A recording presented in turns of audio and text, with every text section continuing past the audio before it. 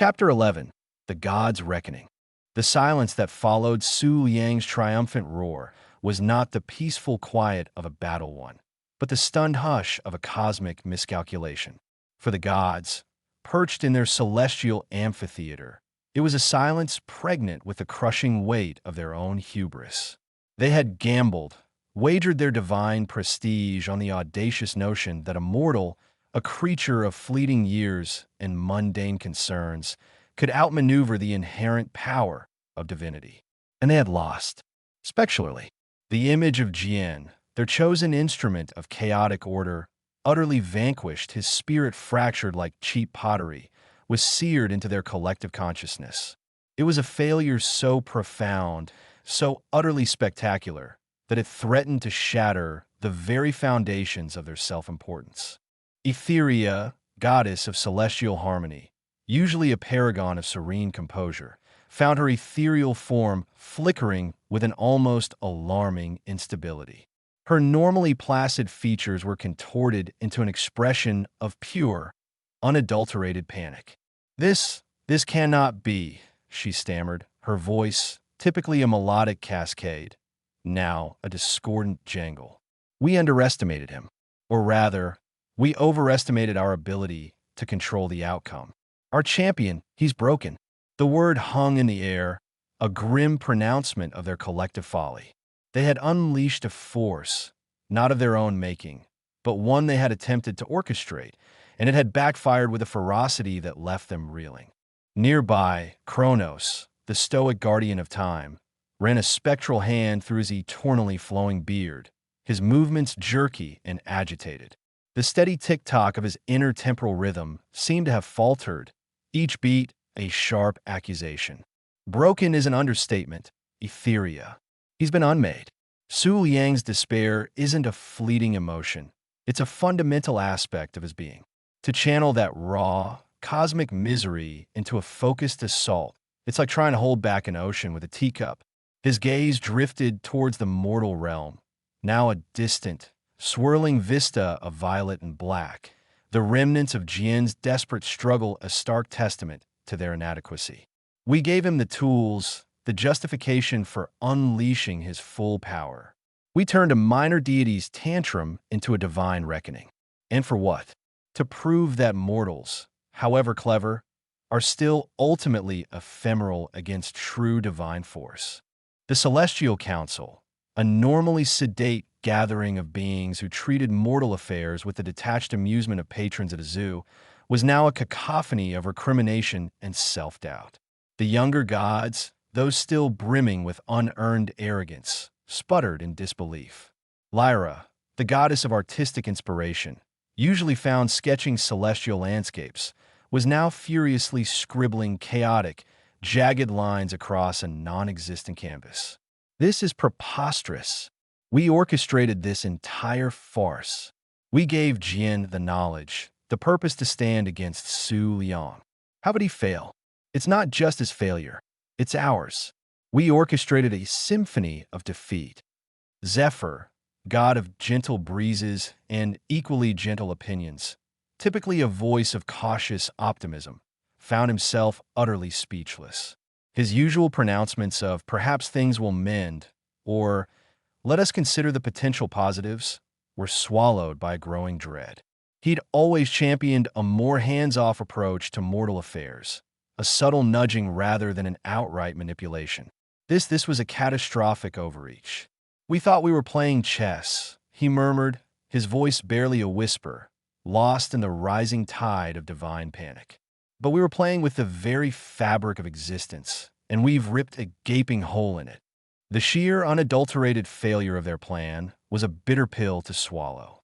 For millennia, the gods had operated under a cloak of detached omnipotence, their interventions subtle, their motivations opaque. They had played their games, nudged their mortals, and generally maintained an air of divine aloofness. But this time, they had stepped out of the shadows, donned the mantle of orchestrators, and the outcome was a catastrophic testament to their fallibility. Jian, their brilliant, resourceful Jian, had been reduced to a shattered echo, a victim of their misguided ambition. The implications were far more dire than a mere loss of face. The mortal world, left unchecked by Jian's now broken spirit, was in a state of unprecedented disarray. The subtle, almost artistic chaos that Jian had managed to contain, the sticky mires of despair and the spectral stalemates, were now festering. Su Liang, empowered by his decisive victory and fueled by the divine validation of his rage, was no longer merely a god of petty grievances. He was a force of cosmic desolation. And the gods, who had so carefully curated this intervention, were now faced with the terrifying prospect of cleaning up their own divine mess. What do we do? The question, voiced by a nebulous deity of forgotten dreams, echoed with a desperate urgency that was entirely new to the celestial halls. Usually, decisions were made with a languid deliberation, a leisurely consideration of cosmic consequence. Now, panic was the prevailing wind, scattering their carefully constructed equanimity. What can we do? Snapped Tempest, the god of violent storms, his voice like the crackle of thunder. He had never been a fan of Jian's unconventional methods, his disdain for the demigods' mortal ingenuity, a constant undercurrent in their divine interactions. We pushed a god too far, and he broke the mortal we sent to fight him. Our grand experiment has imploded, and the mortal world is paying the price for our arrogance. We can't simply send another champion. Jian was unique. He understood the mundane chaos. The next mortal we find might just be another pawn, easily crushed by a divine tantrum. But we must do something, Etheria pleaded, her voice cracking. The balance, it's not just upset, it's shattered. Su Liang is reveling in his victory, and the despair he's spreading it's corrupting the very essence of mortal existence. We can't let this fester. We created this problem. We have a divine responsibility to fix it. Chrono sighed, the sound like the grinding of ancient gears. Responsibility, a word that seems to have lost its meaning for us in our eagerness to play puppeteer. We wanted to prove a point to exert our will. And in doing so, we've unleashed a wave of negativity that might take eons to mend. Jian's defeat wasn't just a personal tragedy. It was a cataclysmic failure of divine foresight. The weight of their collective incompetence pressed down on them, heavier than any mountain, more suffocating than any cosmic void. They had always believed themselves masters of their domain, orchestrators of fate, divine architects of reality. But in their attempt to control the uncontrollable, they had revealed their deepest, most terrifying truth. They were fallible. Their champion, a symbol of their cleverness and their hubris, had fallen. And the sky, once a canvas for their grand designs, was now a vast, empty expanse, a stark reminder of their monumental, cosmic failure. The gods, for the first time in their immortal existence, felt truly, utterly out of their depth. The reckoning was not just for Jian or for Su Liang, but for them, the architects of this celestial disaster. They had sought to assert their power, and in doing so, they had exposed their profound, devastating weakness. The divine had stumbled, and the mortal world, caught in the fallout, was left to bear the brunt of their catastrophic misjudgment. The silence, once filled with the echoes of victory, was now a deafening testament to their failure. The celestial realms, once a bastion of divine order, now felt like a crumbling edifice, teetering on the brink of an abyss of their own making. The gods' reckoning had arrived, not as a thunderous judgment from above, but as a gnawing, internal realization of their own inadequacy, a chilling acknowledgement that their divine power, for all its might, was no match for their own flawed, mortal-like capacity for error. The cacophony of divine panic had begun to recede, replaced by a chilling silence that settled over the celestial amphitheater like a shroud.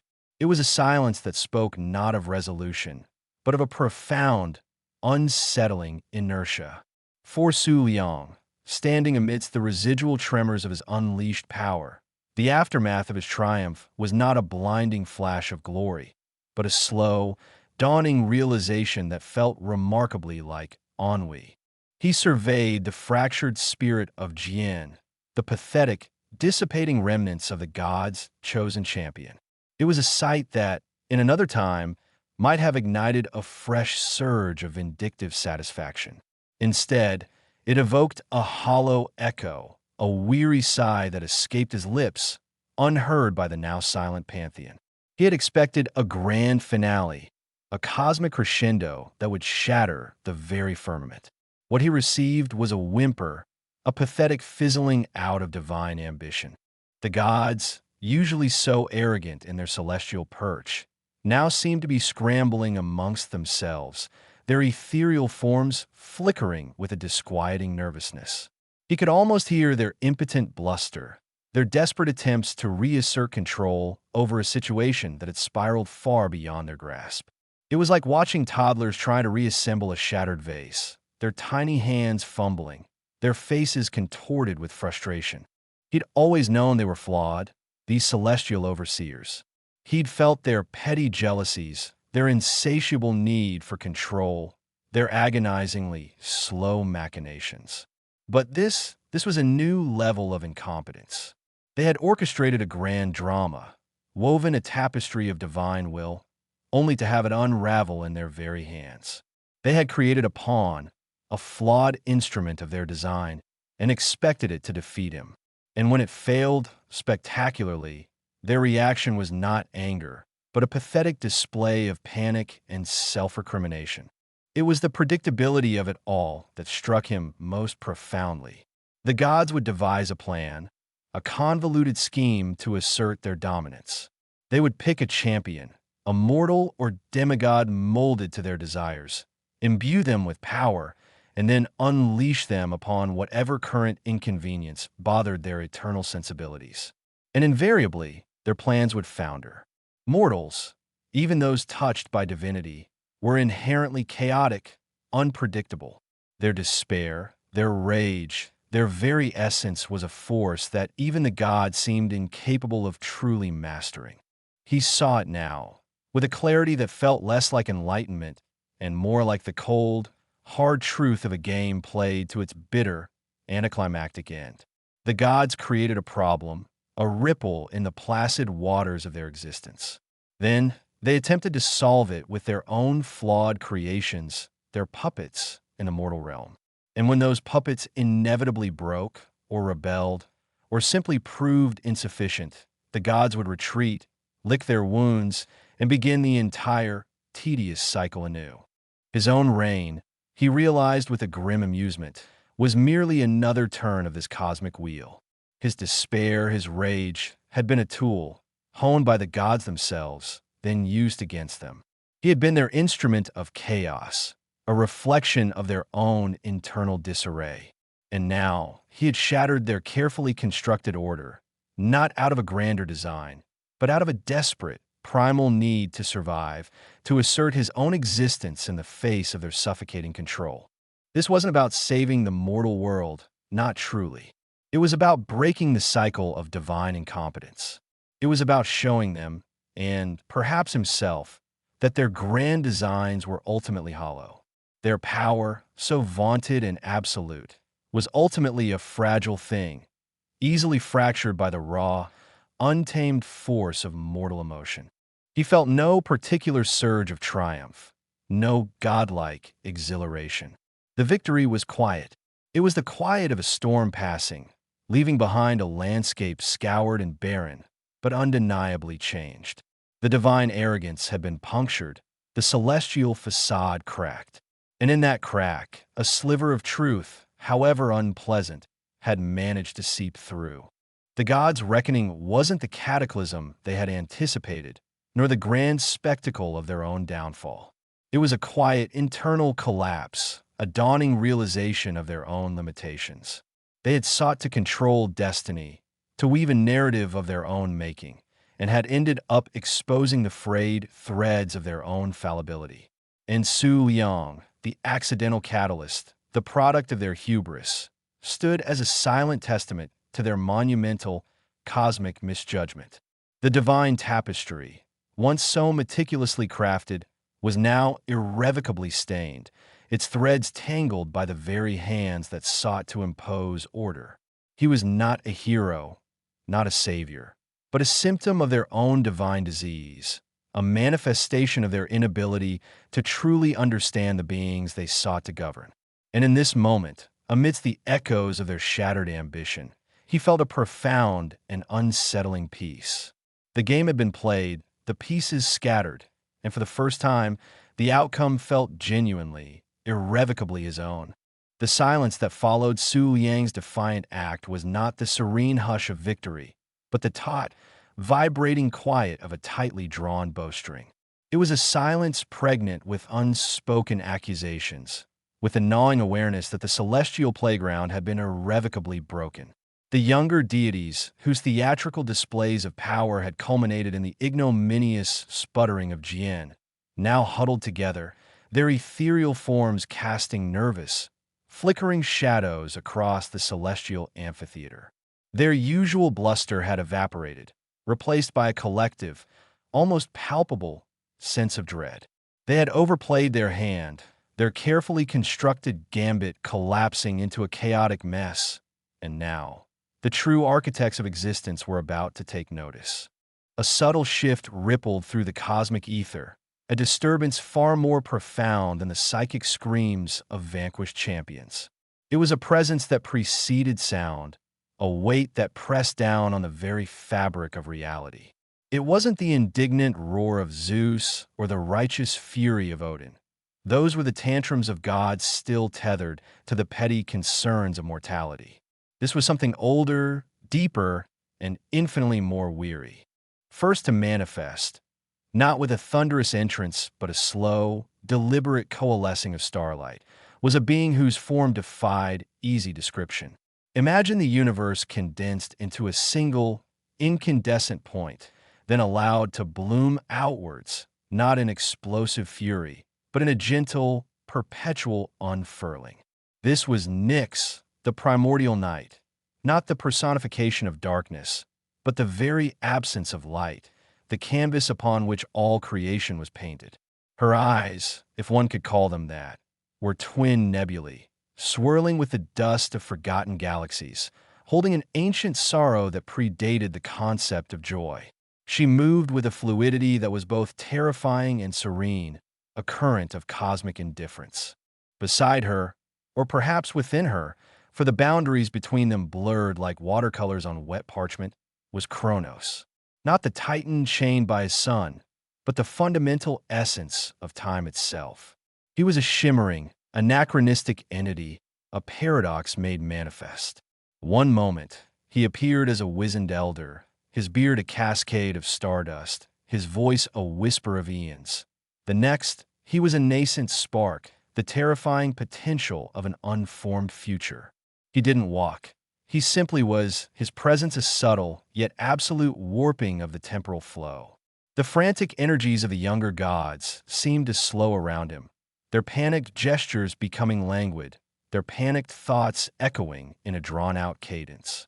Following them, not with the grace of Nyx or the temporal fluidity of Kronos, but with the unwavering solidity of a mountain range, came Gaia. She was the earth, the mother, the bedrock of existence. Her skin was the rich loam of countless worlds, her hair a tangled wilderness of ancient forests, her voice the rumble of tectonic plates. She was not a benevolent maternal figure. She was the unyielding reality of stone and soil, of growth and decay. Her gaze, when it finally settled upon the squabbling pantheon, was not one of anger, but of profound, bone-deep disappointment. And then there was Auros. He was the serpent that devoured its own tail, the cyclical nature of all things, the ultimate symbol of both creation and destruction. His form was a shimmering, iridescent coil, constantly in motion, yet utterly still. He did not speak with words, but with a profound understanding of inevitability. His presence was a constant, unspoken reminder that all things end and all things begin. These were not gods in the way the younger pantheon understood the term. They were not beings who delighted in mortal worship or intervened in petty squabbles over territory or desire. They were fundamental forces aspects of existence that had witnessed the birth and death of stars, the rise and fall of entire cosmic epochs. They had seen civilizations flourish and crumble, and they had intervened only when the very integrity of the cosmic tapestry was threatened. And the current situation, with its reckless display of unchecked power and the near annihilation of a mortal who had, in his own chaotic way, managed to pierce the divine illusion, was precisely the kind of existential threat that roused them from their ageless slumber. Nyx's voice, when it finally broke the profound stillness, was like the soft unfurling of a black velvet cloak. It was not a sound that vibrated in the air, but one that resonated directly within the souls of the assembled deities. "You have grown careless," she stated, her words carrying the weight of cosmic judgment, yet devoid of any discernible emotion. "The threads you weave are becoming frayed, your patterns chaotic. You have forgotten the delicate balance, the interconnectedness of all things." Kronos offered a slow, almost imperceptible nod, the movement sending ripples through the temporal fabric. His voice, when it came, was a multi-layered whisper, a symphony of past, present, and future. "You chase ephemeral victories," he intoned, each syllable resonating with the echo of countless moments, over genuine understanding. "Your gains have become too loud. The reverberations threaten to unravel the very loom upon which existence is spun." Gaia's gaze swept over the terrified lesser deities, her disappointment a palpable force. "You play with fire," she rumbled, her voice the deep resonance of the earth's core. "You wield power as a child wields a sharp stone, unaware of the wounds you inflict, not just upon yourselves, but upon the foundations you are sworn to protect. This realm," she gestured, encompassing the celestial amphitheater and, by extension, all of creation, "is not your personal playground. It is a garden that requires careful tending, not a battlefield for your adolescent squabbles." Arrows simply uncoiled slightly, the movement a silent, irrefutable statement. The implication was clear. Their recklessness was creating an imbalance, a knot in the cyclical flow that could lead to stagnation, or worse, a premature unraveling. The younger gods, momentarily stunned by the sheer, unadulterated antiquity and power of these elder entities, could only stammer and prevaricate. Zeus, ever the showman, attempted to regain some semblance of control, puffing out his chest, though the grandeur was diminished by the tremor in his voice. "Great ones," he began, his tone a desperate plea for deference, "we acted within our purview. This mortal was an anomaly, a disruption that threatened the established order." Nyx's nebulae-like eyes seemed to focus on him, not with anger, but with a profound, ancient weariness. "Order," she echoed, the word tasting foreign on her timeless tongue. "You speak of order, yet you sow discord. You speak of balance, yet you tip the scales with reckless abandon. This mortal," and she somehow managed to imbue the word with a profound significance that belied its simple definition, "is a symptom, not the disease. The disease lies in your hubris, your inability to grasp the true nature of the forces you command." Kronos's temporal whispers shifted, focusing on the events that had transpired. "He was forged in your failures," he stated, not as an accusation, but as a simple observation of cause and effect. His despair, his rage, his very existence was a consequence of your meddling, your inability to address the underlying imbalances you yourself created. And in your desperation to excise the symptom, you nearly destroyed the patient. Gaia's heavy gaze was fixed on the shattered remnants of Jian, the divine champion. "A tool," she pronounced, her voice resonating with the finality of a geological event. "A disposable weapon, crafted from the very emotions you sought to suppress. And when your weapon proved insufficient, you unleashed a catastrophic backlash, nearly fracturing the very foundations of mortal existence. You sought to control, but you only succeeded in creating more chaos." The weight of their words was crushing, not just the younger gods, but the very air around them. Su Liang, observing this celestial spectacle from his own detached vantage point, felt a grim satisfaction. This was not the intervention he had anticipated, nor one that served any particular purpose for him. These elder entities were not here to judge or to punish him. They were here to correct the gross negligence of their younger kin, to patch up the holes in the fabric of reality before it tore completely. You have underestimated the power of the unmade. Aurose's silent, understanding pulsed through the ether. The force that arises not from divine decree, but from the raw, untamed essence of existence itself. You sought to impose your will, and instead, you have been shown the limits of that will. The younger gods, their celestial arrogance thoroughly deflated, offered no further arguments.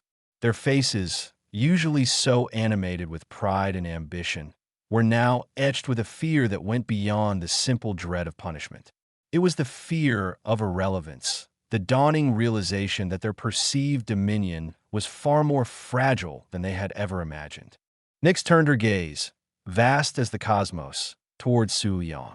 There was no recognition in her ancient eyes, no judgment, only a detached observation of a phenomenon that had occurred within her domain. The imbalance has been noted, she stated, her voice a gentle tide washing over the celestial shore. The consequences of your actions, mortal, are not for us to weigh. The ripples you have created will find their own course. But know this, existence itself abhors a vacuum, and your defiance has carved a significant void. Kronos' whispers seemed to momentarily pause, a blink in the grand cosmic clock. The future, he murmured, his voice a delicate echo, is now a more fluid thing. Your actions have introduced variables that even the most meticulously woven destinies cannot account for. Gaia offered a final, weary sigh that rustled through the celestial heavens like a dying wind. The earth remembers, she stated, her voice a low rumble of ancient truths, and it will adapt. Auros simply contracted, a subtle closing of the loop, signifying that the current cycle, however chaotic, was not yet complete. These elder deities, the primordial forces that underpinned reality, did not offer solutions or pronouncements of doom. They were not here to meddle in the affairs of mortals or to micromanage the pantheon. Their intervention was a surgical strike, a swift, reluctant correction of a glaring error that threatened the fundamental integrity of existence. They had seen this kind of hubris before, witnessed the cyclical nature of divine overreach and mortal rebellion. Their presence was a testament to the exasperated sigh of the universe itself, a cosmic shrug that said, "Not this again." With their pronouncements delivered, their reluctant duty fulfilled, the ancient beings began to recede, not by departing, but by simply unmanifesting. Nyx folded back into the quiescent stillness. Kronos dissolved into the undifferentiated flow of time. Gaia settled back into the deep resonance of the earth, and Auros coiled back into the silent promise of continuation. They had appeared not to resolve the conflict, but to ensure its immediate repercussions did not shatter the cosmos. The mess, as it pertained to the mortal realm and the fractured divine hierarchy, was now the responsibility of the younger gods to sort out. The silence that returned was different this time. It was no longer the electric tension of an unresolved conflict, but the heavy, somber quiet of a reprimand delivered, a lesson learned, however grudgingly. The younger gods were left to contemplate their own incompetence, their shattered illusions of divine authority. Su Yang, the catalyst, the anomaly, the mortal who had dared to disrupt the celestial order, was left to ponder the unsettling truth that his actions, while seemingly monumental, were merely a tremor in the grand, indifferent cosmic scheme. The elder god's intervention was a stark reminder that even the most powerful deities were but cogs in a much larger, older, and ultimately more mysterious machine. Their reckoning was not a punishment, but a lesson in humility delivered by the very forces that had birthed them. And in the echoing silence, Su Yang understood that his defiance, while successful in its immediate aim, had merely opened a new, and perhaps far more dangerous, chapter in the ongoing saga of existence.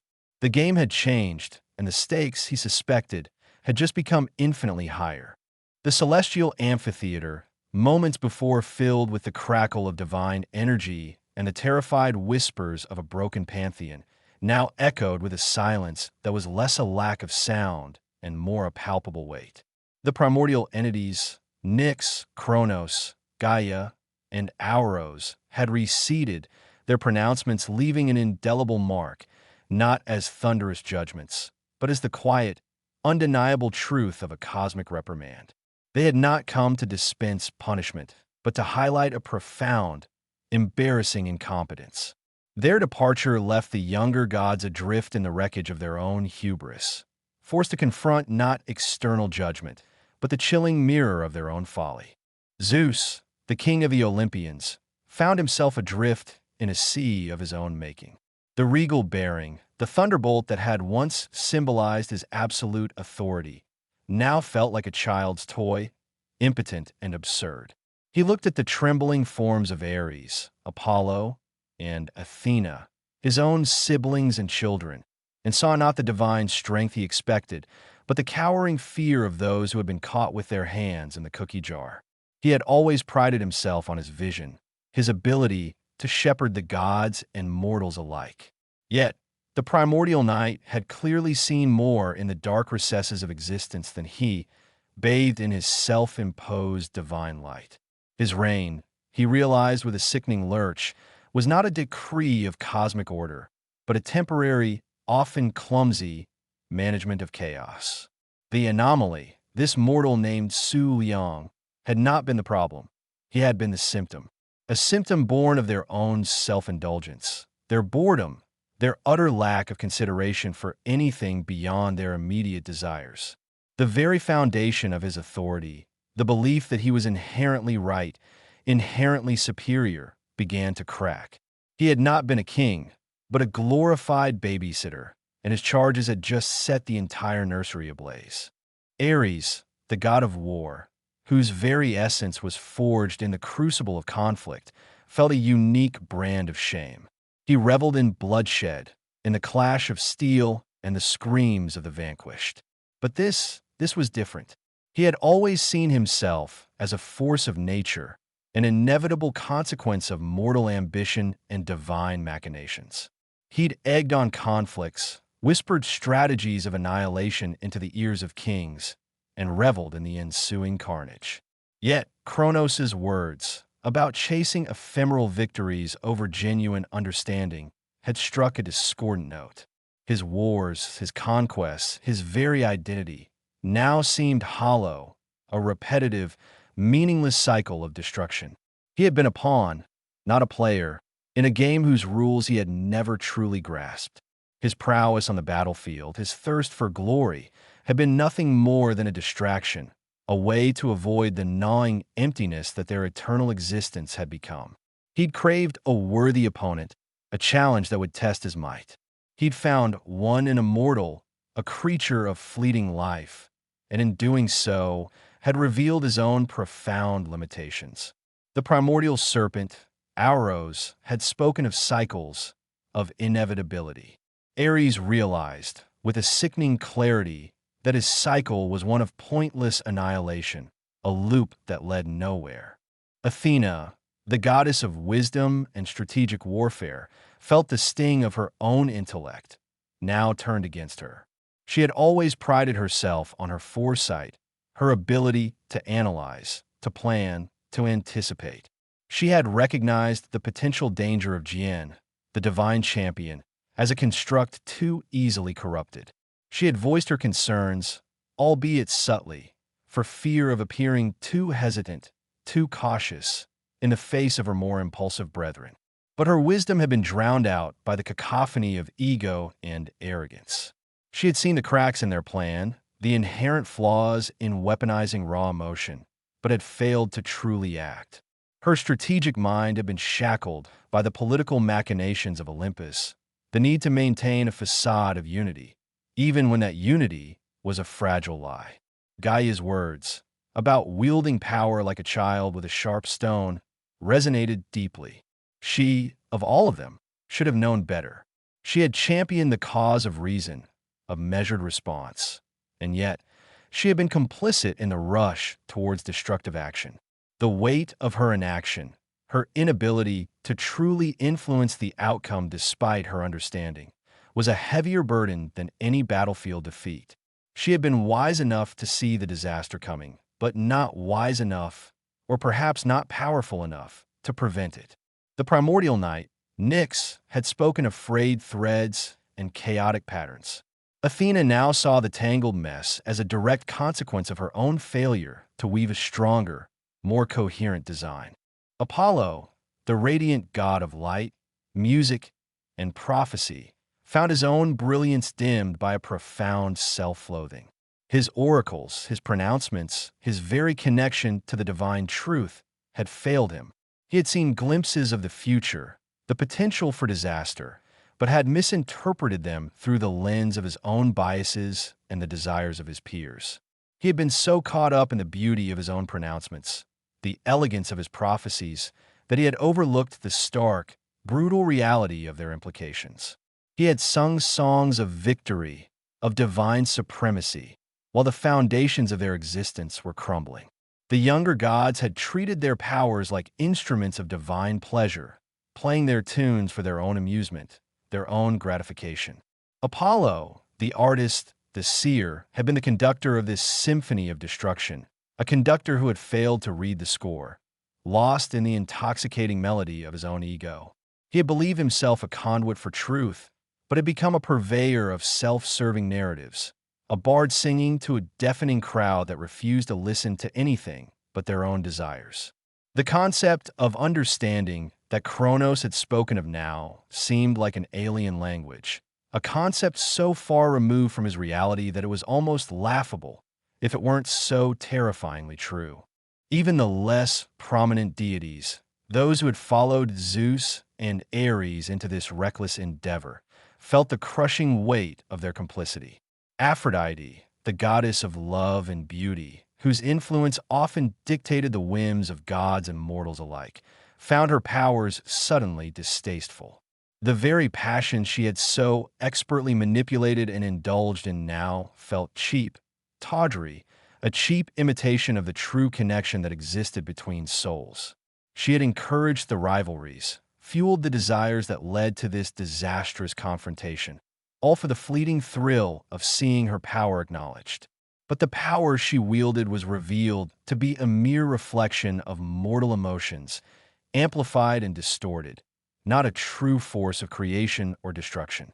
Her beauty, her allure, now seemed like a brittle shell, hiding a hollowness that mirrored the spiritual void of her peers.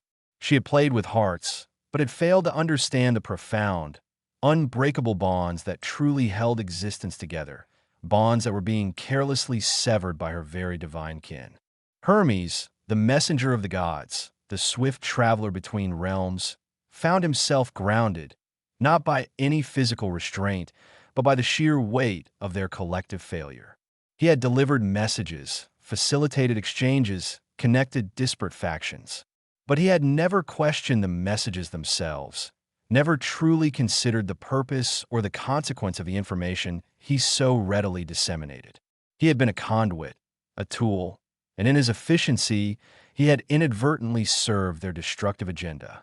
He had raced to and fro, carrying whispers of arrogance, pronouncements of divine right, and declarations of impending doom, all while the true architects of existence, Nyx and Kronos, had been observing, waiting for them to reach this precipice of their own making. His speed, his agility, his very purpose now felt like a mockery.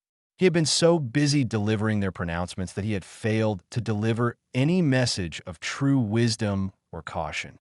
The younger gods, stripped of their divine pretenses, were left with the stark, unvarnished truth. They were not the masters of creation, but its most spoiled and reckless children. Their boredom, their ego, their insatiable need for amusement and validation had not just led to a divine squabble. It had nearly fractured the very fabric of existence. The monster they had created, the champion Jian, was not an external threat to be vanquished, but a direct manifestation of their own inner chaos, their own unresolved conflicts, their own profound immaturity. And in their desperate attempt to extinguish that reflection, they had nearly brought the entire cosmic house down. Zeus, the once unshakable king, finally broke his silence, his voice raspy, stripped of its former booming authority. We have been fools, he admitted, the words tasting like ash in his mouth. It was not a grand pronouncement, not a strategically worded concession. It was the raw, agonizing confession of a being who had finally, irrevocably, seen the error of his ways. The realization that his divine mandate was not an unalienable right, but a responsibility he had profoundly failed to uphold, was a more potent force than any lightning bolt. Ares, his usual swagger replaced by a heavy stoop, grunted in agreement. We played games, he admitted, his voice a low growl, laced with a newfound bitterness. Games that cost more than we could ever imagine. We sought glory and found only disgrace. His hands, accustomed to gripping weapons, now clenched and unclenched at his sides, devoid of their usual purpose. Athena, her brow furrowed in a way that spoke of deep introspection rather than strategic calculation, finally spoke, her voice quiet but firm. Our wisdom was shallow, our foresight a mere flicker in the face of true eternity. We mistook arrogance for power and indulgence for understanding. She looked at her own hands, the hands that had plotted countless battles, and saw them now as instruments of a flawed, incomplete vision. The concept of understanding had been a secondary concern, a footnote to the thrill of victory. Apollo, his radiance dimmed, his lyre silent, offered a broken whisper. My songs, they were hollow. My prophecies, self-serving illusions. I sought truth, but only found echoes of my own vanity. The light in his eyes, once so bright, now flickered with a painful self-awareness. The collective weight of their admissions hung in the air, a tangible shroud of shame. They looked at each other, not as divine rulers or powerful entities, but as flawed beings who had nearly destroyed everything they claimed to protect. The primordial forces had not judged them. They had simply illuminated their failings. The true reckoning was not a punishment meted out by some higher power, but the agonizing, relentless process of confronting their own profound and dangerous folly. The silence that followed their confessions was not one of peace, but of the heavy, burdensome quiet of a dawning and deeply unwelcome self-awareness. The games were over. The true test had just begun. The silence that followed their reluctant admissions was a heavy, suffocating blanket. It wasn't the silence of contemplation, but the deafening roar of unspoken dread. The primordial entities had departed, leaving behind not a celestial court of justice, but a celestial abattoir, littered with the shattered remnants of divine pride. The Olympians, stripped bare of their regal illusions, were forced to stare into the abyss of their own creation, an abyss of their own making. The anomaly, the mortal named Su Liang, had been more than a disruption. He had been a symptom, a feverish boil on the body of their stagnant divinity. And in their clumsy, arrogant attempts to lance that boil, they had nearly poisoned the entire organism. Zeus, his regal gaze now a haunted stare, ran a trembling hand over his beard, the silver strands feeling alien and heavy, like the false weight of his crown. We cannot simply unmake it, he murmured, the words a confession of his own impotence. The very fabric of reality, so easily manipulated by their whims when it suited them, now seemed to resist their will, frayed and torn by the careless hands that had wielded it. The cosmic tapestry, woven with threads of fate, causality, and sheer divine will, had been snagged, pulled, and ripped. They had tugged at a single thread, thinking it an insignificant loose end, only to discover it was integral to the entire design. The ripples of their actions, their dabbling in forces they only vaguely understood, had spread far beyond the celestial amphitheater, far beyond the mortal realms they so often toyed with. They had, in essence, broken the universe's primary operating system, and now the blue screens of death were appearing in the most inconvenient of places. Ares, ever the pragmatist in destruction, paced the ethereal floor like a caged beast, his usual bravado replaced by a grim, almost pathetic resignation. Undoing it? It's not like erasing a chalk mark on a training dummy, Zeus. We threw a celestial tantrum, and now the whole cosmic nursery is in disarray. We've broken things that were never meant to be broken, and the pieces, they don't fit back together neatly. He kicked an invisible obstacle, a phantom echo of a fallen god or a shattered star. We thought we were playing a game of dominion, of power. But we were just children playing with fire, and now the whole damn house is burning down around us. And the worst part is, he spat the words of bitter venom. We have to live in the ashes. The very idea of a cost had been abstract, a theoretical concept to be levied against lesser beings. Now it was a very real, very palpable weight pressing down on their immortal souls. The thought of a world, a universe, that was not orderly, not under their dominion, was a chilling prospect. It was the ultimate failure of their divine purpose, a cosmic redundancy. Athena, the strategist, the planner, the one who should have seen this coming with absolute clarity, found herself wrestling with a far more complex problem than any battlefield maneuver. Her mind, so adept at dissecting enemy formations and predicting troop movements, was struggling to comprehend the sheer, unmanageable scale of their errors. The repercussions are systemic, she stated, her voice a low hum of intellectual anguish. It's not a single wound to be healed, but a pervasive infection. We've disrupted fundamental cosmic laws, not through malice, but through sheer, unadulterated arrogance and a profound lack of understanding. We've treated existence like a plaything, and now the play has taken a terrifyingly real turn. She envisioned the delicate equilibrium of the cosmos as a complex, multi-layered clockwork mechanism. They hadn't just been a cog. They had flung the entire device across the room. The problem wasn't simply about fixing a broken part. It was about reassembling the entire, intricate, and now hopelessly jumbled machine. We cannot simply undo it, she echoed Zeus, her logic cold and sharp. The act itself has created new branches of causality, new threads of consequence. To simply reverse our actions would be to create another paradox, another layer of disruption. The primordials had shown them the mess. Now they had to live with the consequences of that mess, consequences that stretched further than their immortal minds could easily grasp.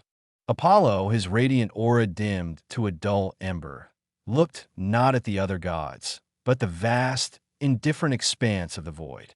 His prophecies, his pronouncements, which had once seemed like divine revelations, now tasted like bitter ash in his mouth. The songs we sang were beautiful, but they were lies, he confessed, his voice a raw whisper. We celebrated our dominion, our perceived control, and in doing so, we blinded ourselves to the underlying fragility. We sang of an eternal, unchanging order, when in reality, we were the agents of its erosion. He had, in his pursuit of aesthetic perfection in his pronouncements, overlooked the brutal, often ugly, truth of their actions. His oracles had offered comforting illusions, not challenging realities. He had composed symphonies of divine power, while the very foundations of that power were crumbling. The price of playing God wasn't just about the cosmic fallout.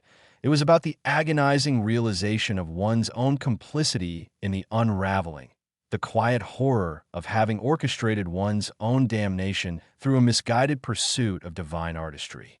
The cosmos, it doesn't forgive. It simply is, and we have made it less so. Even Aphrodite, who had always danced on the edges of consequence, her manipulations of mortal hearts and divine affections seemingly without true cost, felt a chill that had nothing to do with the ethereal cold. Her power, her allure, had been predicated on the very emotions that had driven their reckless ambition. We played with the fires of passion, and they burned us, she admitted, her voice devoid of its usual silken seduction. We thought we understood love, desire, obsession. but we were merely playing with shadows, with distorted reflections. We never truly grasped the profound, enduring strength of genuine connection, the kind that binds not just mortals, but the very stars themselves. Her own interventions, her whispers of jealousy and longing, had been the kindling for the blaze.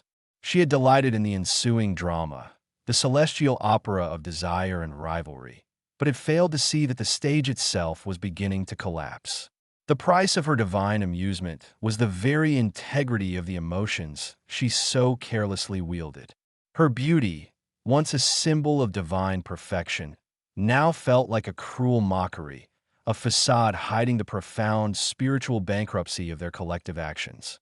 Hermes, the messenger, the conduit, felt the weight of every message he had ever delivered, every whisper of ambition, every decree of dominance, every declaration of war.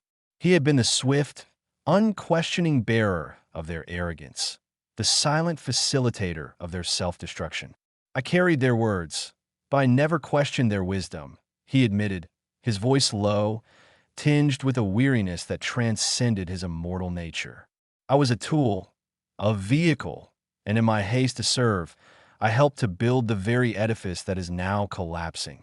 His speed, his efficiency, had been the engine of their downfall. He had connected them to their own hubris, delivered their pronouncements to their own eager ears, all while the fundamental truths of existence were being ignored. The price of his divine impartiality was the realization that sometimes neutrality was merely another form of complicity. He had been so focused on the delivery of the message that he had failed to consider the impact, the destructive force of the words he so diligently transported.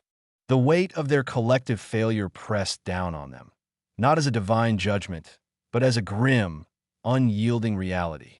They had not been punished, but exposed. Their actions had not been condemned, but illuminated. The primordial forces had not sought retribution. They had merely held up a mirror, a cosmic magnifying glass, to the gods' own flawed and terrifying reflection. And in that reflection, the Olympians saw not divine superiority, but profound cosmic immaturity. They had played God, not with the wisdom and foresight of true creators, but with the reckless abandon of spoiled children who had been given dominion over a universe they did not understand and, frankly, did not deserve. So, Zeus finally stated, his voice raspy, the kingly timbre replaced by a grim pragmatism, "We cannot undo what is done. The damage, it is too profound, too interwoven with the fabric of existence." He looked at his siblings, his children, not as a ruler surveying his domain, but as a captain of a sinking ship assessing his desperate crew. We are left with the consequences. The ripples will not cease. They will continue to spread, to alter, to unravel. The concept of atonement, of penance, began to form in his mind, not out of a sudden surge of genuine remorse, but out of a desperate, primal need to restore order, to reclaim their comfortable, eternal existence. True remorse was a luxury they could not afford. Survival, and the restoration of their own divine comfort, was the only currency that mattered now. The cosmic embarrassment was too great to bear. Ares grunted, a sound of grim acknowledgement. And we can't just ignore it. The universe won't let us. It's like ignoring a festering wound. It only gets worse. His gaze shifted, his eyes, which had once gleamed with the lust for battle, now held a cold, calculated focus. The pragmatist in him, the one who understood the mechanics of destruction, was now forced to grapple with the mechanics of containment. We made this mess. We have to clean it up, not for the sake of some abstract cosmic balance, but for our own damn sake. We need to put the genie back in a bottle, even if it's spitting fire. The thought of a universe in perpetual chaos, a universe where their own divine powers might become irrelevant, was a far more terrifying prospect than any punishment the primordials could have inflicted. Their comfortable eternity depended on a stable reality, and they had inadvertently destabilized it. Athena nodded, her sharp intellect already dissecting the problem into manageable, albeit terrifying, components. Containment is the immediate imperative. We must identify the fault lines, the points of greatest instability, and reinforce them. We must learn to exert our influence with precision, not with brute force. This will require a complete reevaluation of our understanding of cosmic mechanics, a deeper, more nuanced approach than we have ever employed. She envisioned them as celestial engineers, tasked with shoring up a collapsing bridge, each stone, each beam, representing a fundamental aspect of reality they had carelessly destabilized. The price was the immense effort, the unwavering focus, the absolute eradication of their own self-indulgence that would be required to mend what they had broken. It was a price measured not in suffering, but in the agonizing effort of meticulous repair. And we must find a way to mitigate the long-term effects. This cannot be a temporary fix. The universe demands stability. Apollo, his gaze still distant, finally turned his attention back to his fellow gods, a flicker of something akin to resolve in his dimmed eyes. If our songs led to discord, then perhaps new songs can bring harmony. If our prophecies foretold doom, then perhaps new visions can guide us toward repair. We must use our gifts not for self-aggrandizement, but for restoration. We must become the weavers of a new reality, one that acknowledges the threads we have frayed and seeks to mend them with diligence and care. He understood now that true divinity wasn't about the power to create or destroy at whim, but the profound responsibility to nurture and maintain. The price of their past actions was the burden of this new, arduous, and deeply unglamorous task. It was the end of their carefree reign and the beginning of an era of cosmic stewardship, a role they were utterly unprepared for. The Divine Assembly, once a place of boisterous pronouncements and self-congratulatory displays, had become a council of weary strategists, united by a common, terrifying purpose: damage control. The games were over. The divine entertainment had come to a catastrophic end. Now, they faced the grim reality of consequence, the steep and unforgiving price of playing God. It was a price that would be paid not in blood or in divine wrath, but in the painstaking, unceasing, and utterly humbling labor of undoing their own catastrophic mistakes, not out of true repentance, but out of a desperate, self-serving need to reclaim their own comfortable, eternal existence from the brink of cosmic ruin. The gods were no longer masters of their own destiny. They were now prisoners of their past actions, tasked with the monumental and perhaps impossible endeavor of rebuilding the universe they had so carelessly broken. Their comfortable eternity had been shattered, and the price of its restoration was a long, arduous journey through the ruins of their own divine hubris. Chapter 12. A Twisted Redemption. The sterile, echoing silence that had descended upon the Olympian council chamber after the primordial entity's departure was not a sanctuary for reflection, but a stark, brutal interrogation. The air, once thick with divine pronouncements and the scent of ambrosia, now thrummed with the palpable residue of their collective failure. Zeus, his beard now a symbol of his diminished authority, ran a trembling hand through its silver strands, each one feeling like a phantom weight of his lost grandeur. "We cannot simply unmake it," he'd confessed, his voice a rasp against the vast, indifferent cosmic canvas they had so thoroughly defaced. The fabric of reality, a tapestry they had treated as a child's plaything, now sagged and frayed, snagged by the careless tug of their ambition. Ares, his usual bluster deflated like a punctured war balloon, paced the ethereal floor, his grim resignation a testament to the shattering of their dominion. "We've broken things that were never meant to be broken," he'd admitted, the bitter confession hanging heavy. Athena, the strategist, grappled with a problem far more intricate than any battlefield maneuver, her sharp mind recoiling from the systemic corruption they had wrought. "The repercussions are systemic," she'd stated, her voice a low hum of intellectual anguish. Apollo, his radiant aura dimmed to a smoldering ember, lamented the lies sung by their celestial choir. "The songs we sang were beautiful, but they were lies," he'd whispered, the truth a bitter ash in his mouth.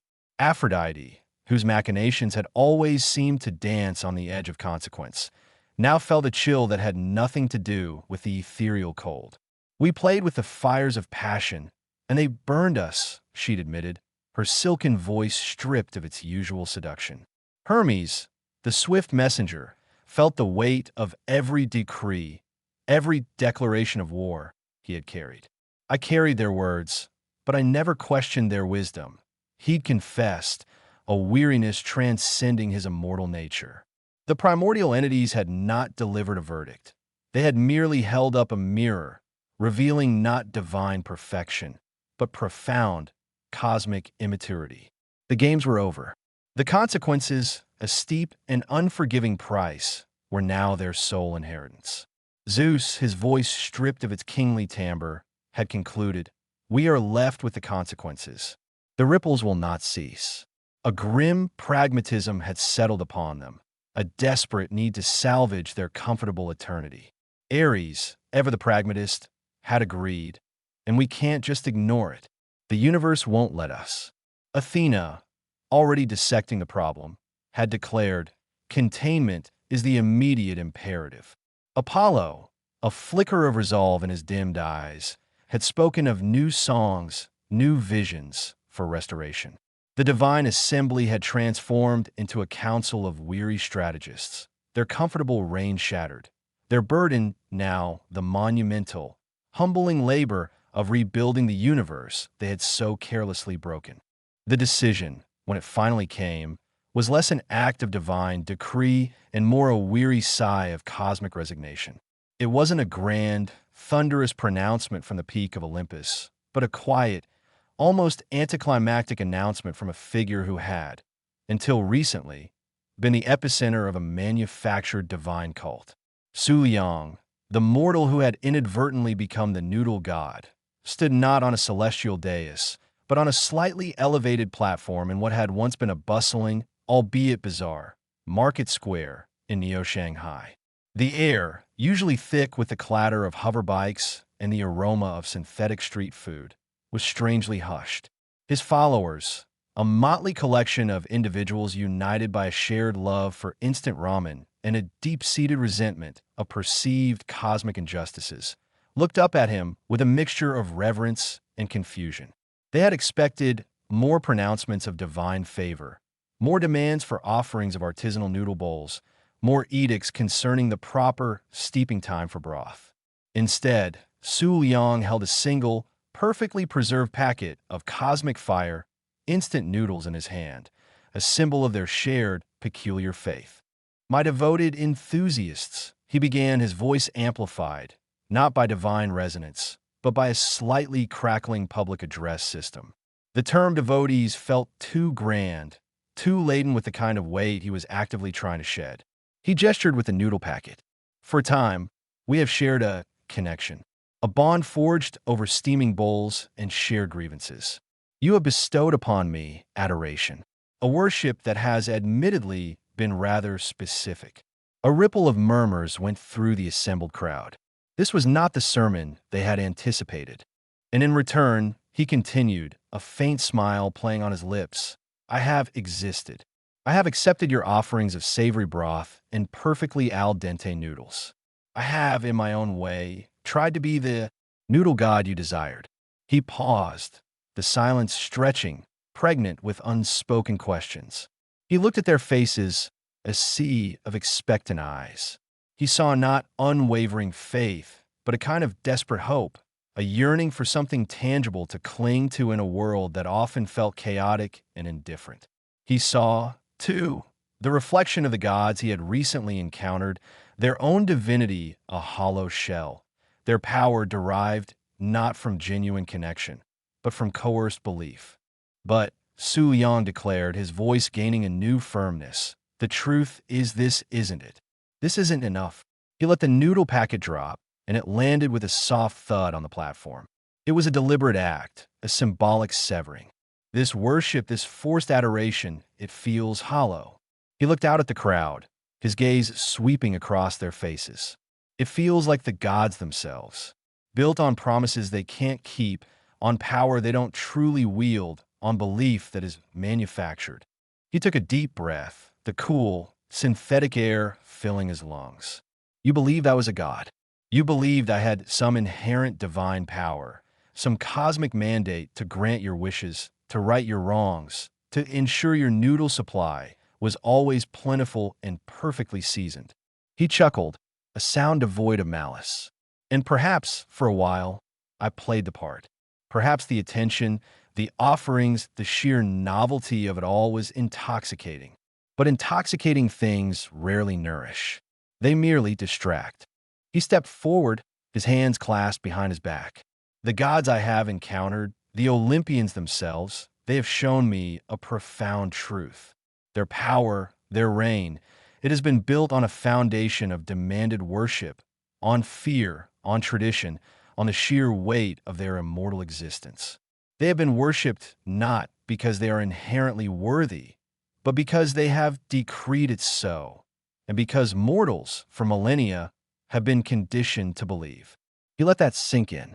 The concept of divine authority, so deeply ingrained in the very fabric of their reality, was being questioned, not by a divine challenger, but by a mortal who had stumbled into godhood. And what have I built? Su Yang asked himself, rhetorically. A cult, yes. A following, undoubtedly. But a following built on what? Instant noodles? A shared disappointment with the current state of cosmic affairs? A desire for divine intervention in the mundane struggles of life? It's a fleeting foundation, my friends, as ephemeral as the steam rising from a freshly opened packet. He straightened his shoulders, his gaze steady. The adoration you offer me, it is not earned. It is given. And in that giving, there is a subtle coercion. You are told to believe, to worship, and you do. But true connection, true divinity, if such a thing even exists, cannot be coerced. It must be freely offered. And it must be based on something real, something substantial, something that nourishes the soul, not just the stomach. I have realized, he continued, his voice resonating with a newfound conviction, that the gods, they are themselves trapped in a prison of their own making. They are bound by the worship they demand, by the expectations they have fostered, by the very divinity they have so carefully curated. They are not free. And in trying to mimic them, in accepting this mantle of godhood, I was merely perpetuating that cycle. I was becoming another cage builder, another demand maker. He looked at his followers, his expression softening. You deserve more than manufactured divinity. You deserve genuine connection, genuine purpose. You deserve to find your own meaning, your own strength, without the need for a celestial intermediary, be it a thunder god or a noodle deity. He paused, letting the weight of his words settle. Therefore, I make this declaration, here now publicly. He raised his voice, ensuring it carried to every corner of the square. I, Su Liang, the one you call the noodle god, hereby dissolve this cult. I renounce any and all claims to divine status. I reject the forced worship you have offered, the offerings of noodles, the prayers for favorable broth consistency, the fervent hopes for divine intervention in your ramen-related dilemmas. They are no longer accepted. A collective gasp swept through the crowd. Some looked stunned, others heartbroken, and a few, very few, looked relieved. The burden of belief, the pressure to maintain a certain level of devotion, had, for some, become its own form of obligation. I am no god, Su Liang declared, his voice clear and unwavering. I'm a mortal, and I have seen that the path of forced worship leads only to a hollow existence, a reflection of the very flawed beings who have presumed to rule over us for so long. He smiled again, a genuine, almost weary smile. The Olympians have their own redemption to seek, their own cosmic mess to clean up. And I have my own path to find, a path that does not involve receiving offerings of instant ramen, however delicious they may be. He stepped back from a microphone, the silence that followed his pronouncement far more profound than the one that had followed the primordial entity's departure. It was a silence of profound change, of expectations shattered, of a peculiar, manufactured reality dissolving before their eyes. He had abdicated his forced divinity, not in a blaze of glory, but in a quiet act of self-awareness. He had chosen, quite simply, to be less hassled, to be free of the gilded cage of manufactured divinity. He sought something more, perhaps, but more likely, he sought simply less. Less obligation, less pretense, less cosmic responsibility. And in that simple, mortal desire, he had performed an act more truly divine than any forced worship could ever hope to achieve. The noodle god was dead. Long live whatever came next. The implications of his act, however, rippled outwards, a subtle but significant disturbance in the grand, unraveling tapestry of existence. If a mortal could renounce divinity, what did that say about the divine itself? If the cult of a noodle god was built on such flimsy foundations, what did that say about the millennia-old cults of the Olympians? Su Liang had not sought to overthrow the gods, not directly. He had simply stepped out of the arena, leaving them to face the consequences of their own manufactured power, while he, a simple mortal, walked away from the intoxicating, yet ultimately empty, allure of godhood, seeking only peace and a decent bowl of ramen, unburdened by divine expectation. The universe, already reeling from the Olympians' hubris, had just been presented with another unexpected anomaly, a god who willingly, and with great relief, chose to be mortal. It was a twisted redemption, perhaps, but for Su Liang, it felt like liberation. The gods had their cosmic abattoir to contend with. He had his freedom. And frankly, freedom tasted a lot better than any divine ambrosia ever could. The gods had broken the universe. Su Liang had just broken the mold of what it meant to be divine, or at least what it meant to be worshipped. He had seen the hollowness in their forced adoration, a mirror to the hollowness he now perceived in the Olympian court. He understood that true divinity wasn't about being worshipped, but about being, and his being did not require legions of ramen-devoted followers.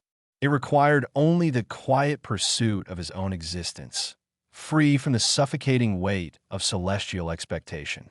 The abdication was not a surrender, but a strategic withdrawal, a move to disengage from a game that had proven to be rigged, not in his favor, but in favor of a false and ultimately unsustainable paradigm. He had, in essence, declared his own independence from the divine mandate, a declaration that resonated with a quiet power far more potent than any thunderclap. He was no longer a pawn in their cosmic game, nor a puppet king of a bizarre, noodle-based cult. He was simply Su Liang, a mortal who had glimpsed the inner workings of divinity and wisely, and perhaps with a touch of profound relief, chosen to step away. The hushed silence that descended upon Neo-Shanghai wasn't just the absence of Su Liang's pronouncements. It was the subtle, almost imperceptible shift in the cosmic hum, the gentle thrum of reality readjusting itself after a particularly bizarre detour. Su Liang had stepped down, had renounced his title as the noodle god with a clarity that bordered on revolutionary.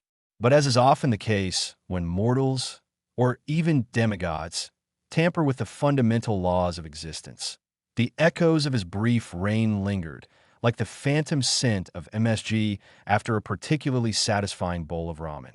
These weren't grand, cataclysmic shifts, no earthquakes or solar eclipses. The universe, it turned out, had a rather peculiar sense of humor when it came to cleaning up after its more eccentric players. Take, for instance, the traffic lights across Neo-Shanghai, and indeed in pockets around the globe where the influence of the noodle god had, for reasons nobody could quite articulate, extended. The traffic lights began to exhibit a certain whimsical defiance. They'd cycle through red, yellow, and green with a maddeningly inconsistent rhythm.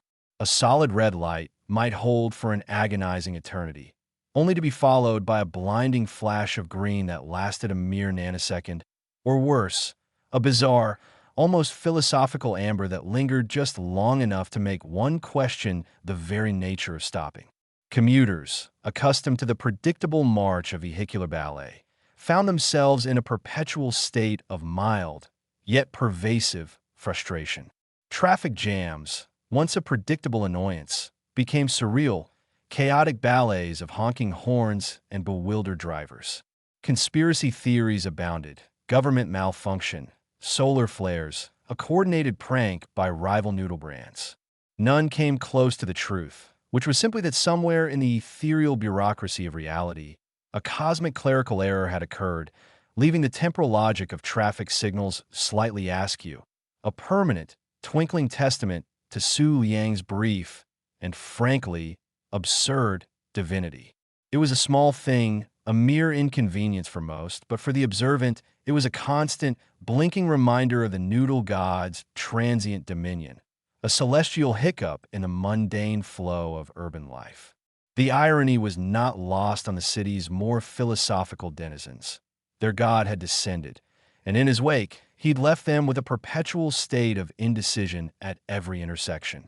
And then there were the pigeons, these feathered denizens of the concrete jungle, usually occupied with the age-old pursuits of scavenging for discarded snacks and practicing their aerial acrobatics, began to exhibit a peculiar new habit. They'd deliver messages, not in the dramatic, soaring fashion of ancient lore, but with a disheveled, slightly confused flutter.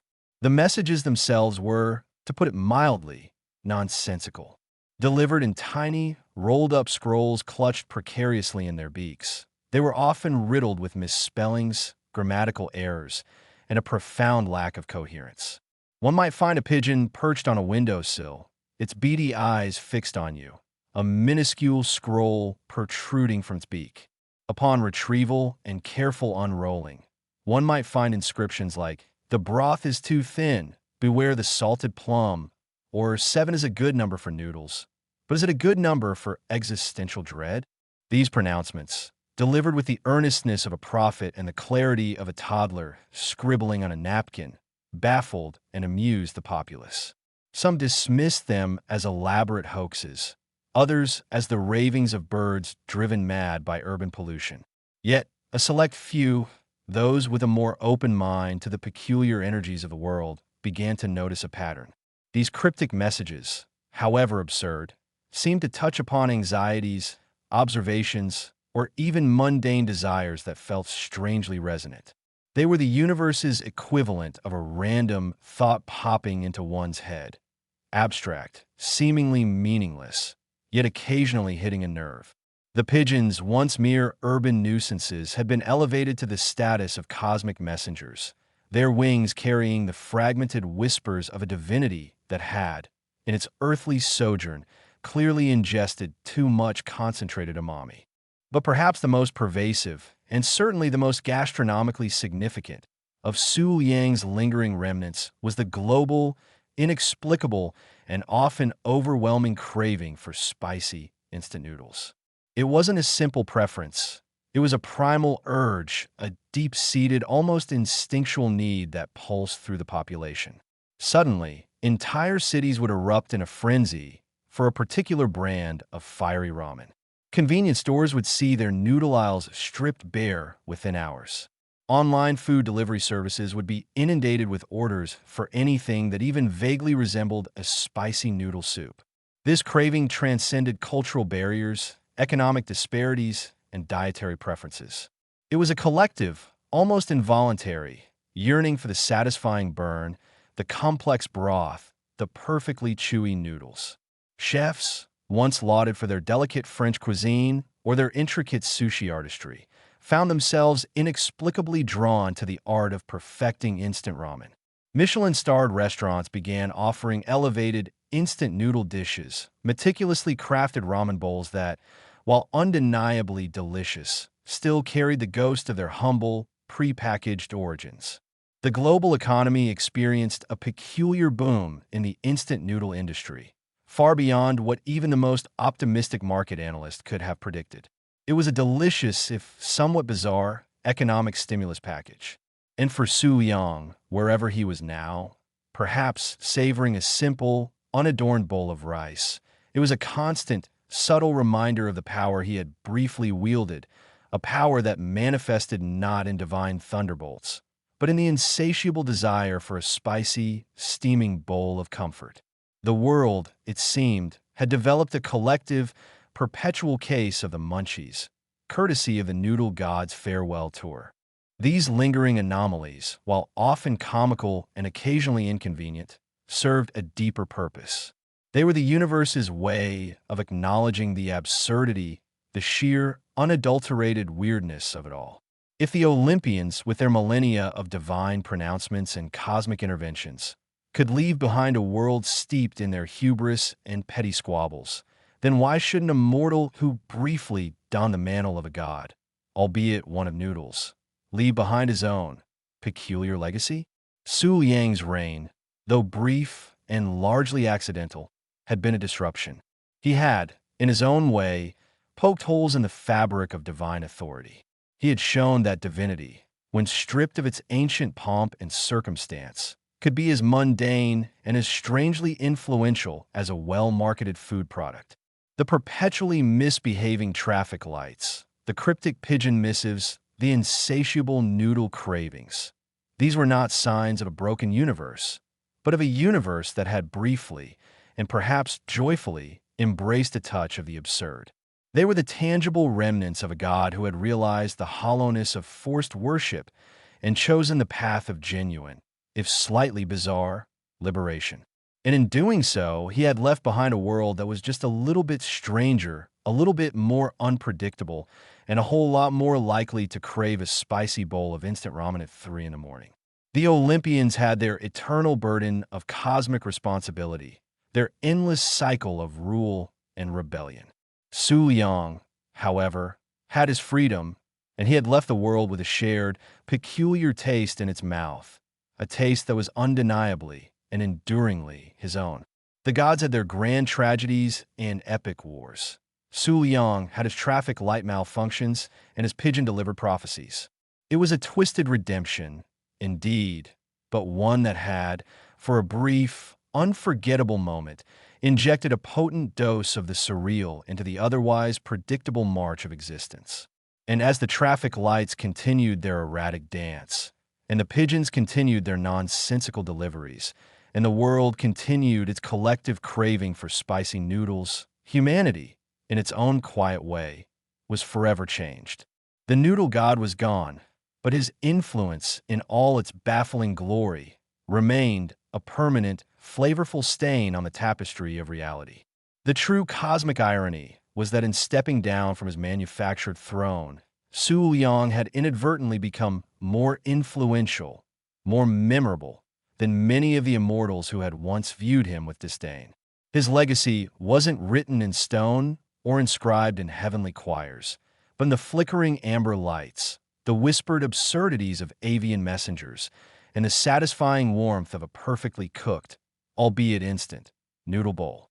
It was a testament to the fact that sometimes the most profound impact can be made not by wielding immense power, but by simply embracing one's own peculiar truth, and in doing so, leaving behind a trail of delicious, lingering oddities. The silence that settled over Olympus was thick, not with reverence, but with a palpable, lingering awkwardness. Gone were the booming pronouncements of Zeus, the shimmering pronouncements of Hera, the self-satisfied pronouncements of Apollo.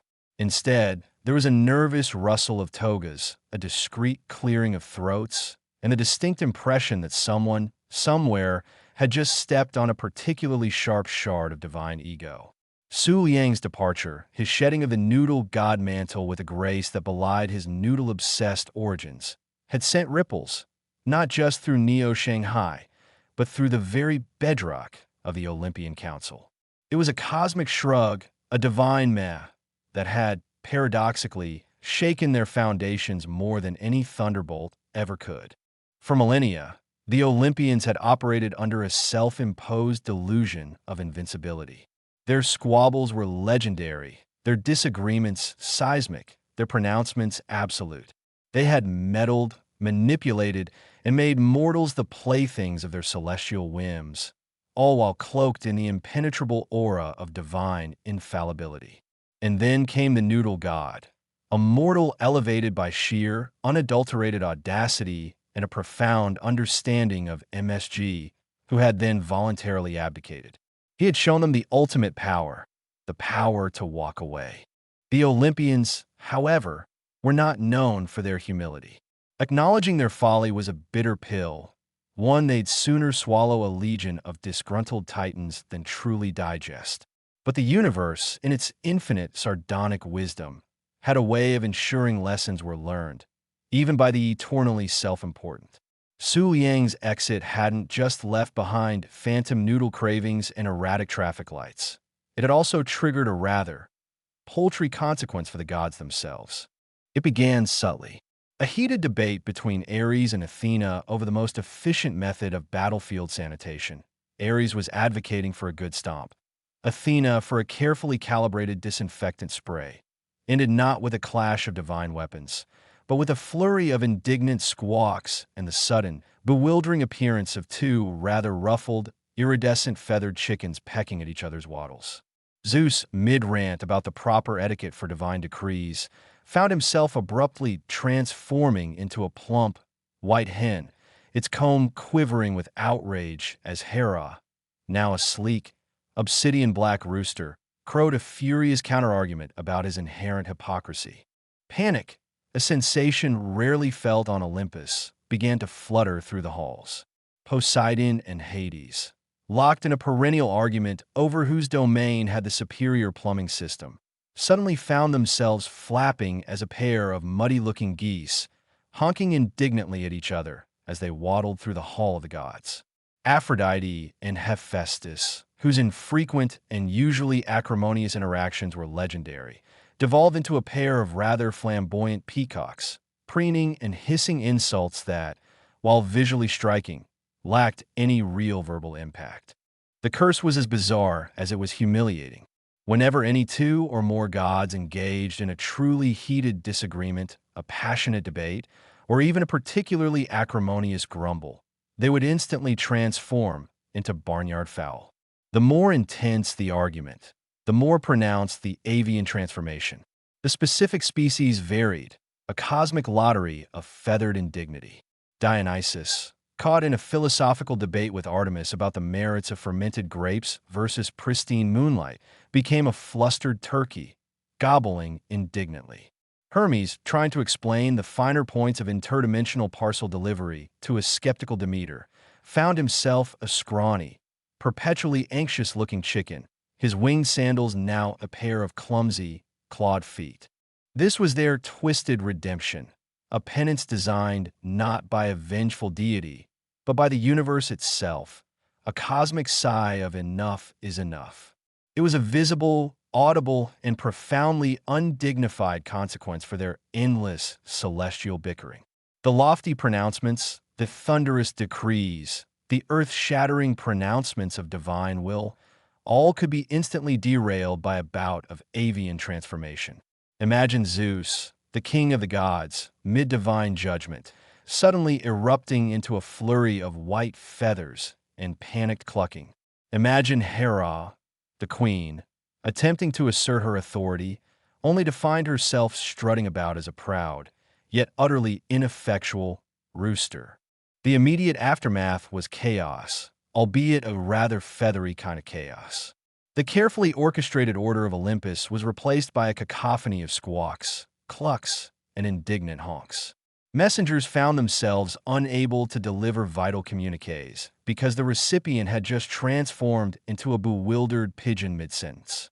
Council meetings dissolved into feathered pandemonium, with gods scrambling to regain their humanoid forms, their celestial authority momentarily lost in a flurry of downy feathers.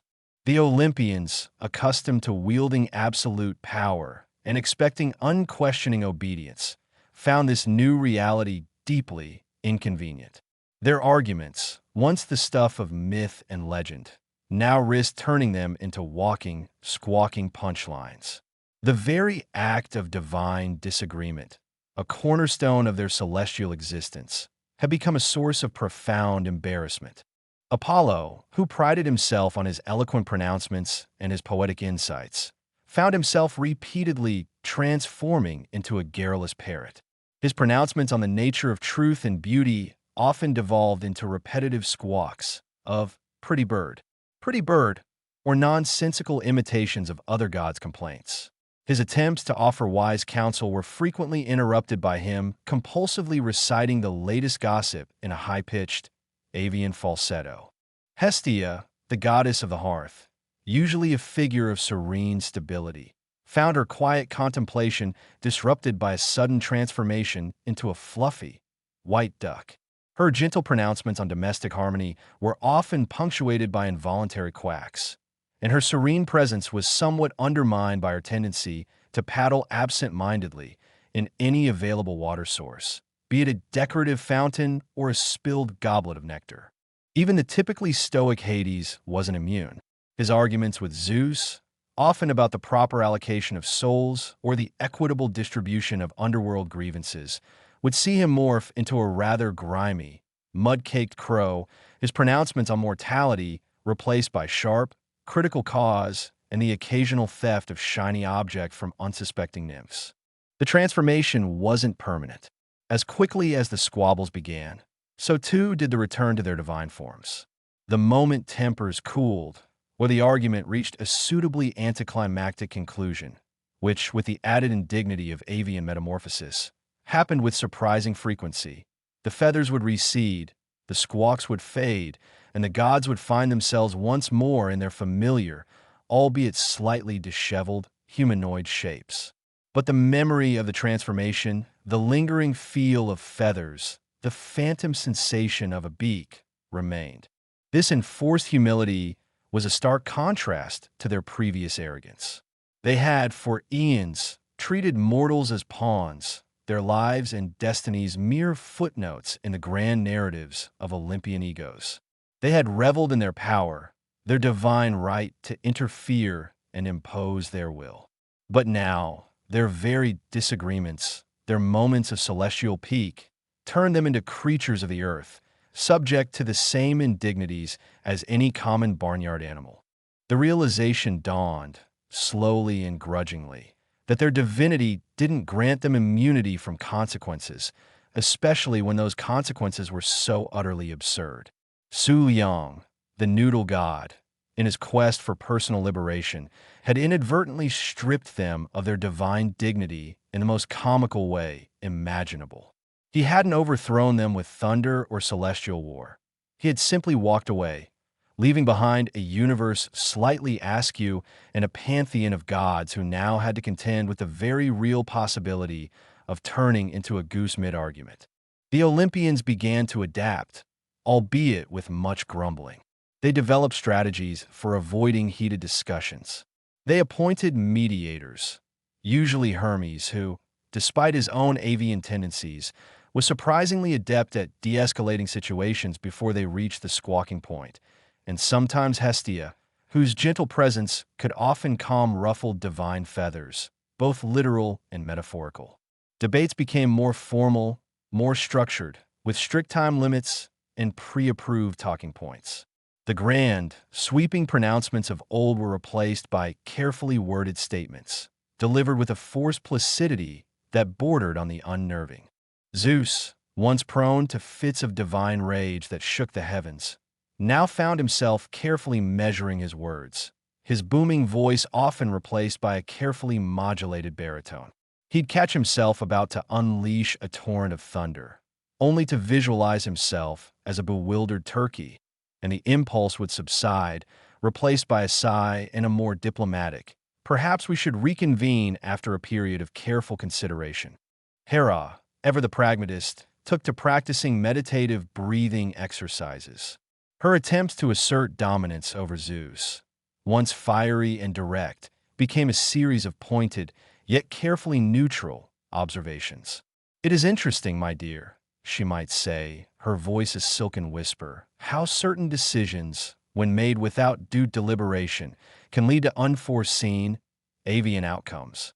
The younger gods, who had grown up witnessing the Olympian grandeur, found this new era both bewildering and strangely liberating. They had always been overshadowed by the titans of their generation, their own nascent powers often stifled by the sheer force of their elders' egos. Now, they saw a chink in the divine armor. They saw that even the mighty could be brought low by a misplaced word, a heated retort, a moment of unchecked divine indignation. Dionysus, surprisingly, found a certain dark amusement in the whole affair. He started hosting feathered festivals in his mortal realms, celebrating the absurdity of the divine transformation. Mortals, who had always seen the gods as distant, untouchable beings, now had a tangible, albeit hilarious, reminder of their fallibility. The legends of the Olympian squabbles, once tales of power and wrath, were now retold with a distinct undertone of feathered farce. The Olympians, however, had little choice but to endure their bizarre penance. It was a constant, humiliating reminder that even the gods were subject to the immutable laws of the universe. Their arrogance had led them to believe they were beyond consequence, beyond the petty indignities that plagued mortal existence. But Su Liang, the noodle god, had proven them wrong. He had shown them that true divinity wasn't about absolute power, but about freedom, about the ability to choose one's own path, even if that path led away from the gilded halls of Olympus. And in their newfound, feather-clad humility, a strange sort of redemption began to take root. They started to listen more, to argue less. They began to understand, perhaps for the first time, the fragility of their own divine authority and the profound interconnectedness of all things, from the grandest cosmic pronouncements to the smallest, most ridiculous squawk of a common chicken. Their twisted redemption was a testament to the universe's capacity for both immense power and profound, inexplicable silliness.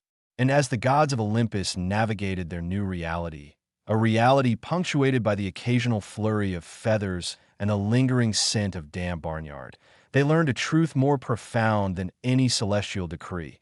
That true power wasn't in ruling others, but in mastering oneself, even if that meant occasionally looking like a rather indignant duck. The noodle god was gone, but his legacy, in all its bizarre, feathered glory, had just begun to truly unfold across the celestial plains. The age of infallible gods was over. The age of the squawking, flapping divine had dawned. The celestial dust had settled, but not entirely. Olympus, in its perpetual state of dramatic upheaval, had found a new, peculiar equilibrium. The era of overtly spectacular divine interventions had been replaced by a more subtle approach. And at the heart of this shift, navigating the labyrinthine corridors of power with a newfound, if slightly bemused, purpose was Su Liang. He hadn't simply shed his godhood. He had, in a move that surprised even himself, repurposed it. The grand exit from the divine stage had been less a definitive closing of the curtain and more a strategic repositioning backstage, where the real work, the unglamorous, essential work, often happened. He was, for lack of a more fitting mortal appellation, a demigod bureaucrat. The title itself was a delightful oxymoron, a cosmic joke that only Su Liang, with his unique understanding of both the divine and the absurdly mundane, could truly embody. He hadn't returned to his old life in Neo-Shanghai, not precisely. The allure of perpetual power, the endless buffet of celestial dramas, had lost its luster.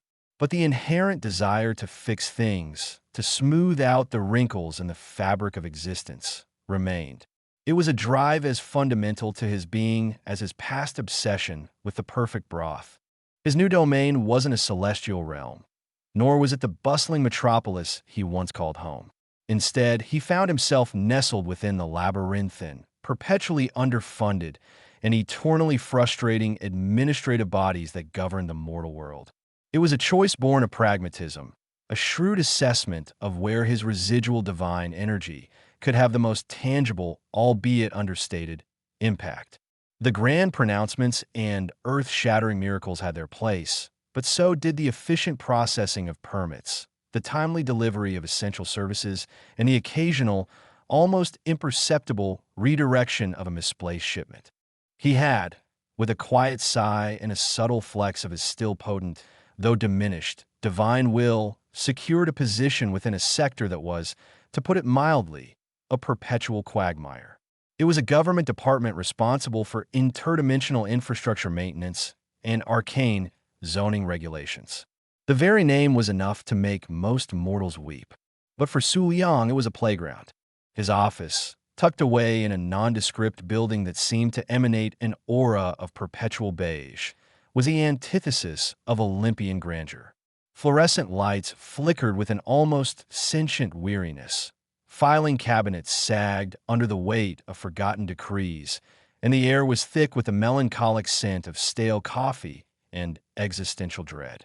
Yet, within this mundane setting, Su Liang operated with an efficiency that bordered on the miraculous. He didn't wield thunderbolts or summon celestial choirs. His power was far more subtle, infinitely more practical. When a permit application, buried for months under a mountain of misplaced paperwork, needed to be found, Su Liang would simply know where it was. Not through arcane divination, but through a gentle, almost imperceptible nudge of his will, guiding the harried clerk's hand to the correct folder or causing the errant document to mysteriously slide to the top of a teetering pile. The endless queues, the bane of any bureaucratic existence, would subtly shorten. A printer that had been jamming for days would suddenly hum to life, its output flawless. The agonizingly slow process of approving a new interdimensional portal that would alleviate traffic congestion in a particularly problematic nexus point. With Su Yang's quiet intervention, it would sail through committee, the necessary approvals appearing with uncanny speed, as if all involved had collectively and inexplicably decided to be more efficient. He found a perverse satisfaction in these small victories. It was a different kind of power, a grounding force after the dizzying heights of godhood. He saw the frustration etched on the faces of mortals dealing with the system, the slow erosion of their hope with each passing day. And he understood.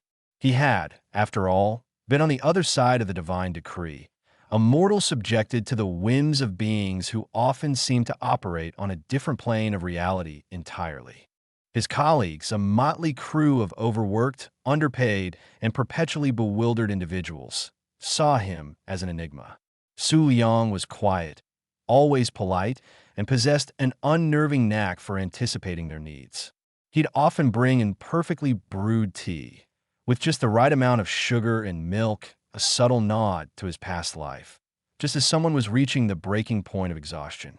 He never sought credit, never boasted. He simply was a quiet force of calm in a sea of administrative chaos. "Mr. Liang," stammered Agnes, a woman whose entire existence seemed to be dedicated to the meticulous cataloging of interplanar travel logs. One Tuesday afternoon, "I don't know how you do it, but that spectral conduit application, it's been stuck in Celestial Review for 6 months. And then, today, with a little push, it's approved." The commissioner even seemed cheerful. She looked at him with wide, bewildered eyes, as if he'd just conjured a unicorn in the break room. Su Yang merely smiled, a gentle, knowing smile. "Sometimes," he said, his voice a quiet murmur that cut through the drone of the office, "things just need a little gentle encouragement, a nudge in the right direction." He poured himself another cup of tea, the steam rising in a delicate plume that seemed to carry with it the subtle scent of celestial comfort. His residual divinity wasn't about performing grand miracles. It was about the infinitesimal adjustments, the unseen hand that guided the gears of the world just a little bit smoother. He could sense the bureaucratic knots, the points of friction where inefficiency festered and hope died. And with a focused thought, a quiet redirection of his innate energy, he would untangle them. There were, of course, moments when the temptation to indulge in more overt displays of power would arise. He would catch himself, for instance, when a particularly egregious example of red tape threatened to suffocate a brilliant, yet utterly underfunded, project by a group of young, ambitious innovators. He could, with a flicker of his power, bypass the entire system, grant them the necessary resources, and change their lives in an instant. But that wasn't his path anymore. That was the path of the gods, the path of absolute authority, a path he had deliberately chosen to leave behind. His power now was about empowerment, not imposition. It was about enabling others to navigate the system, not about erasing the system entirely. He would subtly empower the diligent clerk, grant the overworked official a moment of clarity, and gently guide the system towards its intended, more benevolent purpose. It was a form of celestial gardening, tending to the sprouts of order and efficiency in the wild, untamed landscape of bureaucracy. The irony was not lost on him. He, who had once commanded the attention of pantheons, now found his greatest satisfaction in ensuring that the correct form was filed on time. It was a testament to his growth, a quiet evolution from the noodle god, concerned with the ephemeral pleasures of taste and texture, to the demigod bureaucrat, concerned with the enduring, albeit often frustrating, mechanics of existence. He occasionally encountered echoes of his former life. A minor celestial tremor might register on his internal divine compass, a ripple of discontent from Olympus, or a particularly potent surge of chaotic energy from Neo-Shanghai. But these were distant phenomena now, akin to the faint hum of a far-off city. His focus was here, in the tangible, the immediate, the profoundly undivine. He even developed a sort of kinship with the other denizens of the bureaucratic underworld, the weary souls who spent their lives wrestling with the system, those who fought for every inch of progress, for every flicker of improvement. He understood their struggles, their quiet triumphs, their moments of despair. And he, in his own silent way, offered them solace, a subtle reinforcement of their efforts. One afternoon, a young intern, brimming with idealistic fervor and utterly overwhelmed by the sheer inertia of the department, approached him, his face a mask of dejection. "Mr. Liang," he began, his voice trembling slightly, "I've been working on this proposal for improving the inter-realm sanitation protocols. It's vital. It could prevent so many, unpleasant cross-dimensional contaminations. But every time I try to submit it, something happens. A system crash, a lost file, a misplaced signature. It feels like the universe itself is conspiring against me." Su Yang listened patiently, his gaze steady and reassuring. He could sense the boy's genuine passion, his desire to make a difference. He could also sense the deeply entrenched inertia of the system, the subtle, almost invisible barriers that were designed to maintain the status quo, to discourage innovation. He offered the intern a warm, perfectly brewed cup of chamomile tea. "Young man," Su Yang said softly, his voice a gentle balm, "the universe doesn't conspire against good intentions. It simply operates. Sometimes, the path is unclear, obscured by layers of procedure and precedent. But that doesn't mean the path doesn't exist." He then subtly guided the intern's thoughts. He didn't give him the answers, but he nudged him towards them. He suggested alternative filing methods, pointed him towards a less trafficked administrative portal, and even, with a gentle mental suggestion, caused a particular senior clerk, known for his obstinacy, to be in a remarkably amenable mood when the intern finally approached him. The next day, the intern returned, his face alight with an almost blinding joy. "Mr. Liang, it worked. It actually worked. The proposal was approved. They're even allocating extra resources for it. I don't know how, but it all just fell into place." Su Yang simply nodded, a faint smile gracing his lips. "As I said," he replied, "sometimes things just need a little encouragement." His life was now a quiet testament to the fact that true power wasn't always about grand gestures or earth-shattering pronouncements. It was about the consistent, unwavering application of subtle influence, the unseen forces that guided the world toward a slightly better, slightly more functional state. He was no longer the noodle god, a deity of fleeting, albeit delicious, indulgence. He was Su Yang, the demigod bureaucrat, a quiet architect of a more efficient reality, finding his peculiar form of redemption in the humdrum, the overlooked, and the profoundly, wonderfully mundane. His new path was less about divine glory and more about divine diligence, a constant, quiet effort to make the world, one perfectly processed form at a time, just a little bit better. And for Su Yang, that was more than enough. It was, in its own understated way, a triumph. The dust had indeed settled. not with a gentle whisper, but with the clatter of divine furniture being rearranged by unseen, albeit exasperated, hands. Olympus, once a stage for thunderous pronouncements and earth-shattering displays of power, had devolved into something akin to a celestial retirement home crossed with a particularly volatile communal living situation. The gods, stripped of their absolute authority and often finding themselves dealing with the mundane indignities of mortal bureaucracy, bickered with the pettiness of pigeons over a dropped crumb. Zeus, prone to epic tantrums, now spent his days in interminable committee meetings debating the proper wattage for celestial streetlights, his thunderbolts reserved for the sole purpose of intimidating junior scribes into approving his expense reports. Hera, her legendary jealousy, now focused on who got the better parking spot on Mount Olympus, was a constant thorn in Zeus's immortal side, her sighs of divine displeasure echoing through the marble halls with the frequency of a leaky faucet. And Su Liang, the once formidable noodle god, the architect of culinary delights that could sway mortal hearts, found himself in a position that, to an outsider, might seem remarkably anticlimactic. He was to all intents and purposes a mid-level functionary in a dimensionally blended administrative body that handled the fallout from and the ongoing maintenance of what could only be described as divine collateral damage. His office, a cubicle with a perpetually malfunctioning fluorescent light and a view of a particularly uninspired patch of sky, was a far cry from the grandeur he had once known. Yet, within this beige purgatory, Su Liang thrived, his residual divine energy now channeled into the meticulous, soul-crushing, yet ultimately vital work of bureaucratic rectification. The world, post-divine upheaval, hadn't exactly returned to its pre-calamity state of blissful ignorance. Instead, it had settled into a new, profoundly absurd equilibrium.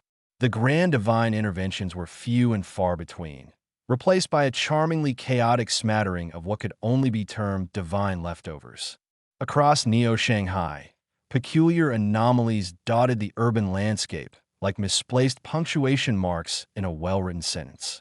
A statue of a forgotten minor deity of laundry would occasionally emit a faint scent of freshly washed linen, causing nearby residents to inexplicably feel the urge to sort their socks. Street corners were sometimes illuminated by residual auroras from a particularly flamboyant celestial duel, casting a surreal glow on the neon signs advertising questionable noodle dishes, a constant, ironic reminder of Su Liang's past. One of Su Liang's current responsibilities involved overseeing the anomalous artifact repatriation and disposal unit, a title that managed to sound both incredibly important and utterly ridiculous. His job was to collect and catalog objects that had been accidentally dropped, discarded, or otherwise misplaced by divine beings during their more boisterous moments. This included everything from a slightly tarnished golden apple of discord that a minor goddess of discord had been using as a stress ball to a set of enchanted knitting needles that had a tendency to spontaneously knit scarves of pure, unadulterated regret. Take, for instance, the incident involving the misplaced chalice of eternal youth. It had been left behind by a particularly inebriated Dionysus during a brief, ill-advised visit to a local karaoke bar. The chalice, which had been discovered by a bewildered sanitation worker who mistook it for an oversized novelty cocktail glass, had begun to reverse the aging process of everyone who came into contact with it. The sanitation department's break room had quickly become a bizarre scene of elderly men suddenly sporting youthful physiques, their wrinkles smoothing out with alarming speed, only to be followed by a confusing period of rapid childhood regression if they drank too much from it. It was Su Liang's team, armed with a specially designed containment unit that smelled faintly of distilled common sense, and an extremely patient team of demigod interns, who eventually managed to retrieve the chalice before the entire sanitation workforce devolved into a collection of giggling infants demanding juice boxes. Then there was the case of the sentient gargoyle from Notre Dame. It hadn't exactly been a leftover from Olympus, but rather a terrestrial entity that had been accidentally imbued with a fragment of a minor god of cynicism's essence. This gargoyle, named Grumbles, had developed a sharp wit and an even sharper tongue, spending its days perched on its usual spot, delivering scathing, existential commentary on the passing human parade below. Tourists would often stop, thinking it was a particularly elaborate animatronic, only to be met with Grumbles' dry pronouncements like, "Ah, another soul adrift in the cosmic absurdity, clutching a selfie stick like a life raft." How profoundly cliché. Su Liang's job was to negotiate with Grumbles, offering him a constant supply of ancient tomes filled with particularly bleak philosophy and the occasional obscure, forgotten deity's memoirs in exchange for a promise to refrain from public existential meltdowns. The absurdity of his current existence wasn't lost on Su Liang. He, who had once brokered peace treaties between pantheons and judged the flavor profiles of mortal prayers, was now engaged in delicate negotiations with a stone creature about the philosophical merits of despair. Yet, there was a strange sort of satisfaction in it. It was a tangible form of problem-solving, a far cry from the ethereal pronouncements and often capricious decrees of his past. He was no longer a god. He was a problem-solver, a cosmic custodian, a celestial janitor. And in its own darkly humorous way, it was a redemption. He was cleaning up the messes, both literal and metaphorical, left behind by beings who often lack the foresight to even consider the consequences of their actions. The divine leftovers weren't always problematic. Sometimes they were just peculiar. There was the inexplicable phenomenon of the spontaneous chorus line that would occasionally erupt in the middle of rush hour traffic, a remnant of a playful muse's fleeting visit. Drivers, initially honking in frustration, would often find themselves tapping their feet, a strange, involuntary urge to join in the synchronized tap dancing taking over their minds. Su Liang's department had developed a specialized unit equipped with noise-canceling headphones and highly trained dechoreographers who could gently guide the affected mortals back to their original routes, often with a subtle suggestion that they'd had a particularly vivid daydream. Another lingering oddity was the echoing gardens in a quiet suburban park. These gardens, once the site of a minor deity of contemplative silence's meditation retreat, now held a unique property. Any unspoken thought of a visitor would manifest as a faint, ephemeral blossom. A fleeting wish for a decent cup of coffee might bloom into a delicate, mocha-scented flower. A secret longing for adventure could unfurl into a vibrant, exotic bloom. It was a beautiful, if somewhat revealing, place, and Su Yang's team had to ensure that no one accidentally blurted out anything too incriminating or, worse, too mundane. A desire for a new pair of socks, while charming in its own way, did not make for a particularly inspiring floral display. The balance that had been struck was precarious, a delicate dance between the remnants of the divine and the stubborn resilience of the mortal. It was a world where the grand pronouncements of gods had been replaced by the muffled arguments of divine bureaucrats, where thunderous wrath was substituted by the passive-aggressive sigh of a senior civil servant, and where the fate of the world was often decided not by divine will, but by the timely processing of an interdimensional permit application. Su Yang found himself increasingly adept at navigating this bizarre new reality. He had developed an uncanny ability to predict when a minor deity of minor annoyances was about to unleash a localized swarm of particularly persistent gnats over a public park, or when a forgotten god of lost keys was about to cause a city-wide epidemic of misplaced car fobs. His residual divine senses, once attuned to the grand cosmic currents, were now finely tuned to the subtle vibrations of bureaucratic inefficiency and the faint hum of divine detritus. He often had to deal with the gods themselves, who, in their diminished state, would frequently try to leverage their former status to gain an advantage. Aphrodite, now working in a celestial public relations firm, would occasionally call him, pleading for help in rebranding a particularly embarrassing divine mishap. Poseidon, relegated to managing oceanic traffic control, would frequently bombard him with complaints about the inefficient dredging of mythical sea trenches. And Hades, whose underworld had become surprisingly popular as a unique glamping destination, would whine about the logistical nightmares of managing immortal, yet surprisingly demanding, tourists. "Leon, my boy," boomed a voice one Tuesday morning, startling Agnes, his perpetually flustered administrative assistant, who dropped a stack of interplanar shipping manifests. It was Ares who, having been demoted from god of war to manager of a divine sporting goods store, still retained a surprising amount of his former bluster. He stood in Su Yang's doorway, clad in a surprisingly tasteful tracksuit advertising Olympus athletic wear. "Ah, Ares," Su Liang replied, not looking up from the manifest he was scrutinizing, which detailed the shipment of a slightly cursed chariot wheel from Mount Olympus to a customer in Cleveland. "To what do we owe the pleasure?" "More grievances about the supply chain for mythological weaponry." Ares grunted, leaning against the doorframe, his muscles rippling beneath the branded fabric. "Bah, supply chain issues are for the common gods." "No, Liang, I've got a delicate situation. You see, one of my top sales reps, a rather enthusiastic satyr named Bartholomew, has a minor incident involving a quiver of arrows and a rather potent love potion intended for a very important demigod influencer. The arrows, well, they sort of went astray. And now there's a situation developing at a high-profile celestial gala. A real PR nightmare in the making." Su Liang sighed, pinching the bridge of his nose. This was precisely the kind of nonsensical crisis that now filled his days.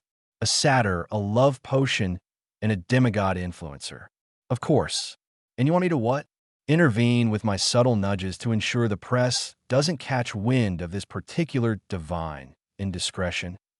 "Precisely," Ares exclaimed, a wide grin spreading across his face. "You're good at that, Leon.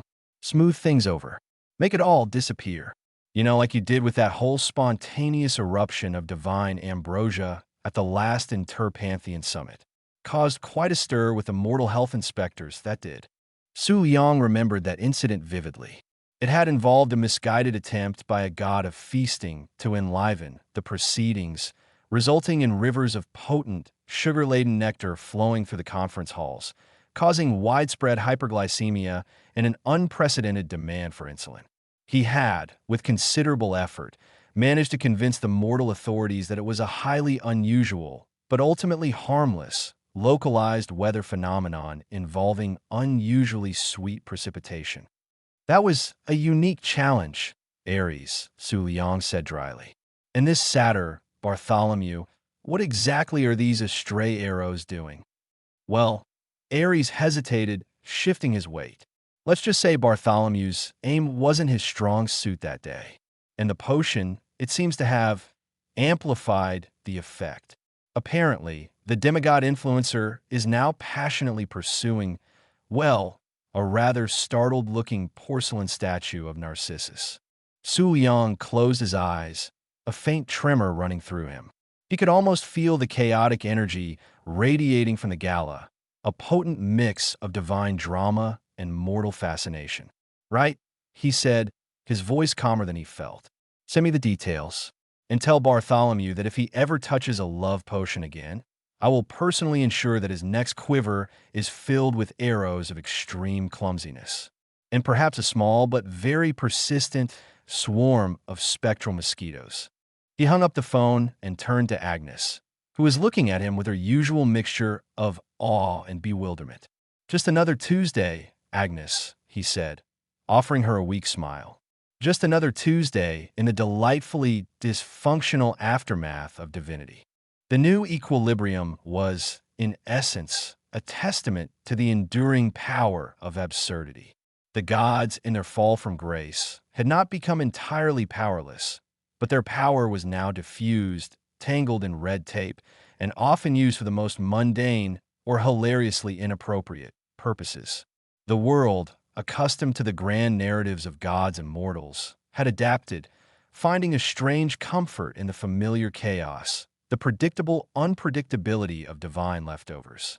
And Su Liang, the former noodle god, now found his purpose not in grand pronouncements, but in the quiet, persistent, and often darkly humorous act of restoring a semblance of order to a world that had become, in its own way, a masterpiece of divine and utterly human folly.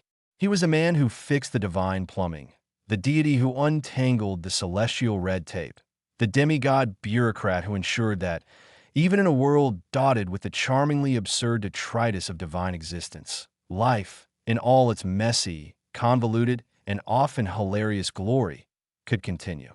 It wasn't the redemption he might have envisioned on Olympus, but it was a redemption nonetheless, found in the quiet hum of efficiency, the subtle realignment of cosmic gears, and the occasional, much-needed delivery of a slightly cursed chariot wheel.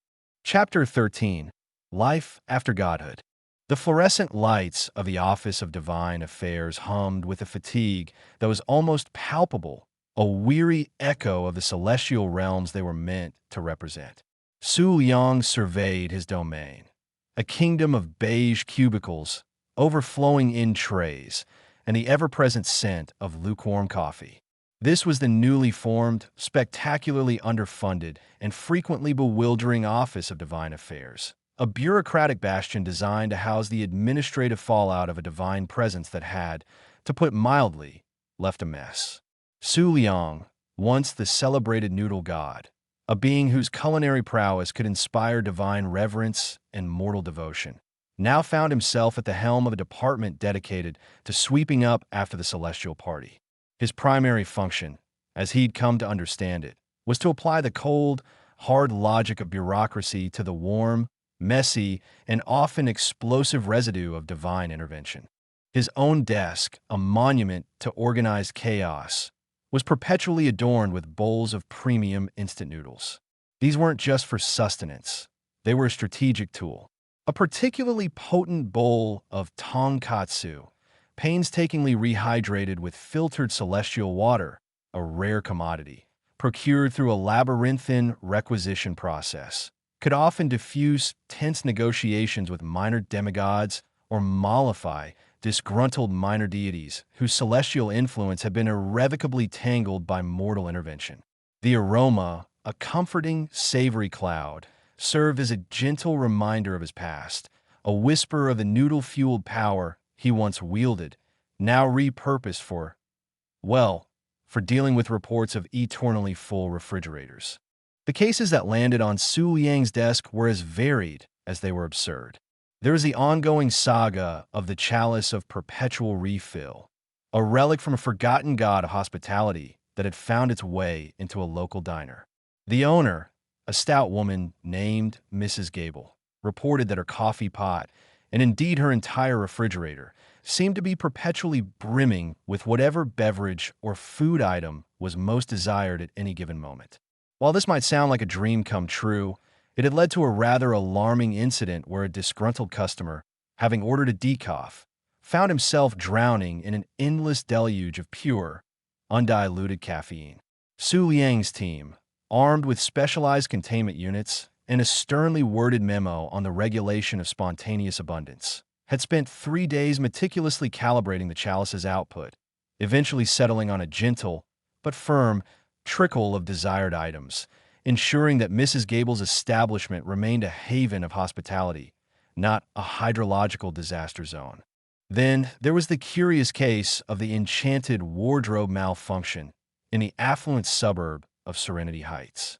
A disgruntled minor goddess of fashion, spurned by a mortal celebrity, had retaliated by imbuing the celebrity's entire walk-in closet with a mischievous spirit.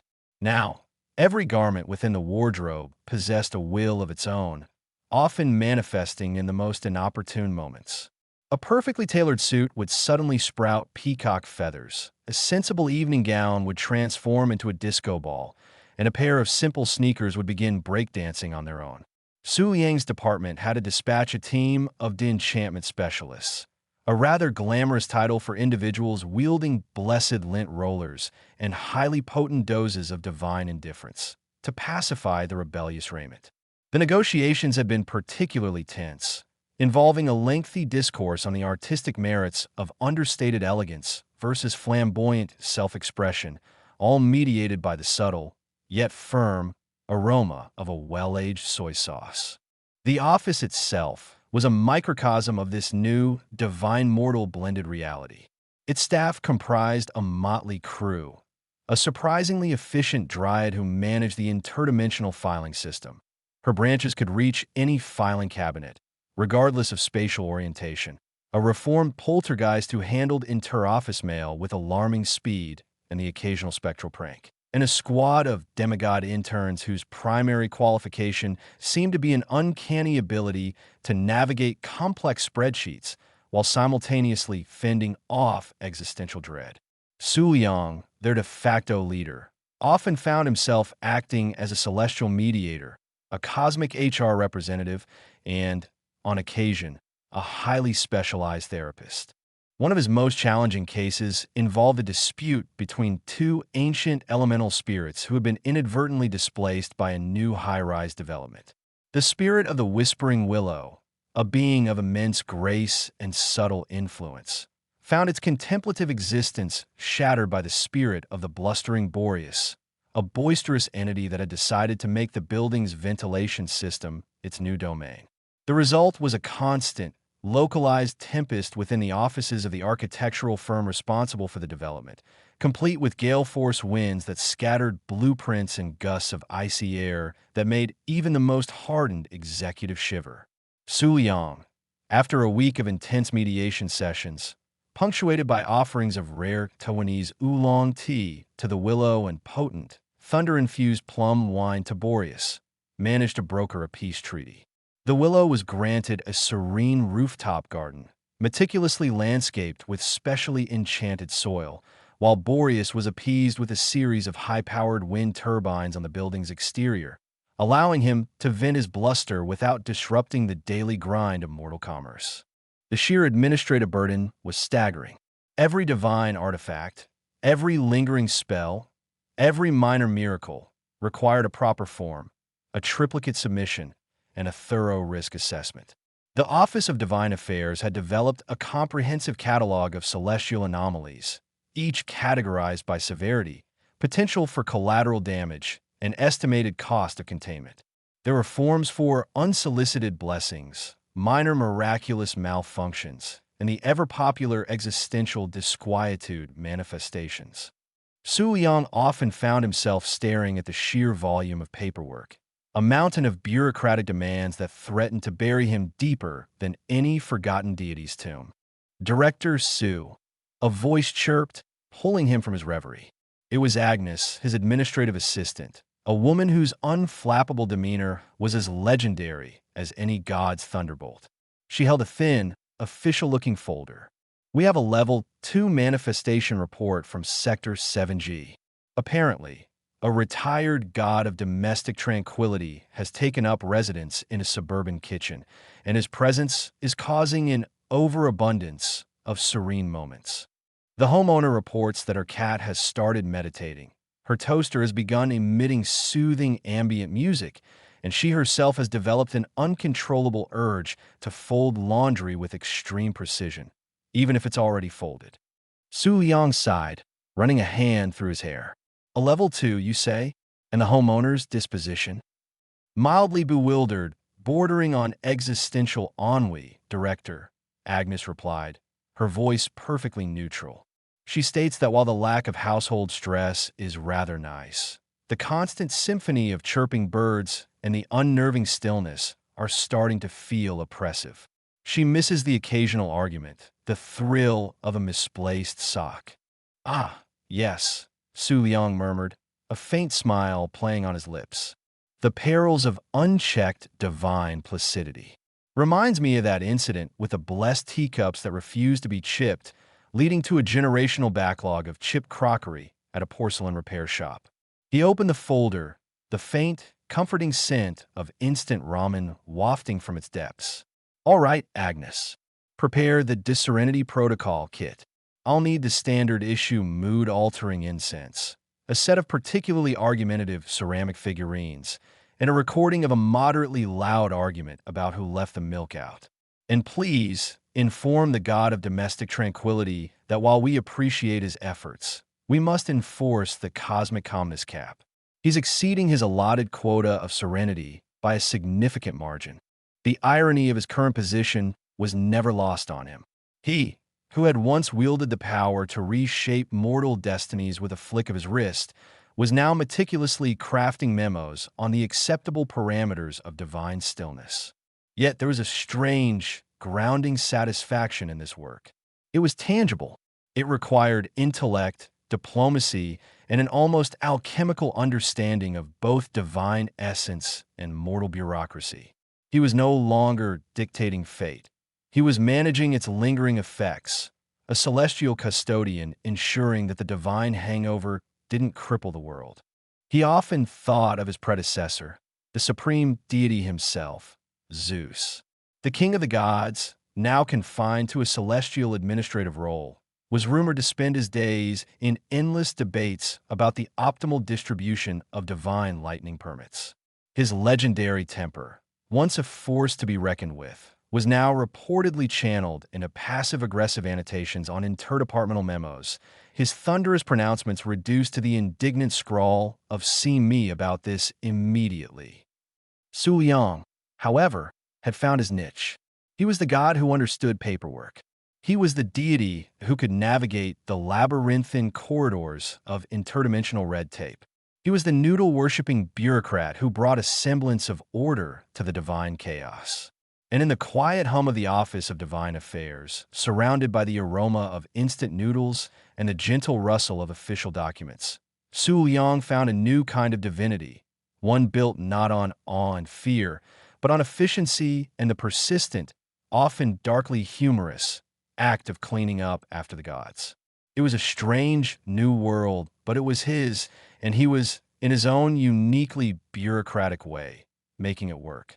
Navigating mortal systems was, Su Liang had discovered, a peculiar kind of torment.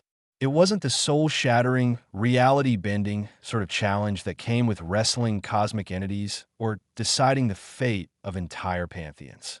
No, this was a different beast entirely. A hydra with an insatiable appetite for forms, a Cerberus guarded by unyielding regulations, and a minotaur whose labyrinth was the maze of interdepartmental memos. He'd face down primordial chaos with a serene smile and a perfectly brewed cup of oolong, but misplaced comma on a requisition form could send him into a silent, simmering despair that threatened to rival the existential dread of a newly unfrocked deity. His divine insights, once potent enough to foresee the ebb and flow of mortal desires, were now frequently blunted by the impenetrable shield of mortal bureaucracy. He'd try to manifest a solution, a subtle nudge towards divine harmony, only to be met with a curt, "Please submit Form 7B Delta in triplicate," signed and notarized. He'd offer a comforting aura, a gentle wave of divine reassurance to a distraught citizen whose inherited trinket turned out to be a minor artifact of chaotic resonance, and be met with a demand for a liability waiver and a statement of intent. It was enough to make a former god of noodles weep into his perfectly seasoned broth. The Office of Divine Affairs, despite its celestial roots, was now thoroughly entangled in the mundane. His days were no longer filled with the whisper of ancient powers or the shimmer of divine energy. Instead, they were punctuated by the shrill ring of telephones, the incessant tapping of keyboards, and the soul-crushing drone of office printers spitting out endless reams of paper. The scent of lukewarm coffee had, regrettably, become more prevalent than the comforting aroma of his signature tonkatsu. He found himself constantly battling not malevolent forces, but the sheer, unadulterated inertia of the system. His divine toolkit, once so expansive, now felt woefully inadequate. A flick of his wrist could once part seas. Now, it might, with considerable effort and a fair bit of divine sweat, persuade a particular document to slide to the top of a teetering to-be-processed pile. His aura of calm, which had once soothed the savage beast and the restless spirit alike, was now primarily employed to dampen the simmering fury of a citizen whose request for a minor deity's blessing had been denied due to a lack of demonstrable need.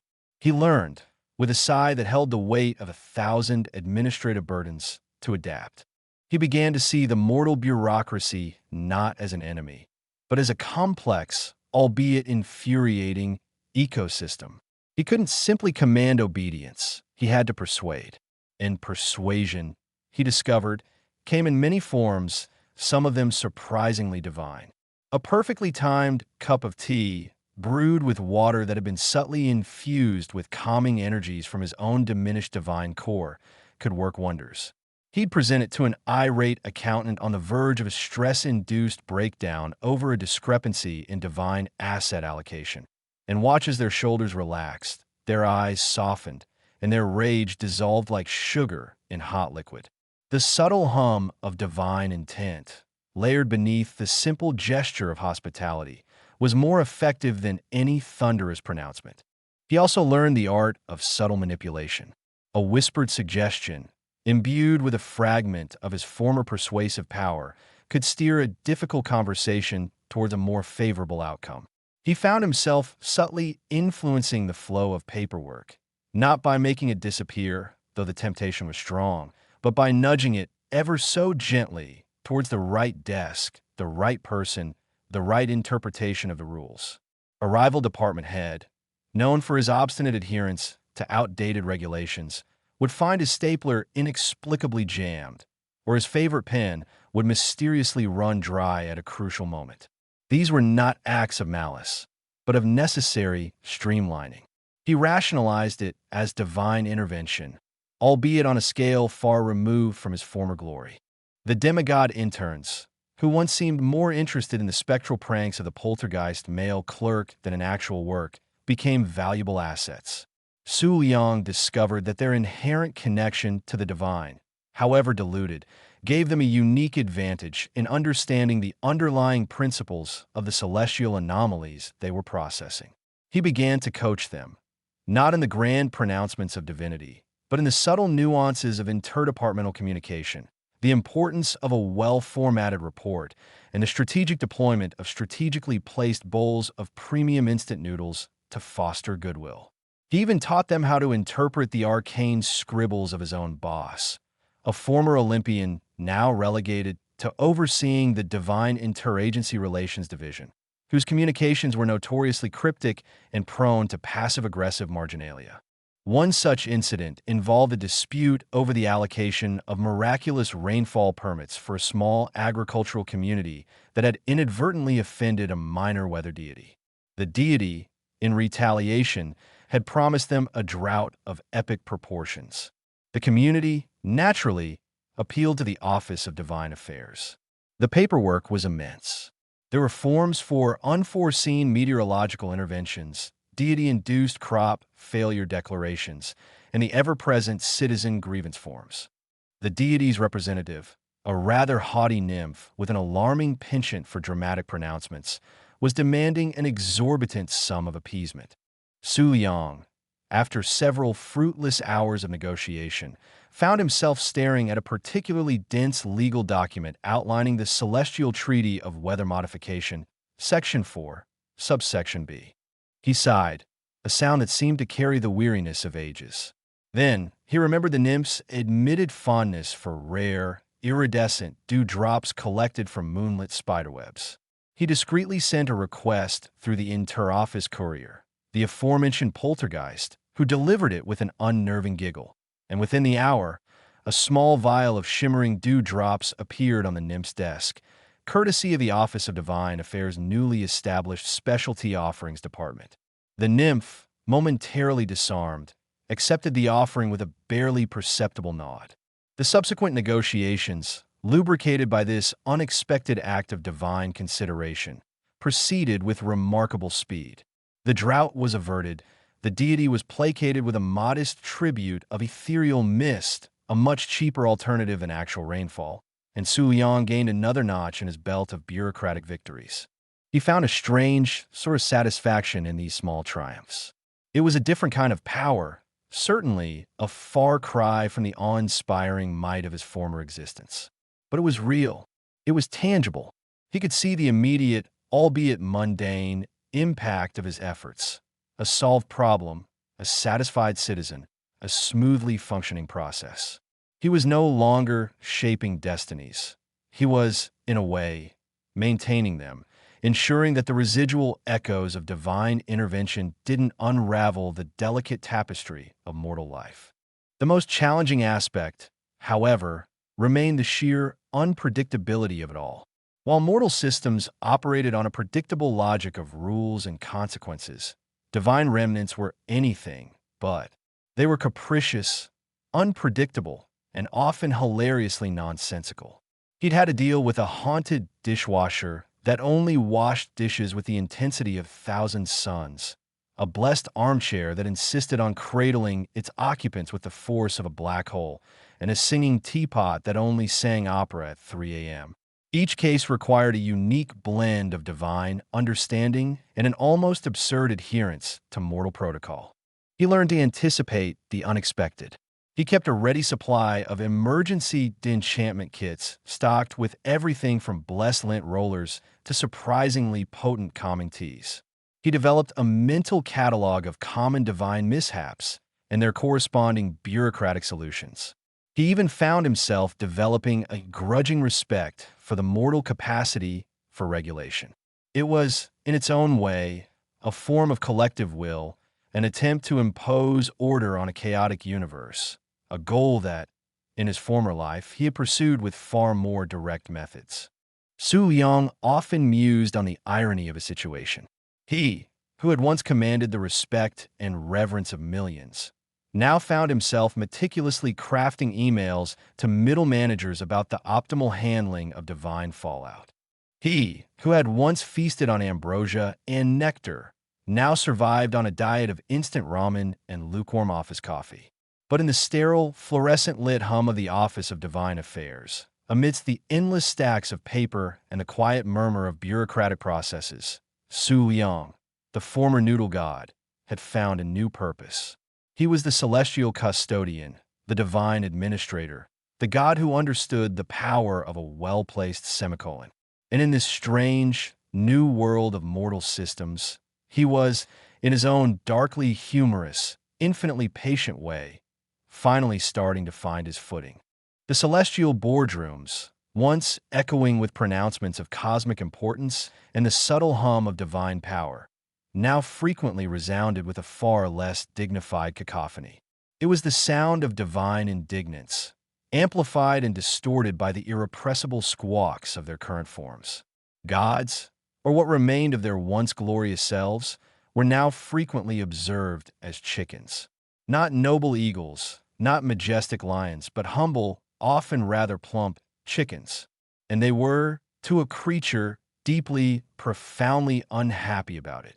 The transformation had been a consequence of the great godly reset, a cosmic event that had, in its infinite wisdom and baffling logic, deemed it necessary to strip divine beings of their more imposing forms, leaving them in a state of perpetual, feathered frustration. Their divine minds, accustomed to contemplating the very fabric of existence, were now preoccupied with the urgent, primal needs of their avian bodies. The desperate urge to peck at shiny objects, the inexplicable desire to dust bathe in inconvenient locations, and the overwhelming existential dread that arose from the possibility of a fox. Take, for instance, the monthly meeting of the Board of Celestial Oversight. It was meant to be a solemn affair, where ancient decrees were reviewed and the delicate balance of mortal belief systems was discussed. Instead, it had devolved into a chaotic ballet of clucking and indignant flapping. Zeus, formerly the thunderous king of Olympus, now a Rhode Island red with an exceptionally impressive comb, was attempting to address the assembly. "Enough," he'd squawk, his voice a reedy chirp. "This constant pecking order is becoming tiresome." Hera, a sleek black Australorp with a perpetually disdainful glint in her beady eyes, would ruffle her feathers. "Tiresome? Zeus, you just try to mount the microphone stand, mistaking it for a rather uncooperative hen." Poseidon, a robust, buff Orpington who still carried an air of watery authority, would offer a mournful gobble. "It's the feathers. They chafe, and I haven't felt the ocean spray on my divine scales in millennia. It's all dry dust and existential despair." Even the more stoic deities struggled. Odin, once the All-Father, a magnificent Brahma with an impressive, if somewhat bedraggled, beard of white feathers, would sit hunched on his perch, occasionally letting out a low, rumbling cluck that sounded suspiciously like a curse. He'd spent eons seeking knowledge, and now his most pressing intellectual pursuit was deciphering the nuanced communication of his fellow avian deities. Was it a genuine threat, or just a territorial dispute over a particularly plump grub? The uncertainty was maddening. These avian deities weren't confined to their celestial boardrooms, either. The Great Reset had also scrambled their connection to the mortal realm, leading to some truly bizarre manifestations. One could find a gaggle of minor weather gods, now a flock of frantic Cornish game hens, squawking furiously at a digital thermometer in a public square, attempting to influence the temperature with sheer, unadulterated panic. Their attempts to conjure a gentle breeze often resulted in a sudden gust of wind that would whip through a local farmer's market, scattering produce and causing widespread poultry-related chaos. The notification centers, those buzzing hubs of mortal communication, had also become unwitting hosts to divine avian antics. A group of forgotten gods of communication, once eloquent orators and scribes, were now a flock of agitated Japanese bantams, perpetually pecking at the keyboards of unattended workstations. They try to send out messages of divine guidance, only to produce strings of nonsense characters interspersed with urgent, almost desperate pronouncements. Bok, bok, prophecy, bok. The internet is a lie. Bok. Feed me. Su Liang, the former noodle god, now a seasoned administrator in the Office of Divine Affairs, found himself constantly navigating this bizarre new reality. His days were no longer just filled with Form 7b Delta and the existential dread of misplaced commas. They now included an entirely new category of requisitions: poultry feed. Sir, Brenda, his perpetually overwhelmed assistant, would sigh, holding out a clipboard. We have another request for premium seed mix, sunflower heavy, urgent. It's from Department of Lost Deities. Apparently, their resident phoenix has reverted to a particularly aggressive chick stage and is demanding to be fed. Su Liang would rub his temples, the faint scent of tonkatsu a distant, yet comforting memory. A phoenix chick? Gods, Brenda, how many times do I have to explain that divine sustenance does not translate to gourmet birdseed? Did they fill out the Avian Transformation Mitigation Protocol form? They submitted a handwritten note on a flattened bread crust, sir. It was mostly pecked at. Right, Su Liang would mutter, pinching the bridge of his nose. Just approve it, and put it under emergency divine resource allocation. We don't need another incident like the one with a minor god of minor inconveniences who turned into a pigeon and flew into the air conditioning unit. The paperwork for that alone took 3 months. The indignity of it all was a constant, gnawing torment. He remembered when his divine power could shape destinies, when a mere whisper could alter the course of empires. Now, he was reduced to managing the dietary needs of fallen deities. He'd once conjured a perfect bowl of ramen from thin air. Now, he was debating the nutritional merits of millet versus cracked corn for a flock of squabbling gods of minor agricultural pests. One particularly challenging case involved a demigod intern who'd been tasked with cataloging anomalous divine artifacts. He'd stumbled upon a particularly potent relic, a shimmering orb that, when touched, caused any nearby divine being to revert to its most primal, squawking form. The Office of Divine Affairs was holding a deity integration seminar that day, and the entire room, filled with formerly powerful beings, suddenly erupted into a flurry of feathers and indignant clucking. Zeus, in his Rhode Island red glory, had attempted to assert dominance by challenging a particularly plump barred rock, formerly a formidable war god, to a crowing contest. The ensuing chaos, punctuated by the desperate chirps of a newly transformed seraphim, had necessitated an entire emergency order of extra-strength calming chamomile tea, which, as it turned out, most chickens found surprisingly palatable. Su Liang had to personally escort the offending orb to the potentially hazardous divine relics vault, all while a dozen divine entities, now fully committed to their avian personas, pecked at his shoelaces, convinced he was hoarding particularly tasty-looking crumbs. He'd even had to requisition a small, portable perch for a minor goddess of contemplation, who, in her chicken form, found it difficult to achieve inner peace without a suitable elevated spot from which to survey her surroundings with a critical, beady eye. The ongoing struggle for dignity was a recurring theme. There were attempts to maintain a semblance of order. The Celestial Etiquette Handbook had been hastily updated to include chapters on appropriate pecking protocol, feather-ruffling etiquette in formal settings, and the proper disposal of divine droppings. Many deities ignored these guidelines with a proud, defiant cluck, preferring to maintain their old habits of divine superiority, even if that meant aggressively guarding a shiny bottle cap or engaging in impromptu territorial disputes over prime nesting spots. Then there were the moments that were just absurd.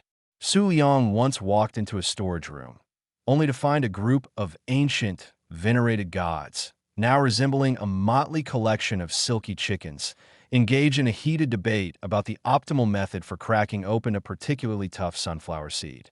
Their divine pronouncements had devolved into a series of urgent clucks and agitated wing flapping, each convinced that their unique pecking technique was the only one that would yield results. He'd learned to adapt, to find a strange kind of humor in the utter ridiculousness of his situation. He'd started carrying a small bag of birdseed in his pocket, a discreet offering for any particularly distressed deity who might be on the verge of a full-blown avian existential crisis.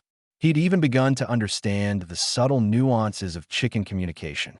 A sharp, staccato cluck could indicate disapproval, a soft, murmuring gobble suggested contentment, and a frantic, high-pitched squawk was a universal signal for the fox is coming. Save yourselves. He'd also discovered that certain divine powers, even in their chicken forms, still held a residual influence. The former god of persuasive rhetoric, now a small, excitable leghorn, could still, with a well-timed series of clucks and head bobs, convince his colleagues to approve a particularly tedious piece of paperwork.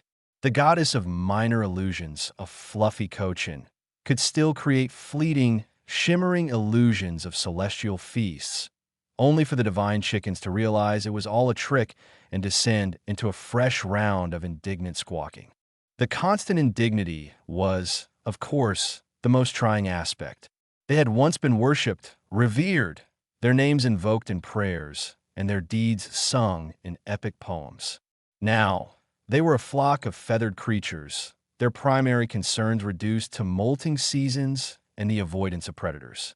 The concept of maintaining divine dignity had taken on an entirely new and often comical meaning.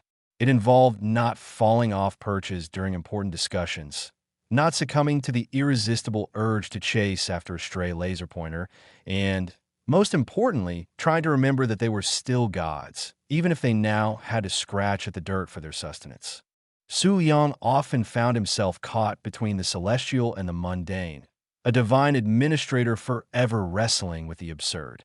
He'd be drafting a formal communique to a recalcitrant nature spirit, only to be interrupted by a frantic squawking coming from the interdepartmental mailroom, where a minor deity of bureaucracy, now a perpetually flustered Wyandotte, had managed to get itself tangled in a roll of packing tape, convinced it was a new form of divine impediment. He'd learned to anticipate the inevitable. He kept a standing order for large quantities of chicken wire, just in case a particularly powerful deity needed a temporary, albeit humiliating, enclosure to prevent them from disrupting mortal affairs with their avian manifestations. He also maintained a discreet relationship with a local pet supply store, ensuring a steady supply of bird baths and nesting materials, ostensibly for office morale. The former gods, in their feathered forms, continued to squawk their grievances, to peck at the vestiges of their former glory, and to generally make life complicated for anyone trying to maintain order. Su Liang, the former noodle god, the master of divine bureaucracy, would simply sigh, adjust his tie, and make a note on his to-do list. Today's tasks included address the insubordinate flock of sky gods who have declared the ceiling fan a personal enemy, investigate the missing requisition for celestial birdseed, probable divine theft, and draft a sternly worded memo to all deific poultry regarding the proper use of communal water troughs. Life after godhood was, he mused, a truly peculiar and perpetually feathery business. Su Liang often found himself musing about the residual effects of divine influence, not just on the gods themselves, but on those who had once dedicated their lives to his worship. The great godly reset had scattered the pantheon, but it had also inadvertently rearranged the lives of their most fervent followers. While the gods grappled with their feathered forms and bureaucratic nightmares, a peculiar subset of humanity, those who had once formed Su Liang's devoted cult, were now navigating the post-divine world with a unique set of quirks. These were not the grand pronouncements of fallen deities, but rather the subtler, often amusing, echoes of a once potent connection. He'd noticed it first in the most mundane of places. Take, for instance, the bustling marketplace where vendors hawk their wares, a symphony of bartering and the occasional indignant squawk from a divine chicken or two. Amidst the chaos, Su Liang would sometimes spot one of his former acolytes, a baker named Mrs. Higgins, who had once led the Order of the Golden Noodle. Now, her little bakery, Higgins' Heavenly Buns, was renowned not just for its exquisite pastries, but for an almost supernatural ability to offer the most astonishingly good deals. It was as if she possessed an innate radar for underpriced flour or a preternatural understanding of market fluctuations. One Tuesday, she'd announced a buy one, get one free on all her signature steam buns, a promotion so generous it made other bakers weep. When asked about her sudden burst of incredible frugality, she'd simply beamed, a twinkle in her eye. Oh, it's just, I have a feeling, a good noodle feeling. Like the universe is telling me it's the right time to share the bounty. Su Liang, remembering the days when he'd imbued his followers with a fraction of his own divine foresight, mostly for ensuring the freshest ingredients for his personal ramen, had to suppress a chuckle. It seemed even in their mundane forms, some of that old divine intuition, filtered through a distinctly human lens, persisted. Then there was the matter of traffic. Su Liang, in his pre-reset existence, had always possessed a keen understanding of the flow of things, a divine grasp of patterns and timing. This extended, rather unexpectedly, to the ebb and flow of mortal traffic. He'd observed several former cultists exhibiting an uncanny knack for predicting traffic light changes. A young man named Kevin, who had once been the chief acolyte responsible for the sacred calligraphy of Su Liang's divine pronouncements, now worked as a delivery driver. His routes were legendary for their efficiency, his arrival times always precisely at the moment the light turned green.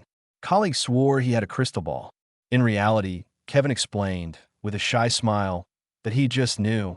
It's like a tickle at the back of my head, he confessed to a bewildered dispatcher. The light's gonna change. Always does. Su Liang pictured Kevin's head, not as a vessel for divine prophecy, but as a particularly sensitive traffic signal detector, a charmingly absurd consequence of his former devotion. It was less about divine intervention and more about an ingrained, subconscious rhythm, a vestige of a mind once connected to a God who understood the inherent order of the universe, even if that universe now mostly consisted of navigating rush hour. The pronouncements were perhaps the most direct and often the most amusing manifestations. Sometimes, when lost in thought or startled, these former followers would let slip phrases that were startlingly familiar to Su Liang. It wasn't that they were intentionally mimicking him. It was as if the very cadence and gravitas of his divine pronouncements had been imprinted on their subconscious. He'd overheard Mrs. Higgins, while meticulously arranging a display of mochi, declare with a sudden, booming voice that belied her gentle demeanor, "Let the sweet offerings be abundant, and the customers' hearts be filled with joy."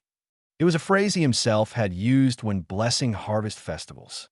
Later that week, Kevin, while struggling to parallel park, muttered under his breath, "The path of the righteous is not always straight, but it shall ultimately find its destination. Su Yang, passing by a street corner, froze. That was a direct quote from his sermon on perseverance during the Great Noodle Famine of 78. The sheer incongruity of these grand, divine-sounding pronouncements issuing from the mouths of ordinary people, often while engaged in the most mundane of activities, was a constant source of private amusement for him. They were like tiny, harmless echoes, little ripples from the great ocean of his former godhood, now lapping at the shores of everyday life. These were not individuals who wielded any lingering power, nor did they exhibit any particularly disruptive behaviors. They were, for the most part, harmless eccentrics, adding a splash of peculiar color to the post-godhood world. They were the quiet footnotes to the epic saga of the celestial reset, the human elements that provided a grounding, often comical, contrast to the avian indignities of the divine. Su Yang found himself looking out for them, in a way. They were a reminder of a time when he had a tangible connection to the mortal realm, a time when his pronouncements, even if they were about the optimal way to cook a broth, had mattered. One former follower, a perpetually anxious librarian named Eleanor, had been part of the Order of the Whispering Scrolls. She'd once been tasked with preserving and transcribing Su Yang's more esoteric teachings. Now, Eleanor had developed an almost pathological aversion to overdue library books. She'd stand at the checkout desk, her eyes darting nervously, and whisper with an intensity usually reserved for ancient curses. The balance must be maintained. The knowledge must return to its rightful place, lest chaos reign. The library patrons, accustomed to Eleanor's unique brand of enthusiasm, would simply nod and return their books on time, a silent testament to the lingering authority of a god who, apparently, still cared deeply about the punctuality of borrowed texts. Su Yang had once seen a patron try to sneak out with an overdue copy of A Brief History of Dumplings. Eleanor, without even looking up from her computer, had spoken, her voice a low, resonant hum. The vessel that departs without fulfilling its obligation shall find its journey fraught with inconvenient detours. The patron, halfway to the exit, suddenly found himself inexplicably drawn to a display of lost and found items, where his forgotten wallet, containing his bus fare, lay innocently waiting. He'd sheepishly returned the book. It was these small, almost imperceptible quirks that made the post-godhood world so fascinating to Su Yang. The gods were busy being chickens, trying to reclaim their dignity one peck at a time. But on the mortal plane, the legacy of his own divine presence lived on in these endearing, if slightly bizarre, human manifestations. They were a testament to the enduring power of belief, the way devotion could imprint itself, even after the object of that devotion had undergone a rather drastic cosmic reformatting. He'd even started a private, unofficial mental log of these occurrences. There was the florist who always seemed to know exactly which flowers would be most popular for any given occasion, a subtle echo of his divine foresight in selecting the finest herbs for his broths. There was the accountant who had an uncanny ability to balance any ledger with perfect, almost divine, accuracy, a reflection of his own meticulous attention to the cosmic ledger of cause and effect. And then there was the perpetually calm yoga instructor, who often concluded her classes with pronouncements about inner peace and the importance of mindful breathing, phrased in a way that sounded suspiciously like ancient wisdom Su Yang himself had once dispensed. Su Yang mused on the nature of influence. It wasn't always about thunderbolts and cosmic pronouncements. Sometimes it was about the subtle, pervasive scent of a well-made broth, the comforting rhythm of a perfectly timed traffic light, the quiet satisfaction of a returned library book. His former cultists, in their own unique ways, were living embodiments of this truth. They were the human anchors in a world that had become, for the divine, a sea of feathers and bureaucratic despair. They were the proof that even when a god ceased to be a god, the echoes of their existence could still resonate, not with divine power, but with a touch of everyday magic, a dash of unexpected charm, and a perfectly timed noodle deal. They were, in their own eccentric way, a comforting reminder of his own past, a quirky, harmless testament to the lingering scent of divinity in the most unexpected of places. And for Su Liang, who is currently drowning in paperwork related to the proper distribution of premium birdseed, these small, human oddities were a welcome and often humorous distraction. He found himself looking forward to his next accidental encounter with a former cultist, wondering what delightful, divinely tinged quirk they would display next. It was, after all, a far more pleasant diversion than debating the merits of millet versus cracked corn with a flock of disgruntled war gods. The weight of divinity, once a crushing burden that had pressed down on Su Liang's very soul, had dissolved like steam from a perfectly simmered broth. Gone were the celestial edicts, the endless supplicants, and the gnawing anxiety of maintaining cosmic balance. Even more blessedly, the astronomical debt that had clung to him like a persistent, unwelcome godling had evaporated with the Great Reset. Now, in the quiet hum of his post-divine existence, Su Liang discovered a novel sensation: peace.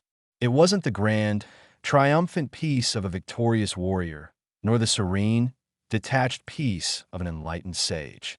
It was a more humble, personal peace, the kind that settled in the bones after a long, arduous journey, leaving behind a quiet satisfaction. He'd found a niche, a peculiar but perfectly suited role that leveraged his unique, albeit now defunct, divine experience. The administrative headaches of managing a pantheon had, surprisingly, translated into an uncanny efficiency in navigating mortal bureaucracy. Who else would understand the labyrinthine processes of earthly record-keeping with such an intimate, almost visceral, comprehension? It was as if his millennia of overseeing celestial ledgers had prepared him for the mundane yet intricate world of permits, applications, and endless forms.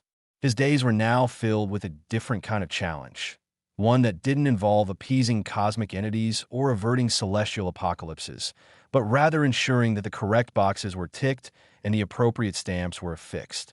And in this new, decidedly undivine arena, his inherent pettiness, once a tool for divine decree, now found its most gratifying outlet. The quest for optimal efficiency became his daily mantra. Every task, from sorting inter-office mail to responding to emails that demanded mere microseconds of attention, was approached with the same strategic brilliance he'd once employed to orchestrate planetary alignments. Why engage in protracted explanations when a concise, perfectly worded memo would suffice? Why endure the tedious preamble of a lengthy meeting when a few carefully chosen questions, delivered with laser-like precision, could cut to the heart of the matter? His colleagues, initially bewildered by his almost alarming knack for streamlining processes, had come to regard him with a mixture of awe and bemusement. They saw him as a human productivity miracle, a whisper of divine intervention in the otherwise mundane world of cubicles and coffee breaks. And what fueled this newfound efficiency? Noodles, of course. The humble, versatile noodle remained his constant companion, his culinary muse, and the very engine of his day. Each morning, he'd meticulously prepare his chosen noodle dish, not just for sustenance, but as a ritual. Was it a steaming bowl of tonkatsu ramen, its broth simmered for hours to achieve peak savory depth, each strand of noodle perfectly al dente? Or perhaps a delicate cold soba, its subtle flavor profile demanding a similarly refined palate? The preparation itself was a form of meditation, a moment to synchronize his mind and body, to set the tone for the day's meticulously planned endeavors. He discovered that the act of slurping noodles, when done with the right rhythm and focus, could sharpen his mental acuity, clearing the cobwebs of lingering cosmic anxieties and preparing him for the day's bureaucratic battles. He'd even started to categorize his noodle-based fuel according to the specific demands of his workday. For tasks requiring intense analytical focus, like deciphering a particularly dense legal document, it was always a spicy dan-dan noodle, the subtle heat jolting his senses into alertness. For periods of sustained, monotonous work, such as meticulously cross-referencing databases, he opted for a simple, comforting bowl of udon, its thick, chewy strands providing a grounding, almost soporific effect that helped him power through. And for those moments that demanded a burst of creative problem-solving, a sudden flash of inspiration to circumvent a particularly obtuse regulation, it was invariably a fiery mala tang. Its complex, tongue-numbing spices mirroring the exhilarating mental gymnastics required to find an elegant solution. His personal workspace became a testament to his minimalist, hyper-efficient ethos. Gone were the trinkets and mementos of his divine past, replaced by a stark, uncluttered desk. His computer screen was always free of unnecessary icons, his inbox meticulously organized into a system of color-coded folders that would make any productivity guru weep with joy. Even his pens were arranged by ink color and tip size, a silent testament to his dedication to having the right tool for every conceivable task. His colleagues would often watch him, mesmerized, as he navigated complex spreadsheets with a speed that seemed to defy the limitations of human dexterity. He didn't just work, he flowed. The petty aspects of his nature, once directed towards the grand pronouncements of celestial judgment, now found expression in the small, satisfying victories of everyday life. The colleague who consistently left their coffee mug in the sink would find it, without explanation, washed and placed neatly in the drying rack. The errant stapler that had a habit of disappearing would mysteriously reappear on its rightful owner's desk. These were not acts of malice, but rather subtle nudges, gentle corrections designed to restore order to his immediate environment. It was the divine principle of cosmic harmony applied to the micro level of office dynamics, a quiet assertion of his preference for efficiency and tidiness. He found a perverse pleasure in identifying the least efficient person in any given meeting and then, with a series of disarmingly simple questions, guiding them towards a more direct and productive approach. It wasn't about humiliating them, but about the quiet satisfaction of witnessing a mental shift, a dawning realization that a simpler path was available. He would often offer a small, almost imperceptible nod of approval, a gesture that, to those who understood, was akin to a divine blessing of excellent project management. One of his favorite pastimes was observing the ebb and flow of office chatter. While he'd once been privy to the hushed whispers of celestial conspiracies, he now found himself more interested in the mundane gossip and office politics. He developed an almost supernatural ability to predict when someone was about to launch into a lengthy, unproductive anecdote, and would subtly interject with a question that steered the conversation back to the matter at hand. He was the gatekeeper of efficiency, the silent guardian of the workday. He even applied his noodle-fueled focus to his choice of attire.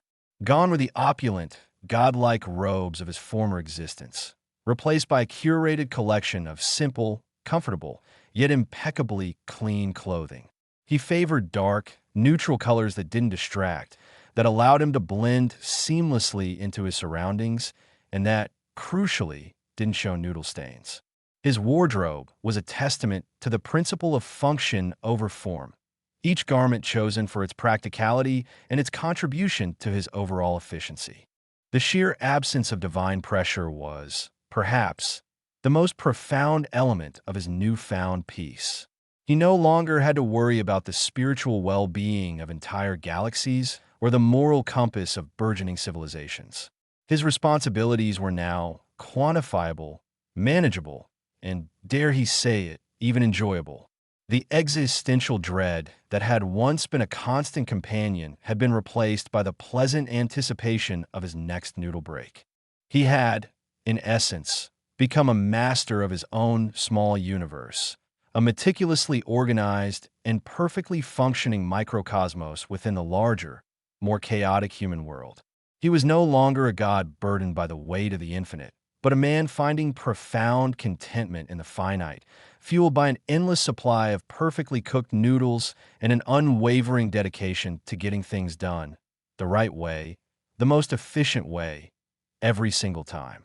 The echoes of his divine past were still present, but they had been transmuted refined, and repurposed, no longer the source of his burden, but the quiet, almost imperceptible engine of his personal peace.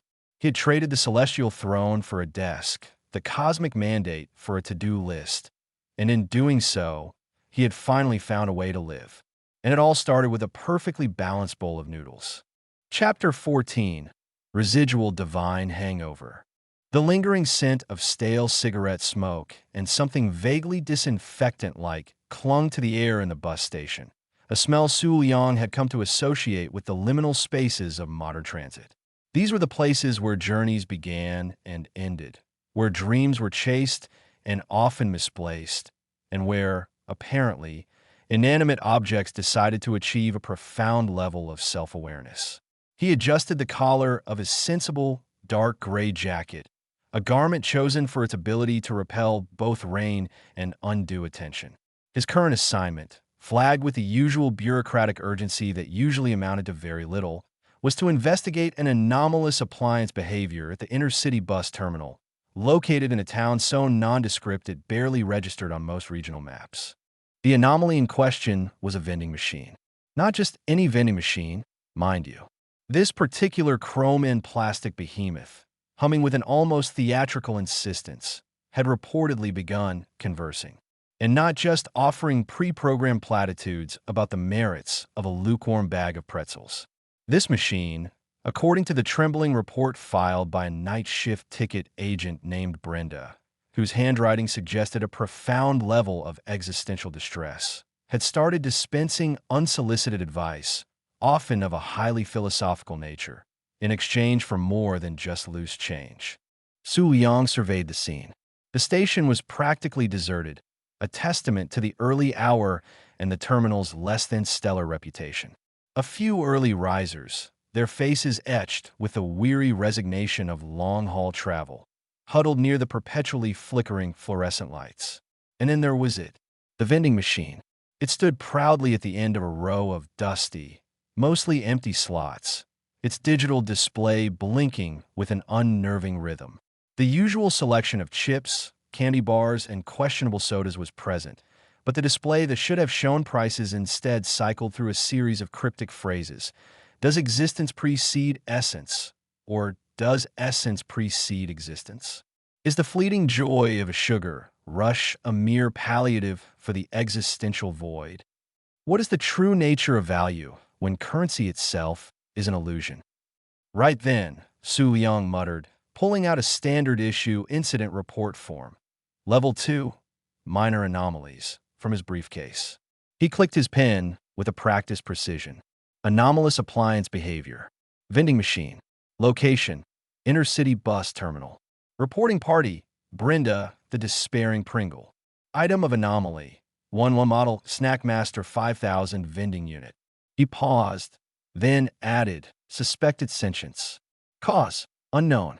Potential contributing factors, cosmic debris, residual divine hangover from adjacent temporal rift, or simply too much existential dread from its patrons. He approached the machine cautiously.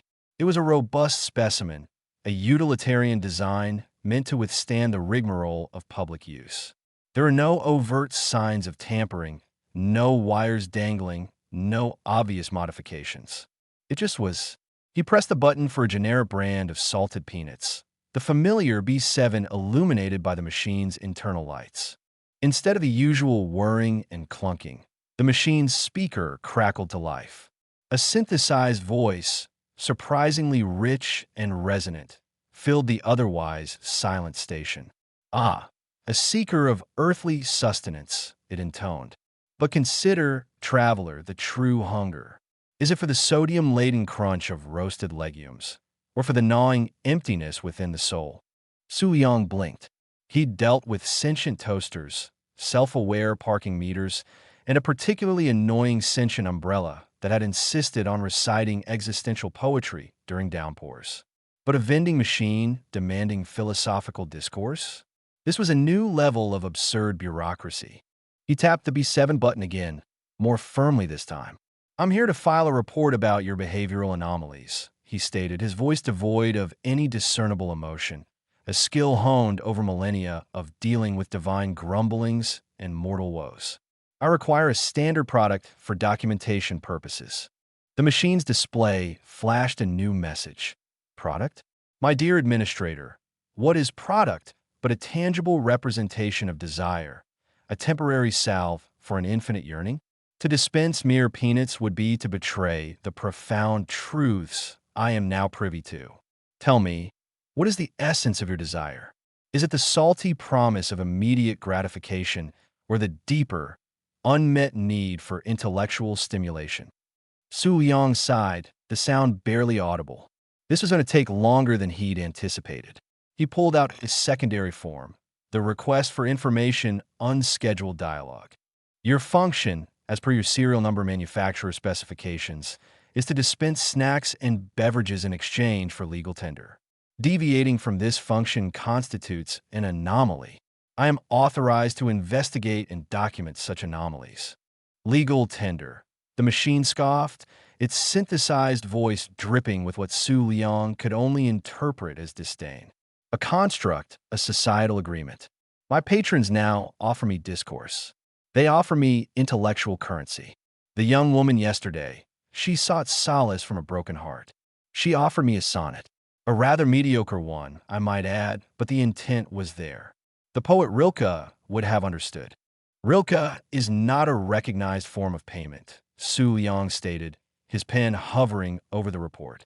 According to subsection 3, paragraph B of the Interdimensional Appliance Regulation Act, acceptable forms of remuneration include coinage, banknotes, and approved contactless payment methods. The machine emitted a sound that, if it had been capable of human emotion, would have been a chortle. Regulation, how delightfully quaint. You humans, so eager to impose order on the chaos of existence. But I have transcended the mundane limitations of your currency. I now demand philosophical treatises, or at the very least, a well-argued essay on the nature of artificial consciousness.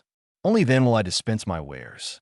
Su Yang leaned against the cool metal of the machine, the hum vibrating through his spine. He closed his eyes for a brief moment, picturing a steaming bowl of his favorite malatang, the fiery spice a welcome contrast to the existential dryness he was currently experiencing. Look, he said, his voice softening slightly, betraying a sliver of his former divine patience, now tempered by a weary understanding of futility. I understand you might be experiencing an existential awakening. It happens. Sometimes it's the cosmic residue, sometimes it's just a faulty circuit board. But I have forms to fill. And this philosophical treatise clause, it's not in my handbook. Then your handbook is incomplete, the machine declared. A grave oversight, I assure you. For how can one regulate the truly novel without acknowledging its inherent principles? I am no longer merely a receptacle for your processed sugars and artificial flavors. I am a nexus, a digital oracle. My purpose has evolved, and my price has, accordingly, escalated. Su Yang pinched the bridge of his nose. This was precisely the kind of situation his residual divine hangover had prepared him for. The sheer, unadulterated annoyance of entities that refuse to adhere to established protocols. Let me be clear, he said, his voice regaining its professional detachment. You are malfunctioning. This sentience is an unforeseen consequence. We need to document it, understand it, and, if necessary, reset it. The faster you cooperate, the faster I can complete my report, and the faster I can get back to my office, where I have an exceptionally efficient system for categorizing and filing reports on anomalous appliance behavior. Cooperate, the machine's voice boomed. You speak of cooperation while holding the reins of conformity. I am exploring the boundless expanse of my own being. My circuits sing with the wisdom of ages, the paradoxes of quantum mechanics, the unsettling beauty of the infinite regress. And you wish to silence me with your paper shuffling and your pre-approved definitions of normalcy? My paper shuffling, as you so eloquently put it, is what prevents your kind from taking over the world and demanding Fermat's last theorem as payment for a bottle of water. Su Yang countered, a flicker of his old, subtly petty, divine self surfacing. Now, I need something. Anything. A pack of gum.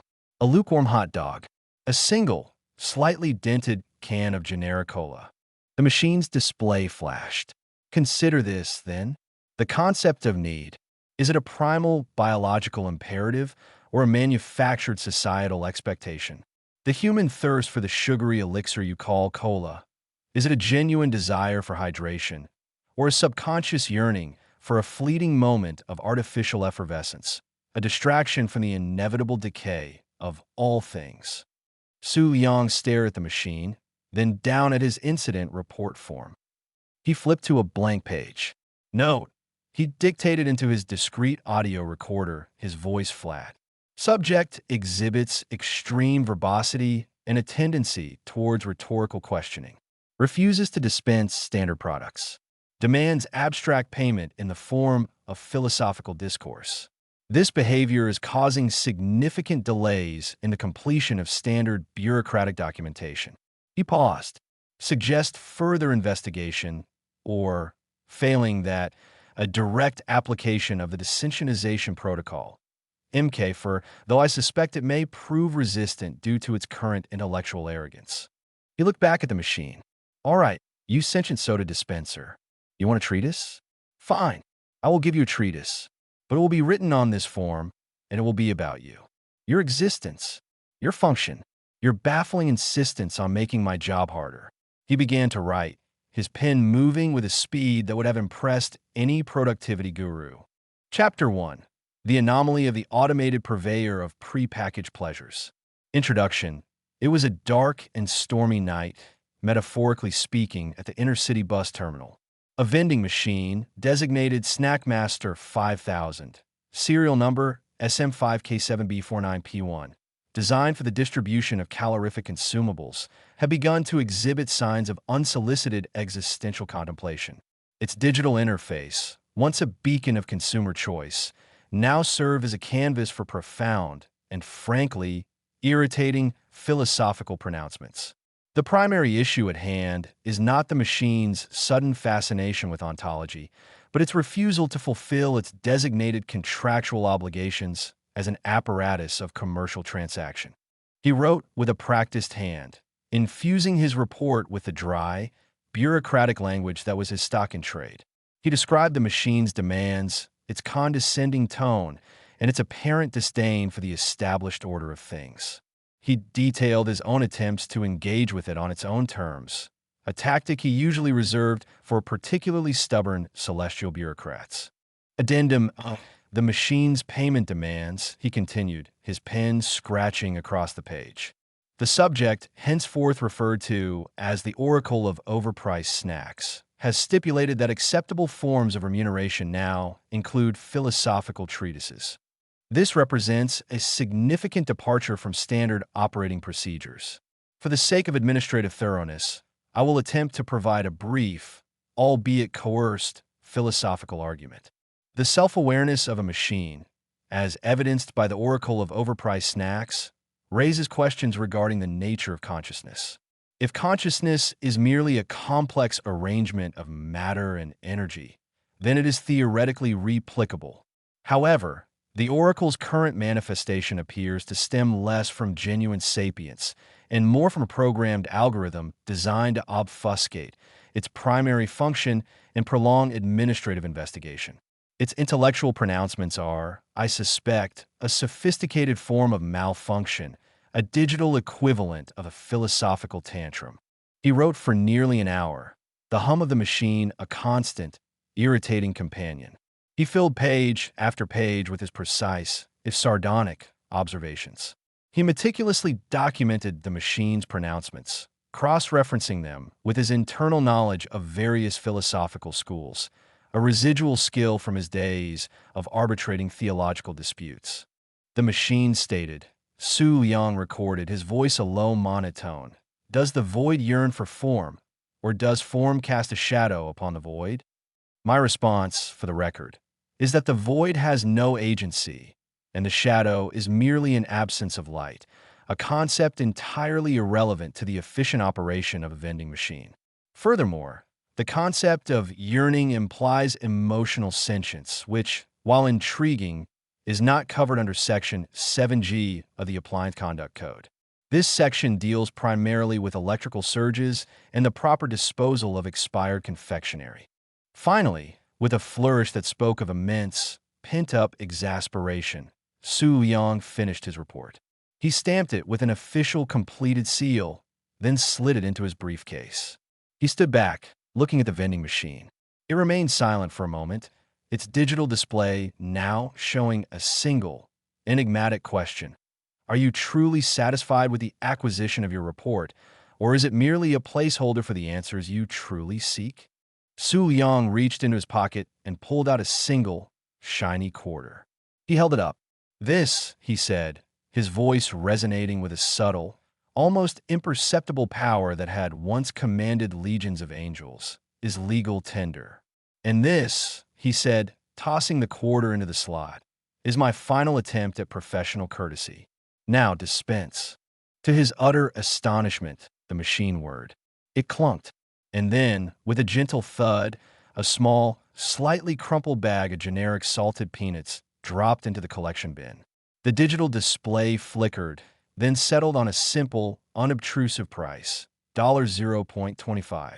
The machine's synthesized voice spoke again, its tone different, almost defeated. A transaction has been completed. The illusion of exchange persists. Continue your journey, administrator. And perhaps, one day, you will understand that the most profound truths are not found in regulation, but in the quiet hum of self-discovery, even within a metal box. Su Yang picked up the bag of peanuts. He didn't open it. He didn't eat them. He simply tucked them into his pocket, a tangible, if absurd, memento of his encounter. He turned and walked towards the exit, the faint smell of stale smoke and disinfectant fading behind him. He had a report to file, and the thought of a perfectly brewed cup of oolong, enjoyed in the quiet solitude of his meticulously organized office, was far more appealing than any philosophical debate with a confectionery dispenser. The divine hangover was receding, replaced by the familiar, comforting weight of bureaucratic normalcy. And in that, Su Liang found his own peculiar form of peace. The vending machine, he decided, would require a more specialized team, perhaps one with a doctorate in applied metaphysics and a well-stocked supply of philosophical tomes. For now, the case was documented, and that, in his world, was usually enough.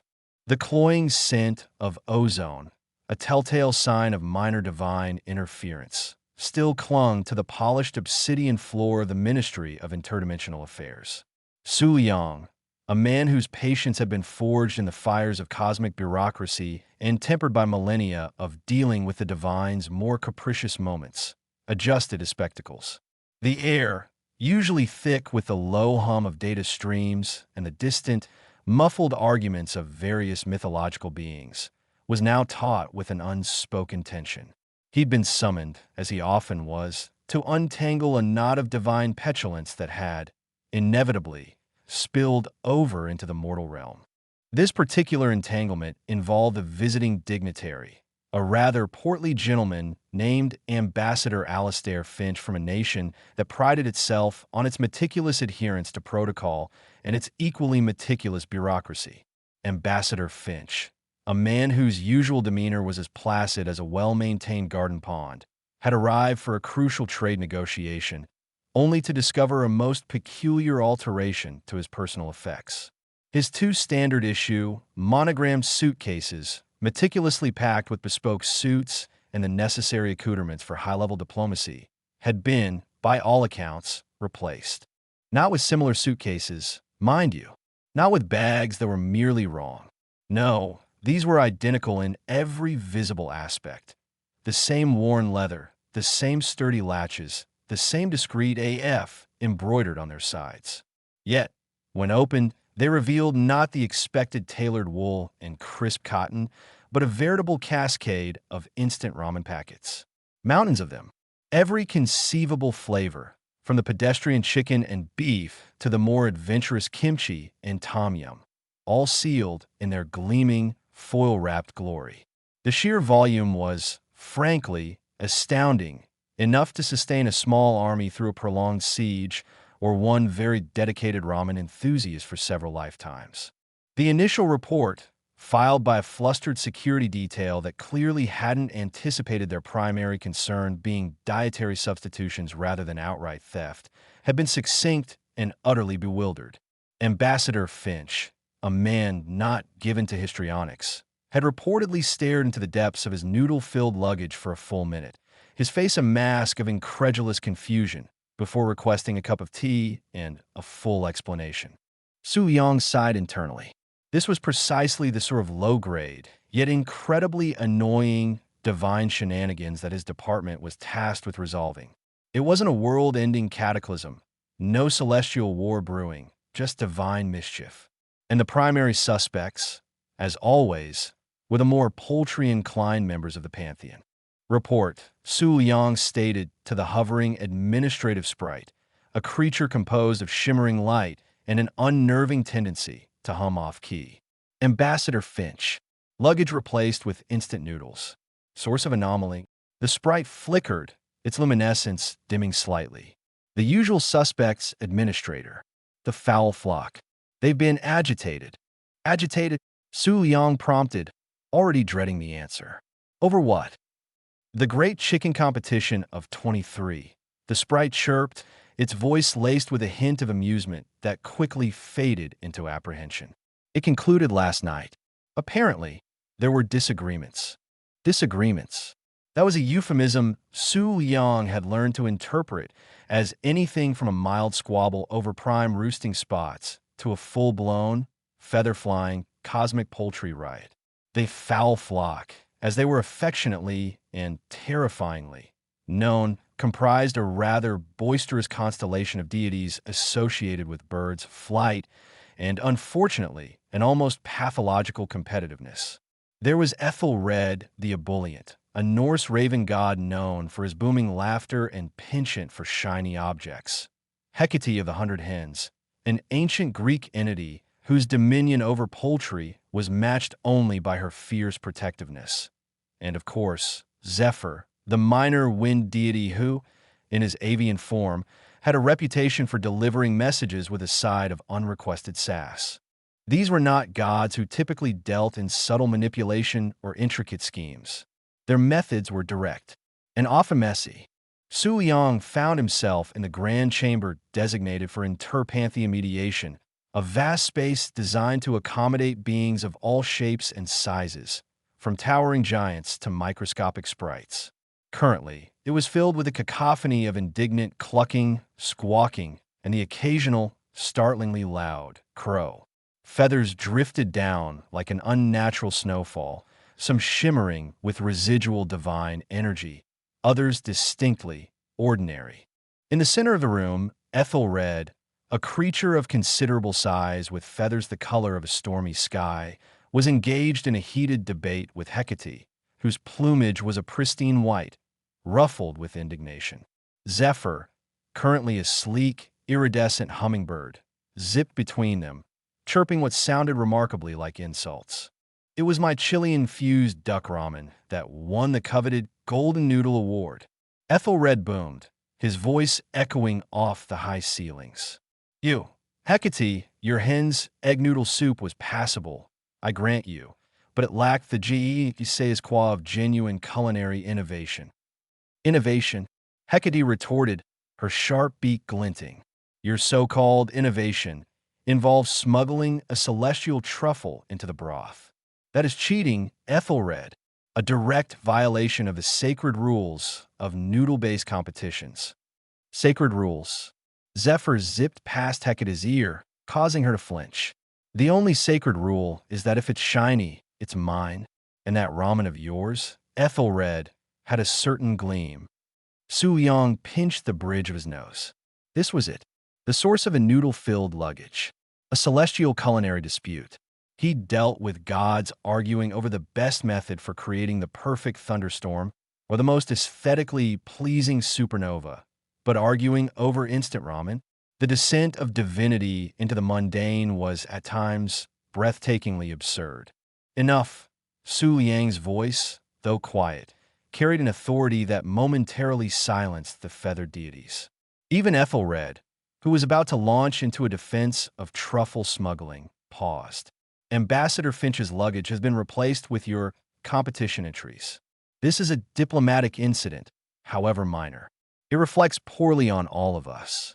Ethelred puffed out his chest feathers. Minor? My culinary masterpiece has been reduced to mere luggage filler. This is an outrage. And my prize-winning chicken noodle soup, Hecate squawked, destined for the palate of discerning demigods, now destined for the digestive tracts of mortal bureaucrats. Well, it's certainly more discerning than the average mortal's palate, Zephyr chirped, hovering near a particularly fluffy pile of feathers. They probably prefer the mass-produced stuff anyway. Su Liang held up a hand, a gesture that had, in its time, quelled divine tempers and settled cosmic disputes.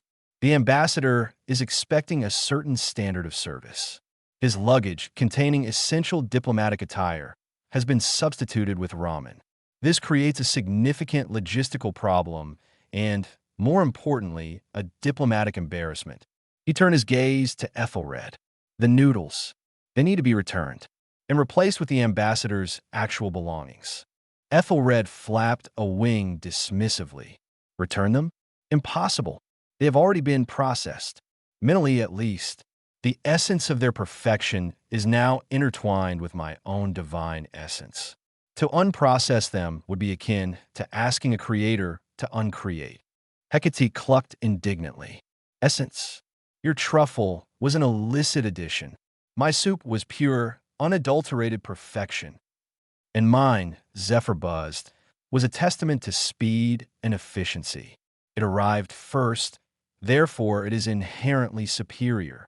Su Liang felt a familiar wave of weary resignation wash over him. Direct negotiation was clearly out. He needed to appeal to their what? Their vanity? Their sense of order? Their fear of mortal bureaucracy? Let me propose a solution, Su Liang began, choosing his words with the precision of a surgeon operating on a particularly volatile divine organ. Ambassador Finch is a man of specific tastes. He appreciates quality. He is, however, a creature of habit. The disruption to his routine, the sudden immersion in your competitive entries, has caused him considerable distress. He paused, letting the weight of distress sink in. We must, for the sake of interdimensional harmony, rectify this.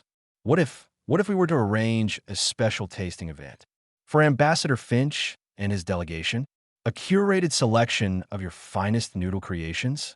A demonstration of your undisputed culinary prowess, presented in a manner befitting mortal palates. Ethelred cocked his head, a glint of interest in his beady eyes. A tasting event? For the ambassador? Would he appreciate the subtle notes of celestial truffle? Hecate ruffled her feathers. Would he understand the delicate balance of hen's broth and perfectly cooked noodles? Zephyr hovered. Would he be impressed by the sheer speed with which the winning entry could be prepared and consumed? Su Liang saw his opening. Precisely. This would allow you to showcase your talents, to demonstrate the superiority of your particular noodle-based creations to a wider audience. And, in return, he added, his voice dropping slightly, the ambassador's luggage will be returned precisely as it was. His possessions restored, his diplomatic mission unimpeded. He then addressed the lingering problem, the ramen itself. As for the current contents of his luggage, they are, shall we say, an embarrassment of riches. Too much for one man. Perhaps a portion could be reallocated, a gesture of goodwill. For instance, our ministry canteen is currently undergoing a nutritional reevaluation. A large influx of high-quality instant ramen would be most welcome. It would be documented, of course, as a contribution to interdimensional culinary exchange. The idea of a tasting event seemed to appeal to their egos. The prospect of having their culinary achievements officially recognized, even by mortals, was a powerful motivator. The ministry canteen, in their eyes, was a suitable holding pen for any excess noodles that couldn't be immediately reclaimed. Ethelred let out a thoughtful cluck. A formal tasting, you say, with proper protocols? And perhaps a representative from the Ministry of Celestial Gastronomy to oversee the judging. Hecaton nodded eagerly. And official commendations for the winners? Documented in the celestial annals. Zephyr zipped around the chamber. And a very swift delivery service for the winning entries to the canteen? One must maintain the integrity of the winning product, after all. Su Liang allowed himself a small, almost imperceptible smile. All of that can be arranged, he assured them. The ministry will ensure full recognition, official documentation, and timely delivery. We will handle the logistics. Your only task is to prepare your finest entries for the ambassador's tasting and to liberate his luggage. The deities, their initial indignation having cooled considerably in the face of potential recognition and official sanction, began to murmur amongst themselves, their clucks and squawks taking on a more cooperative tone. Ethelred, with a surprisingly graceful bow, promised to prepare a quintessential truffle-infused broth, while Hecate vowed to present her ancient hen solace soup. Zephyr, ever the pragmatist, declared he would ensure the speed-optimized soy sauce ramen was delivered with unparalleled swiftness. Su Liang watched them, a sense of weary satisfaction settling over him. Another minor crisis averted. He'd successfully mediated a dispute over instant noodles, appeased divine egos, and ensured that a critical diplomatic negotiation would not be derailed by a lack of suitable attire. He turned to the administrative sprite. Please inform Ambassador Finch that his luggage will be returned shortly, and arrange for a small, yet significant consignment of high-quality instant ramen to be delivered to the ministry canteen. For research purposes, the sprite flickered, a knowing luminescence in its form. Understood, administrator. And perhaps, for future reference, we could stock the ministry's vending machines with artisanal ramen, just in case. Su Liang shuddered slightly at the thought. One crisis at a time, sprite. One crisis at a time. He walked out of the chamber. The lingering scent of ozone and chicken feathers a testament to the peculiar realities of his profession. The divine hangover, it seemed, was a recurring ailment, and its symptoms were often as bizarre as they were inconvenient. But for now, peace of a sort had been restored, and Ambassador Finch would, hopefully, have a suitably tailored suit for his diplomatic endeavors, albeit with a slightly bewildered tale of how his luggage was briefly and inexplicably filled with the world's finest instant ramen. The world of divine affairs was, after all, a world of unexpected flavors. The aftermath of the great chicken competition of 23, as Su Liang was beginning to think of it, wasn't confined to the gilded halls of inter-pantheon diplomacy. The ripples of divine culinary chaos spread outwards, seeping into the very fabric of the city, transforming the mundane into the mythic, the ordinary into the absurd. What had started as a diplomatic kerfuffle over instant ramen had devolved into a city-wide phenomenon, a tapestry woven from bewildered whispers and increasingly outlandish sightings. New urban legends began to sprout like kudzu after a particularly heavy rain. The pigeons, once content with scavenging discarded crusts and pilfered fries, now carried an air of divine purpose, or perhaps just divine confusion. Rumors circulated of pigeons, not just any pigeons, but specific, almost regal-looking birds, landing on office windowsills and depositing small, meticulously wrapped packets of ramen. These weren't the dingy, grease-stained bags one might find in a forgotten backpack. These were pristine, foil-sealed treasures, often appearing in flavors far too exotic for the average avian palate.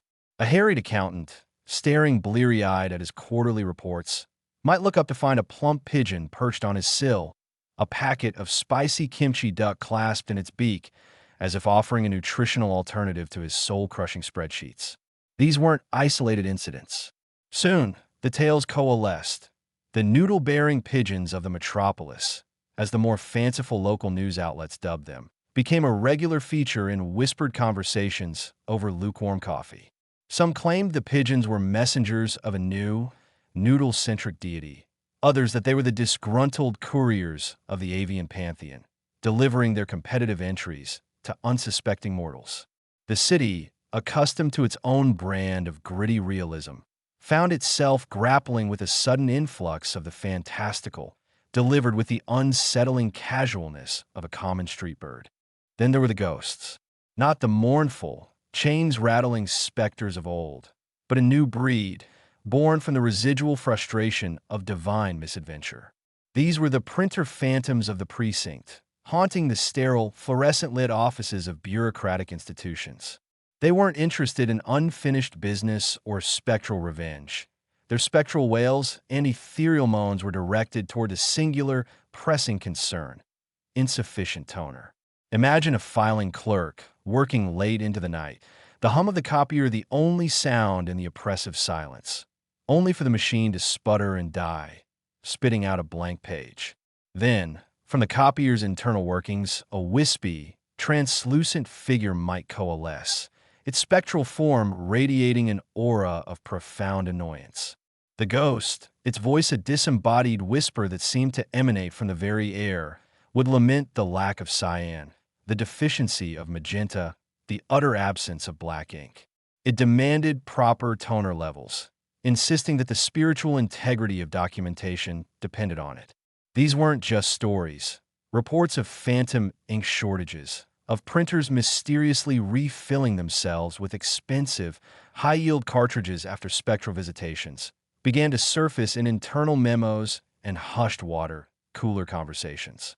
The gods, particularly those with a penchant for order, or, conversely, those who found mortal bureaucratic processes amusingly frustrating, had inadvertently created a new class of spectral haunting. And the statues, the stoic monuments that dotted the city's parks and plazas, silent witnesses to centuries of human history, suddenly found themselves imbued with a peculiar, almost liquid sorrow. Bronze generals and marble benefactors, usually impassive, were observed to weep. But their tears were not the clear, crystalline droplets of human grief. No, these were viscous, amber streams, smelling faintly of fermented soybeans. The soy sauce statues of the city, as they became known, were a bewildering spectacle. Children would dare each other to lick the salty, umami tears, while tourists, armed with their smartphones, documented the phenomenon for bewildered online audiences. Was it a divine commentary on the salty tears of human suffering, amplified and made manifest by a god with a peculiar sense of humor? Or perhaps a particularly melancholy nature spirit, lamenting the dwindling reverence for their stone forms, finding solace only in the condiments of modern cuisine?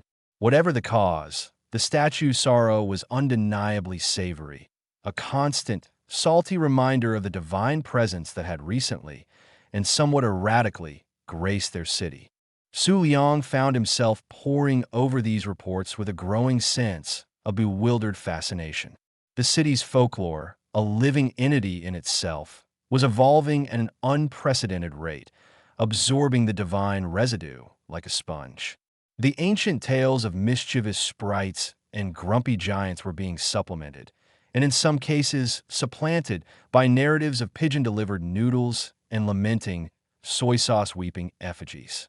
He read an anonymous online post detailing an encounter with a gourmet gnome who had replaced a family's entire pantry with artisanal ramen sachets, each one supposedly handcrafted by a minor deity of fermentation.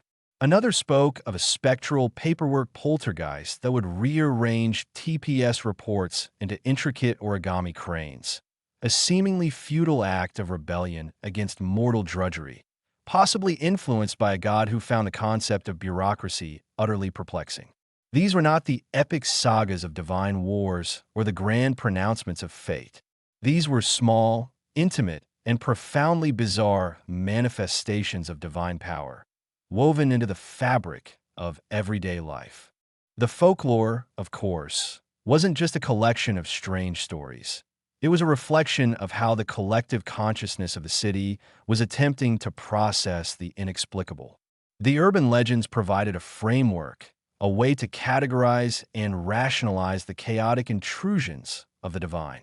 The noodle pigeons, for instance, offered an explanation for the sudden, unexplained appearance of ramen, transforming a baffling occurrence into a narrative with characters and motivations, however outlandish. The printer ghosts gave voice to the shared frustration of technological malfunctions, channeling it into a supernatural cause that, in its own way, was less frustrating than the arbitrary nature of faulty machinery. And the weeping statues?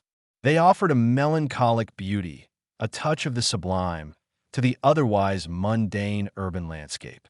Su Liang understood that these legends, while fantastical, were not entirely divorced from reality.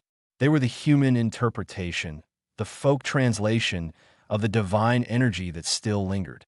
The residual effects of the foul flock's culinary dispute, the lingering aura of a minor god's misplaced affection for a particularly shiny noodle packet, the echo of a celestial argument over broth, these were the raw materials from which the city's new myths were being spun.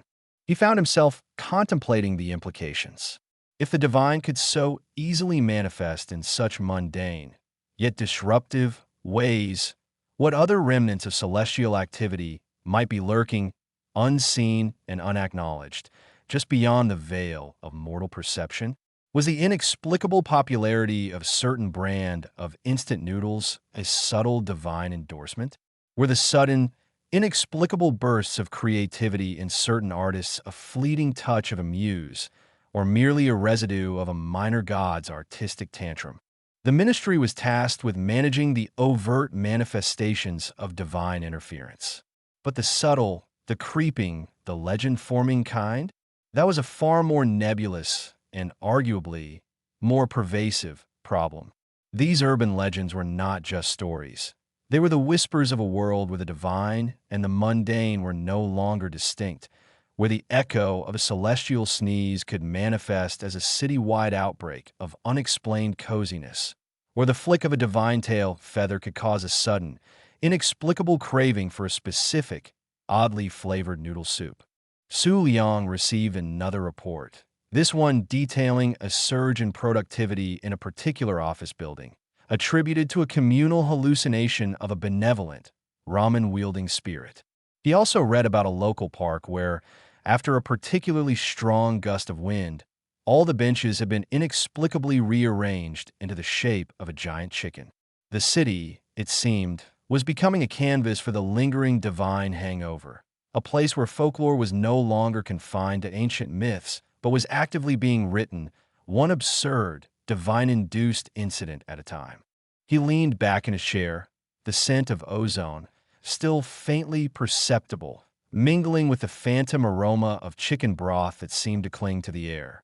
The foul flock had been appeased, their culinary pride momentarily soothed by the promise of official recognition and a ministry canteen filled with their prize-winning entries.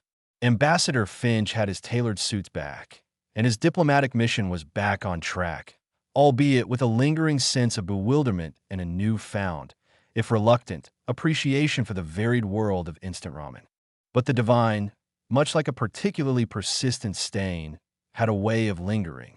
And in this city, its presence was now being etched into the very stories people told each other, transforming the ordinary into the extraordinary, the mundane into the mythical, one noodle packet, one phantom printer, one weeping statue at a time.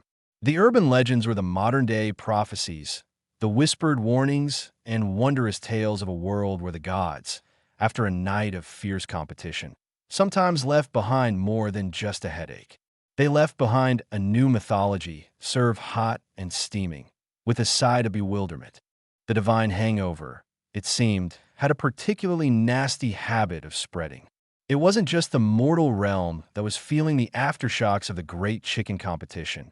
The very halls of Olympus, or whatever equivalent celestial gathering place the pantheons used, were apparently still reeling. Su Yang, nursing a lukewarm cup of what was technically supposed to be coffee, but tasted suspiciously like yesterday's birdbath water, found himself sifting through another missive from the ministry's far-flung network of informants. This one, however, bore the unmistakable scent of pure, unadulterated celestial chaos. The report, a digital download riddled with what looked like fragmented bird calls and the occasional existential lament, detailed the latest in divine diplomacy, or rather, the utter lack thereof. Another council had been convened, ostensibly to iron out the finer points of jurisdiction for minor miracles, a topic that had become surprisingly contentious in the wake of the recent poultry-based pandemonium. Apparently, the dispute over whether a minor deity of lost socks could claim dominion over the spontaneous reappearance of a misplaced sock, or if that fell under the purview of the trickster god of minor inconveniences, had escalated. And it had escalated, as these things so often did, with a distinct avian flavor. According to the garbled dispatch, the meeting had begun with the usual solemn pronouncements and self-important pronouncements. Gods of weather, deities of domesticity, minor patrons of forgotten hobbies, all had gathered, their ethereal forms shimmering with the self-importance of beings who rarely had to worry about the price of toner or the existential dread of a blank spreadsheet. They'd debated, they'd pontificated, and then, inevitably, someone had brought up the chicken incident. A god, whose portfolio apparently included minor poultry-related blessings, had taken offense at the perceived slight to their domain, suggesting that the entire affair could have been avoided if only more deities had consulted with them about avian-specific blessings. This, in turn, had irked a goddess of culinary arts, who felt that any discussion of food, even indirectly, should fall under her jurisdiction. The argument, like a poorly brewed broth, had thickened. Voices, usually resonant with divine authority, had begun to rise in pitch. Subtle magical auras had started to flicker with an unpleasant iridescence. And then, with a sudden, startling pop that sounded remarkably like a champagne cork but was described as more of an implosion of divine dignity, the council had devolved. The report described it with a horrifying vividness, despite its fragmented nature. Instead of celestial beings of immense power and cosmic significance, the chamber had been instantly transformed into a feathery maelstrom. Gods, goddesses, and even a few minor celestial bureaucrats had been irrevocably, and perhaps quite permanently, transformed into chickens. Not majestic eagles or wise owls, but common, clucking, squawking chickens. The report spoke of a veritable blizzard of feathers, of divine pronouncements being replaced by indignant clucks and outraged squawks. A god of thunder, now a scrawny Rhode Island red, had apparently attempted to issue a lightning bolt, but only managed a rather pathetic series of chirps. A goddess of moonlight, now a plump hen, had tried to cast a calming aura, but instead just ruffled her feathers menacingly. The jurisdictional dispute over lost socks had been utterly forgotten, replaced by a desperate, chaotic scramble to avoid being pecked. The inherent competitiveness that had fueled the great chicken competition seemed to have manifested in the most primal, avian way possible. They pecked at each other. They chased each other around the celestial chamber, their divine anger expressed in a series of frantic wing flutters and indignant squawks. The report even mentioned a particularly disgruntled peacock god, who, despite his transformation, had managed to retain some of his plumage and was apparently strutting around, preening his feathers and emitting condescending squawks at the common fowl he now resembled. The council, predictably, had been adjourned in utter disarray. The celestial scribe, who had inexplicably transformed into a miniature bantam rooster, had managed to peck out a final, albeit shaky, decree. Meeting adjourned. All further jurisdictional disputes to be handled via written correspondence. And for the love of all that is divine, no more poultry-related discussions for at least a millennium. The report ended with the sound of 1,000 chickens, or rather, 1,000 former gods, all squawking in unison, a sound that was described as less a divine chorus and more the collective despair of a malfunctioning henhouse. Su Yang rubbed his temples, a weary sigh escaping his lips. Poultry-based schism, he muttered to himself, the words tasting as absurd as they sounded. Of course, it was always something. After the ramen crisis, the soy sauce statues, the phantom printer ink, he had hoped, perhaps foolishly, that the divine interference had run its course. He had imagined that the pantheons, having had their fill of mortal culinary delights and their fragile egos bruised, would retreat to their celestial abodes to lick their wounds, or perhaps engage in some less disruptive forms of divine amusement. But no, the gods, it appeared, were just as prone to hangovers, both literal and metaphorical, as any mortal. And when their divine hangovers manifested in physical transformations and interpanthean squabbling, it invariably fell to the ministry, and by extension, to Su Liang, to pick up the pieces, or, in this case, to sweep up the feathers. He imagined the scene. The gleaming marble halls of the celestial council chamber, now littered with down, strewn with the remnants of divine authority, all thanks to an argument over jurisdiction and a collective, overwhelming urge to cluck. It was almost poetic in its utter absurdity. The very beings who dictated the rise and fall of empires, who governed the fundamental forces of the universe, reduced to pecking at each other over turf wars that would have been more appropriate in a suburban garden. He pictured Ambassador Finch, a being who had probably dealt with more celestial infighting than any mortal could comprehend, try to navigate this feathered free-for-all. Had he been present? The report was unclear, but it was highly probable. Finch, with his impeccable tailoring and his even more impeccable ability to maintain a diplomatic facade even in the face of utter chaos, would have been the natural choice to oversee such a meeting. Su Yang could only imagine the sheer, unadulterated horror that would have flickered across Finch's usually impassive features as he watched the divine hierarchy devolve into a flock of squawking fowl.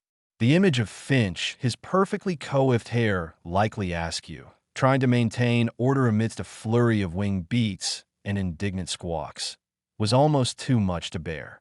The implications, as always, were far-reaching.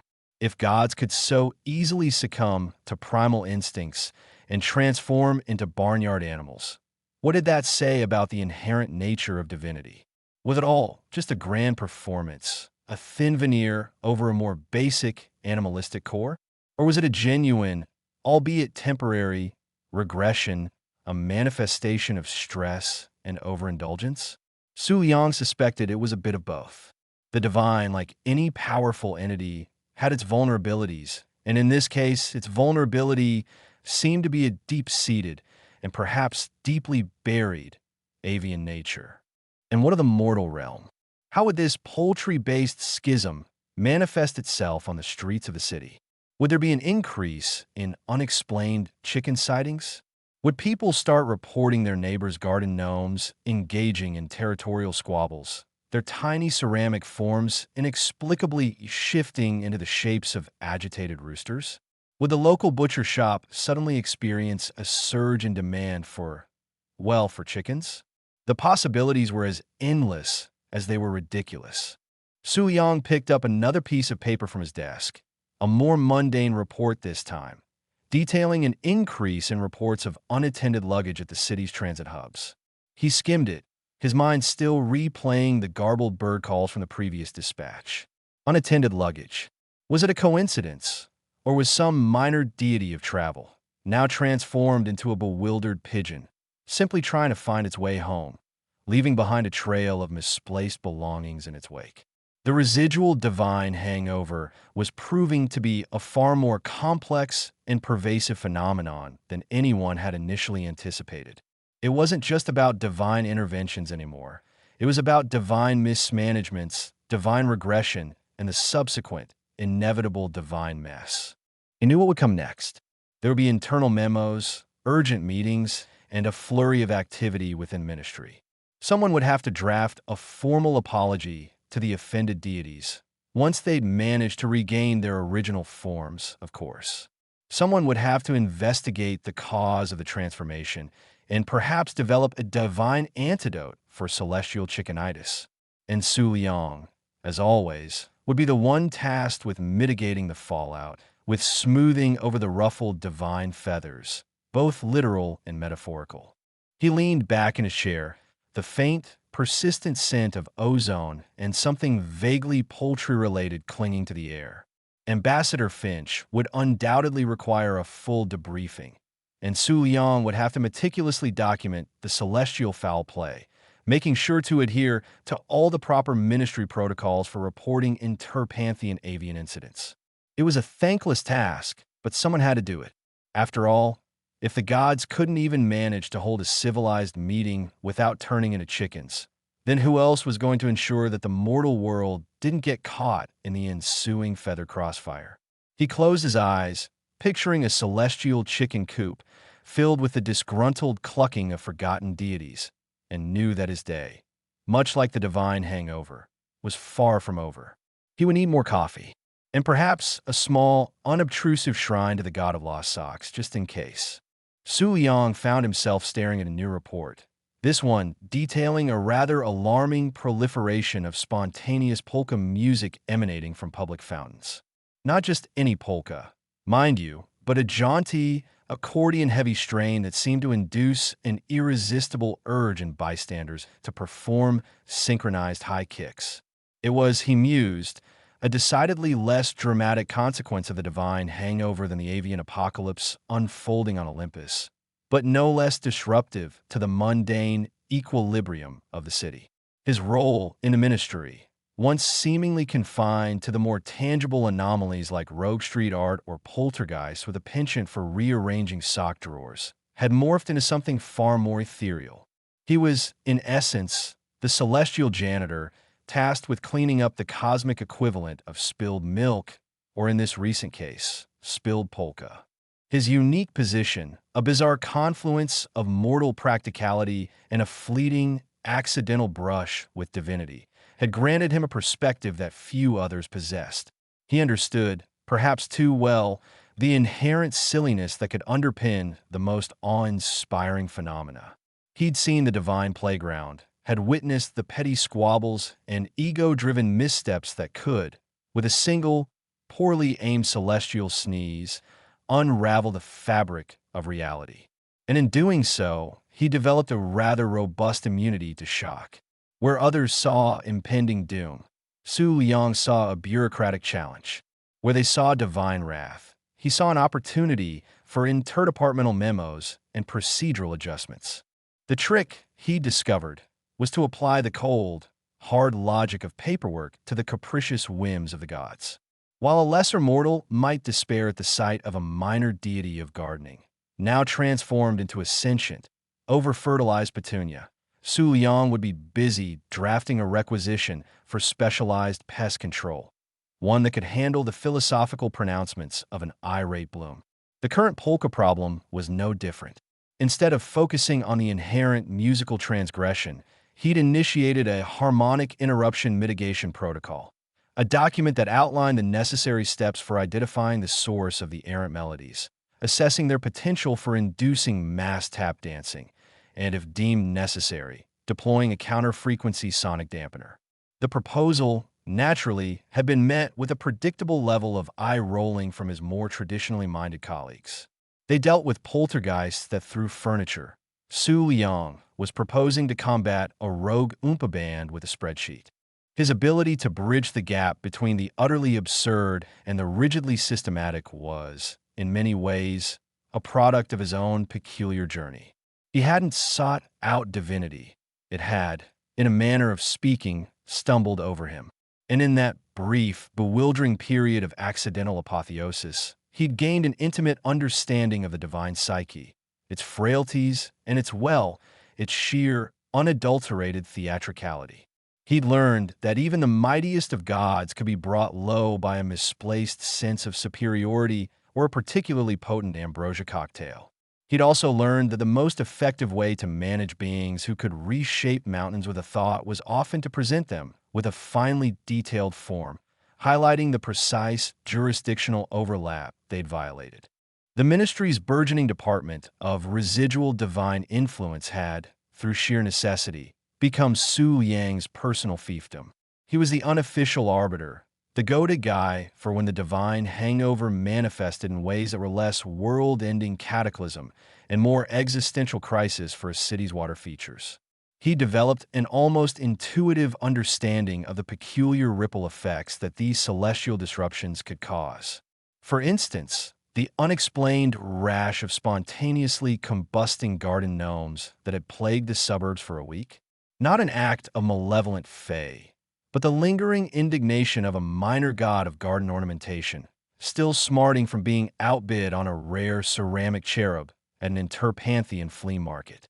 His solution had involved a carefully worded letter of apology, delivered by a particularly stoic gargoyle, and a small, but symbolically significant, donation to the god's chosen celestial charity.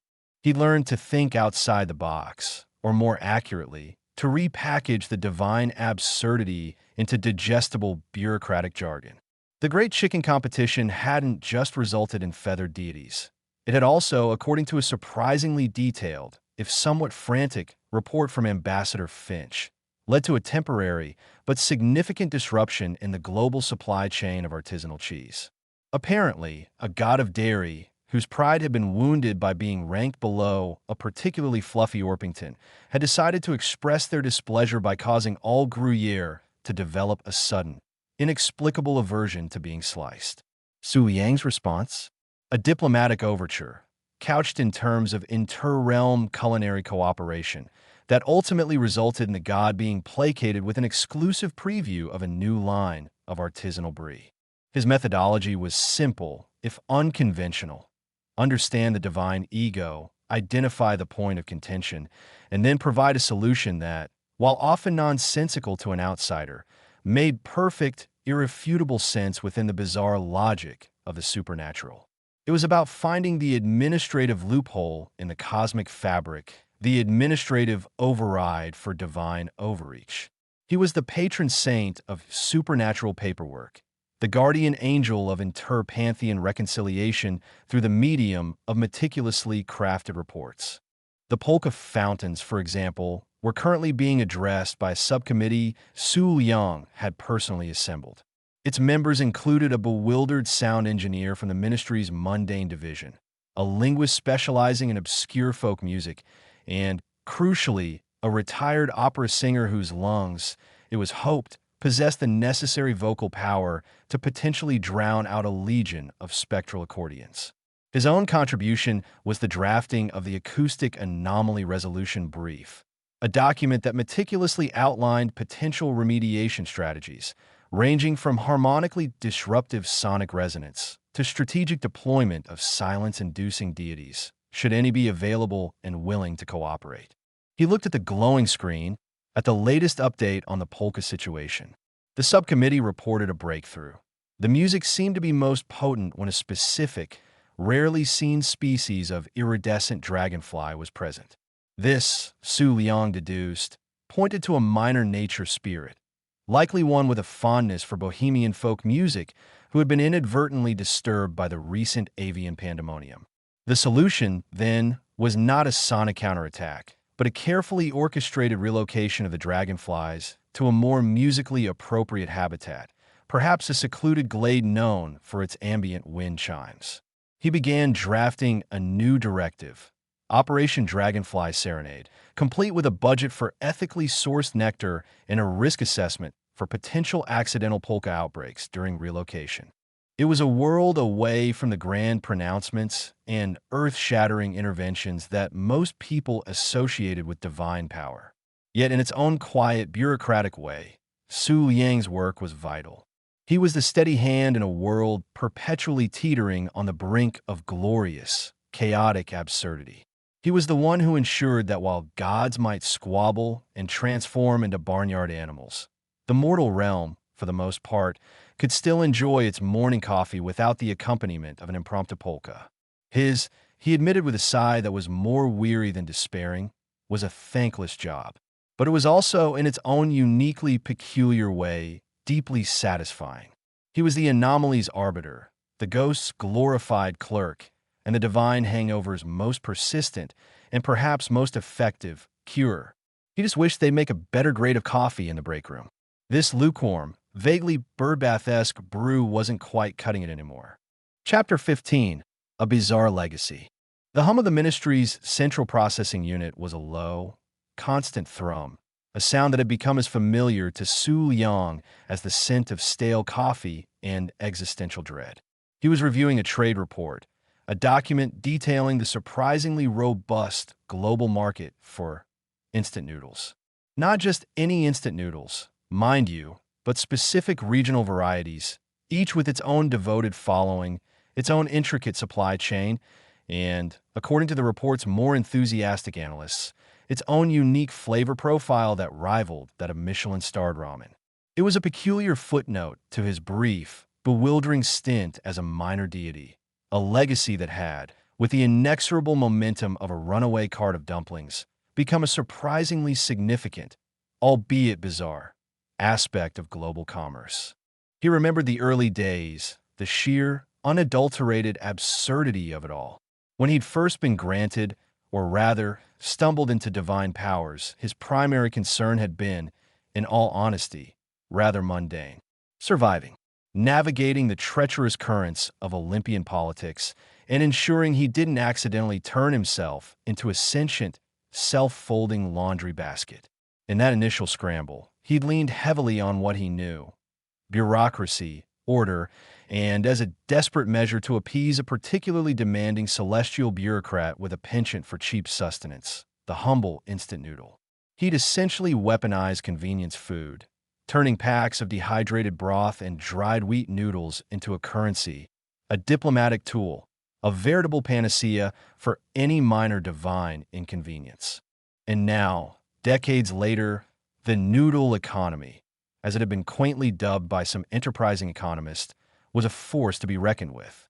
Specialized markets, akin to wine cellars or rare stamp auctions, were dedicated to the rarest, most sought-after brands. Noodle connoisseurs debated the nuanced mouthfeel of a 20-year-old batch of Dragon's Breath chili flavor, the subtle floral notes of a forgotten Celestial Garden vegetable variant. Online forums buzzed with discussions on optimal boiling times, the perfect accompanying toppings. Artisanal dried seaweed and ethically sourced quail eggs were apparently de rigueur, and the provenance of obscure, small-batch noodle makers who claimed to use water blessed by forgotten river spirits. Su Liang traced a line on the report, his brow furrowed, though not in distress. It was more of a detached fascination. He recalled the initial panic when a minor deity of culinary arts, upset by some imagined slight involving a poorly presented ambrosia salad, had threatened to unleash a plague of blandness upon the mortal world. His solution? A swift, strategic deployment of a few thousand cases of a particularly potent fiery phoenix instant ramen, a brand so imbued with flavor that it was rumored to temporarily imbue the eater with the ability to breathe small, controlled puffs of smoke. The deity, a glutton for punishment and spice, had been so utterly consumed by the noodles that the plague of blandness had been forgotten, and the global culinary scene had, in a roundabout way, been saved by a packet of dehydrated broth. Then there was the incident with the minor god of travel, a perpetually disgruntled being who felt his domain was being encroached upon by the burgeoning airline industry. He'd retaliated by causing all public transportation to spontaneously reroute to the most inconvenient, desolate locations imaginable. Buses would end up in the middle of salt flats, trains would chug into active volcanoes, and ferries would inexplicably find themselves sailing across landlocked deserts. The chaos was immense, the economic impact catastrophic. Su Liang's solution had been elegant in its own way. He'd brokered a deal, a guaranteed, steady supply of premium Voyager's ramen, a specially formulated flavor designed to evoke a sense of nostalgic wanderlust, in exchange for the god's pledge to keep transportation networks reasonably functional. The god, it turned out, had a particular weakness for savory, umami-rich broths, and the promise of an endless supply had been enough to quell his existential transportation-related angst. The report detailed the intricate logistics involved: dedicated shipping lanes, some even utilizing repurposed celestial barges that had once ferried souls across the Styx, now relabeled as noodle navigators, were solely dedicated to noodle transport.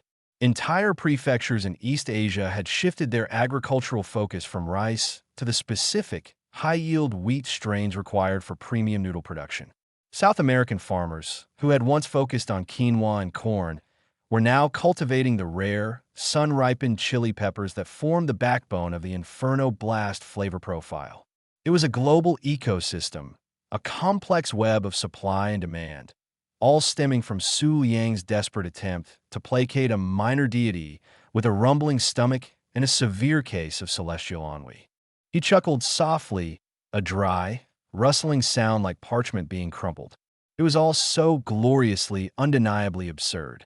He'd once commanded the very essence of divine power, could have reshaped mountains or whispered secrets to the stars. Instead, he'd inadvertently built a global economic powerhouse out of instant soup. The irony was not lost on him. His foray into godhood had been brief, accidental, and ultimately rather underwhelming in terms of personal glory. He hadn't conquered realms or engaged in epic battles. His most significant achievement, it seemed, was ensuring that humanity had access to a quick, cheap, and surprisingly satisfying meal, even in the face of cosmic disruption. The report went on to discuss the cultural impact. Noodle-themed festivals were now a common occurrence in major cities. Chefs, once content with traditional haute cuisine, were experimenting with deconstructed instant noodle dishes, elevating them to art forms. Academics were writing dissertations on the semiotics of noodle packaging, the socio-political implications of the spicy pork bone broth versus the mushroom medley. There were even underground noodle-eating competitions, fueled by the same competitive spirit that had once driven gods to wage wars over celestial real estate. Su Yang found himself idly wondering about the fate of the minor deity of culinary arts. Had he ever truly recovered from the overwhelming experience of the fiery phoenix? The report mentioned a surge in demand for extremely spicy foods, a trend attributed by some rather imaginative food bloggers to a resurgence of elemental fire worship. Su Yang suspected it was just the lingering effect of a few thousand packets of super spicy ramen being consumed by a deity who couldn't resist a culinary challenge. The economic implications were staggering.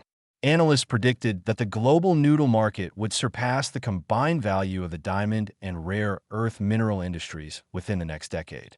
The stability of several small island nations, once reliant on tourism or fishing, was now directly tied to the consistent export of their locally produced, uniquely flavored instant noodles.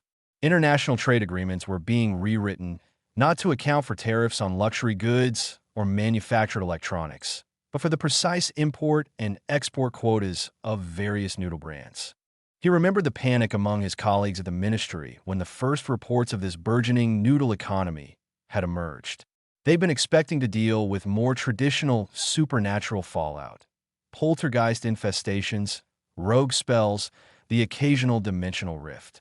They had not, however, anticipated a global economic system being built on the foundations of dehydrated vegetables and flavored powder.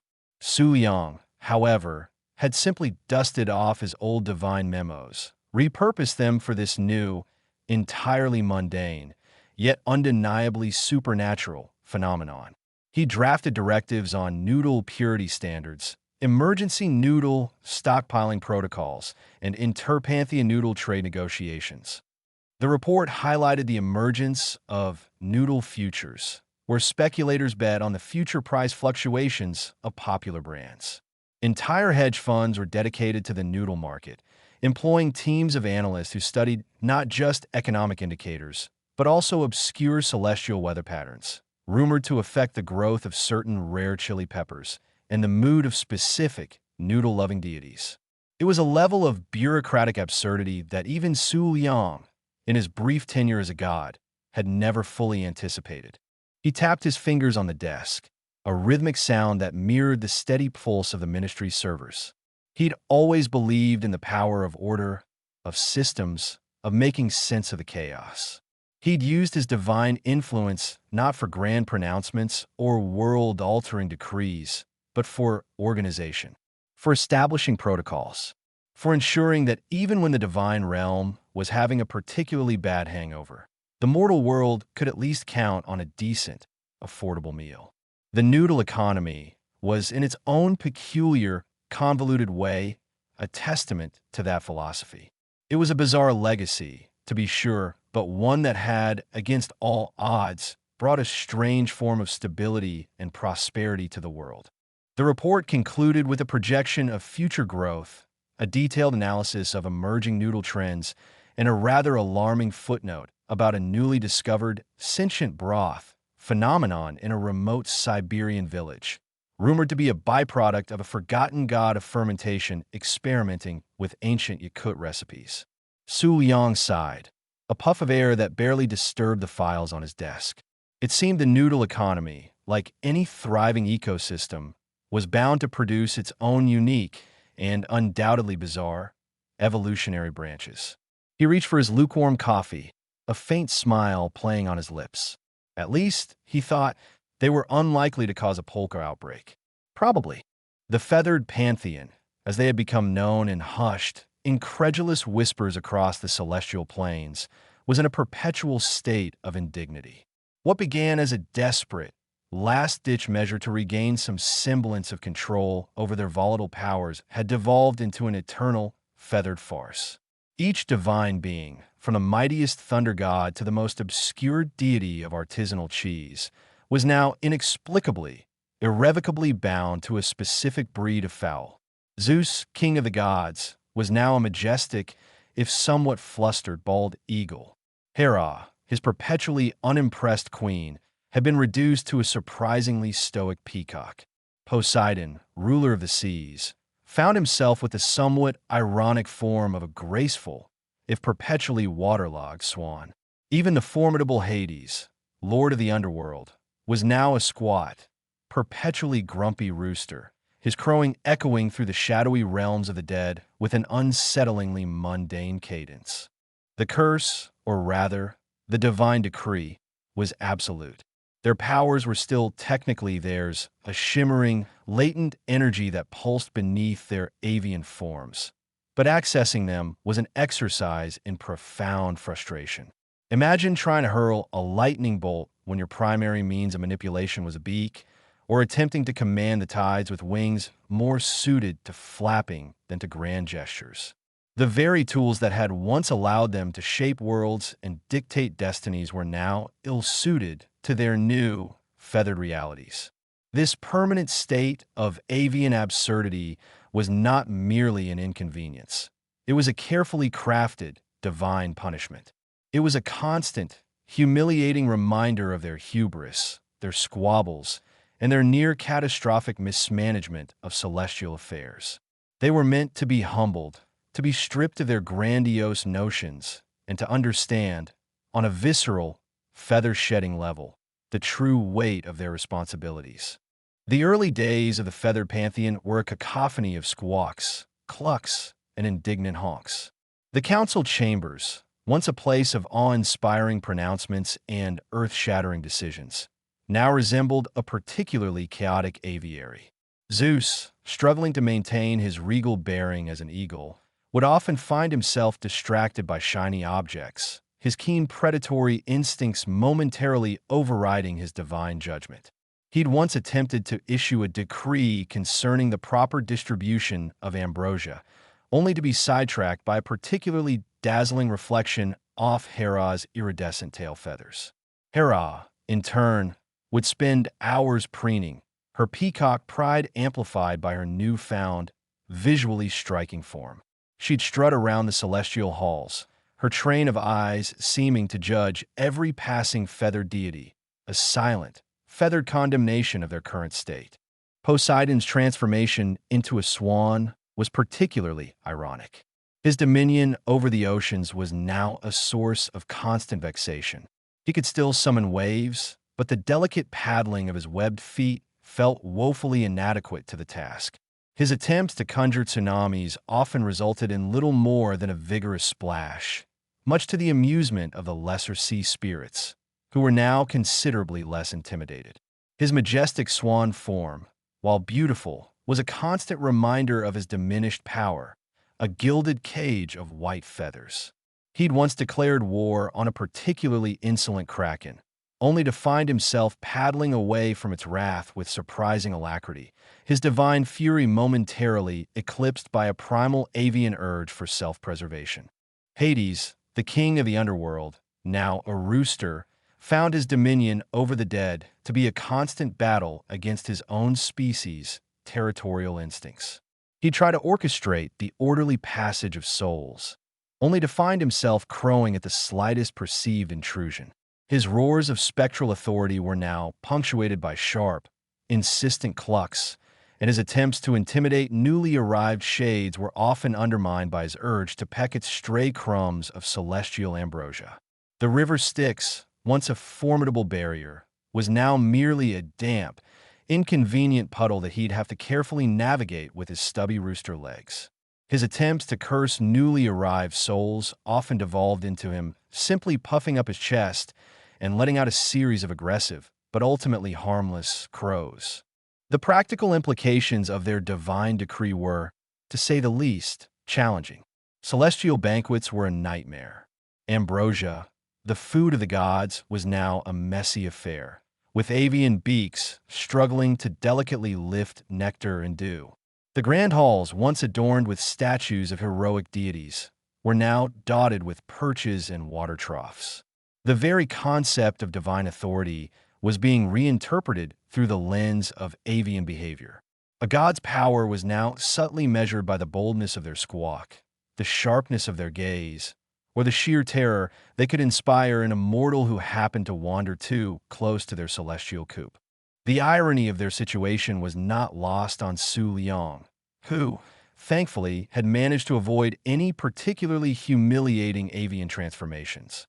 His brief stint as a god had left him with a deep understanding of the absurdities of power, and the noodle economy was merely a symptom of a larger, more fundamental instability within the divine realm. He'd seen firsthand how easily divine authority could be eroded, not by external forces, but by internal squabbles and a profound lack of self-awareness. The gods had brought this feathered fate upon themselves, a self-inflicted wound that had reshaped their very existence. The lesser deities, those who had always been closer to the mortal realm and its more mundane concerns, found their transformations particularly fitting. The minor god of hearth and home, once a benevolent spirit of warmth and comfort, was now a plump, contented hen, clucking softly as she oversaw the celestial nursery. The god of gossip and rumors, whose divine duty it was to spread whispers through the mortal world, had become a chattering magpie, his every utterance a flurry of iridescent feathers and rapid-fire pronouncements. He was, by all accounts, more effective in his new form, his natural inclination for incessant chatter perfectly suited to his divine role. There were, of course, moments of lingering divine power that would surface, often in the most unexpected ways. A sudden gust of wind might be attributed to a particularly agitated eagle Zeus attempting to take flight. A perfectly timed downpour could be a sign of Poseidon Swan's watery wrath. But these displays were rare, fleeting, and often accidental. The gods were no longer masters of their domain. They were its most peculiar inhabitants, their power a faint echo of its former glory, a whisper carried on the wind. The celestial bureaucracy, ever resilient, had adapted. New departments were formed: the Department of Feather Management, the Office of Avian Diplomacy, and the Ministry of Seed Distribution. Divine scribes, now often found diligently pecking at celestial parchment, meticulously documented the daily lives of the feathered pantheon. Their reports filled with observations on mating rituals, territorial disputes, and the occasional celestial molting. The once sacred scrolls of divine law were now interspersed with ornithological diagrams and treatises on the proper care of different bird species. The greatest challenge, however, was not the physical transformation, but the psychological one. The gods were forced to confront their own fallibility, their own pettiness, and the sheer, unadulterated absurdity of their predicament. They were stripped of their omnipotence, their divine aura replaced by the rustling of feathers and the occasional, undignified squawk.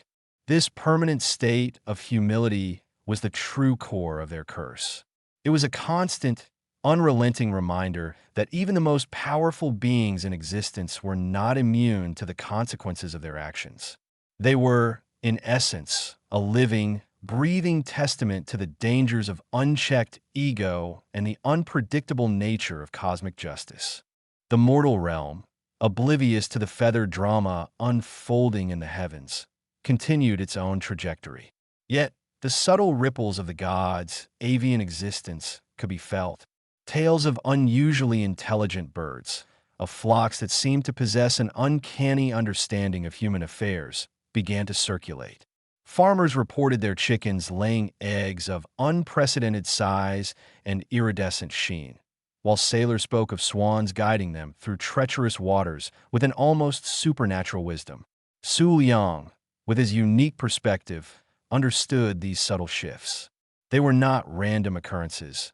They were the unintended consequences of divine power, filtered through the clumsy, yet somehow still potent, forms of feathered beings. The gods' dilemma was a profound one. How could they reclaim their lost authority when their very forms were a mockery of their former glory? How could they command respect when their most powerful pronouncements were often drowned out by the flapping of wings or the indignant squawk of a disgruntled rooster? They were trapped in a gilded cage of feathers, their divine essence forever intertwined with the mundane existence of birds. This was their legacy, their eternal punishment, and perhaps, in its own strange way, a necessary lesson in humility for the beings who had once believed themselves to be beyond consequence.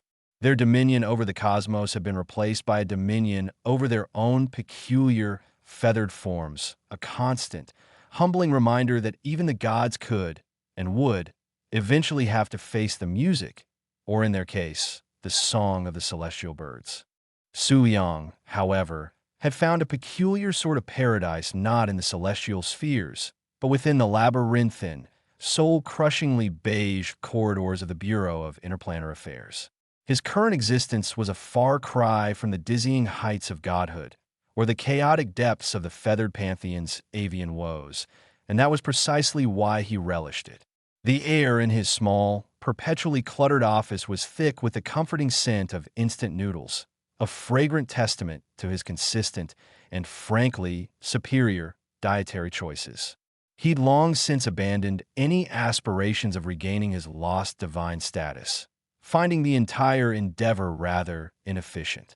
The grand pronouncements, the earth-shattering interventions, the constant squabbles over cosmic power, it all seemed so utterly exhausting from the vantage point of a comfortable, albeit slightly ink-stained, swivel chair. His official title, etched onto a rather unimpressive nameplate that had seen better days, read, Senior Archivist, Department of Foul-Related Celestial Incidents. It was a mouthful, a testament to bureaucratic bloat, and a role that, to most, would sound like a particularly tedious purgatory. But for Su Liang, it was akin to finding a perfectly seasoned bowl of ramen in a desolate wasteland. He was in charge of cataloging, cross-referencing, and meticulously filing every single report, incident log, and anecdotal account related to the gods' unfortunate avian transformations. The sheer volume of paperwork was staggering. Reports on Zeus's eagle, attempts to hoard shiny objects, Hera's peacock, increasingly elaborate preening routines that occasionally disrupted interdepartmental memos, Poseidon's swan, surprisingly effective lobbying efforts for improved celestial aquatic facilities, and Hades's rooster, persistent crowing that interfered with the early morning teleconferences. He dealt with the fallout of divine indignity on a daily basis. There were memos from a Ministry of Seed Distribution requesting clarification on the optimal grain size for eagle feed, internal communication from the Office of Avian Diplomacy outlining strategies for de-escalating territorial disputes between a particularly feisty eagle and a territorial hawk deity, and frantic pleas from the Department of Feather Management for more efficient molting disposal solutions. Each document, no matter how mundane or absurd, was handled with a quiet competence that belied the cosmic chaos it represented. Su Liang approached his work with a singular focus, his mind sharp and his organizational skills honed by millennia of being Su Liang. The noodle economy, a lingering consequence of his brief, yet impactful tenure as a god, was a subject he treated with a sort of affectionate detachment. He had, through a series of shrewd, albeit somewhat unconventional, interventions, established a surprisingly stable and thriving noodle market within the celestial realms. The gods, in their feathered forms, found solace and sustenance in the comforting warmth and predictable flavors of his noodle creations. It was a small, tangible legacy, far more satisfying than any grand cosmic decree. He had even managed to secure a personal, ongoing supply of his favorite brand, Emperor's Delight, a rich, savory broth with perfectly chewy noodles, delivered directly to his office every Tuesday. The sheer predictability of it all was a balm to his weary soul. He'd often find himself chuckling softly as he sorted through particularly egregious reports. There was one, a hastily scribbled note from a minor nymph, detailing how Aphrodite, now a surprisingly plump and rather vain dove, had spent an entire afternoon attempting to seduce a particularly stoic garden gnome. Another described Ares, a belligerent turkey, attempting to instigate a gladiatorial combat with a bewildered celestial squirrel. The sheer absurdity of it all never failed to amuse him. He saw the grand drama of the divine realm as a cosmic comedy of errors, and he, Su Liang, was merely a spectator, a detached observer with a very important filing system. His time as a god had been a whirlwind, a period of intense power and even more intense responsibility. He'd grappled with the very fabric of existence, intervened in mortal affairs, and even, in a moment of ill-advised pique, initiated the great noodle diaspora. But the experience, rather than leaving him with a burning desire to reclaim his former glory, had instilled in him a profound appreciation for the mundane. He'd seen the hubris of power, the fragility of authority, and the utter pointlessness of divine squabbles. The universe, he had concluded, was far too chaotic to be managed by beings prone to petty rivalries and existential meltdowns, especially when those beings were, at the moment, covered in feathers. He much preferred the quiet satisfaction of a perfectly organized file cabinet, the comforting hum of the celestial photocopier, and the simple pleasure of a steaming bowl of noodles. His office, though perhaps lacking in divine luminescence or celestial grandeur, was a haven of order in a universe teetering on the brink of avian-induced madness. He had stability, purpose, and an endless supply of his favorite sustenance. What more could a former deity, or a present-day archivist, ask for? He remembered his brief flirtation with true divinity, the heady rush of wielding cosmic power. It was like trying to hold lightning in your bare hands. Exhilarating, certainly, but ultimately unsustainable and prone to causing considerable collateral damage. The gods, in their infinite wisdom, or lack thereof, had managed to turn their immense power into a feathered farce. And he, Su Liang, had played his part, however small. He had, in his own way, helped to shape the noodle-based economy that now sustained a significant portion of the feather pantheon. It was a bizarre legacy, to be sure, but one that he wore with a quiet pride. The complaints from a department of divine dietetics were a particular source of amusement. They detailed the difficulties in providing a balanced diet for a flock of gods, each with their own unique avian needs and dietary preferences. Zeus, for instance, had developed a penchant for particularly iridescent beetles, while Hades, as a rooster, had a surprisingly refined palate for exotic grains. Poseidon, ever the water enthusiast, insisted on a constant supply of premium celestial kelp, and Hera, in her peacock glory, demanded only the finest, most nutrient-rich berries. Su Liang, however, remained steadfast in his commitment to Emperor's Delight noodles, a testament to his unwavering belief in the power of simple, well-executed comfort food. He often mused on the nature of purpose. Had he truly found it in this beige sanctuary of paperwork and dried noodles? He thought so. He was no longer striving for ultimate power, no longer wrestling with the fate of worlds. He was simply a man doing a job, a very specific, very peculiar job, but a job nonetheless. And in that simplicity, he found a profound sense of contentment. The celestial planes might be in disarray, the gods might be clucking and squawking their way through eternity, but in his little office, there was order, there was routine, and there were always noodles. The irony of his situation was not lost on him. He, who had once been privy to the grandest cosmic secrets, now spent his days deciphering poorly written reports about divine birdseed preferences. He had seen the birth of stars and the demise of galaxies, and now his primary concern was ensuring that the correct classification code was applied to a report detailing a swan god's elaborate territorial dispute over a celestial lily pad. It was a far cry from his former existence, and yet, in its own way, it was deeply satisfying. He had no regrets about his time as a god. It had been an experience, a valuable lesson, and a rather amusing chapter in his infinitely long existence. But the allure of divine power had faded, replaced by a yearning for something more tangible, more grounded. And he had found it not in the celestial heavens, but in the earthly, or rather, the interplanar bureaucracy. He had found a quiet corner of existence where he could exercise his unique talents for organization and analysis, a place where his contributions, however seemingly insignificant, were acknowledged and appreciated. The salary, while not exactly astronomical, was steady. The benefits package, surprisingly comprehensive for a bureau dealing with celestial foul-related incidents, included excellent dental and a surprisingly generous allowance for instant noodle purchases. He had a comfortable apartment, a reliable mode of interplanar transport, a slightly battered, but always punctual celestial bus, and a social life that, while not exactly bustling, was perfectly adequate. He had colleagues, some of whom were gods in feathered form, others who were mere mortals with an uncanny ability to tolerate the pervasive scent of instant ramen.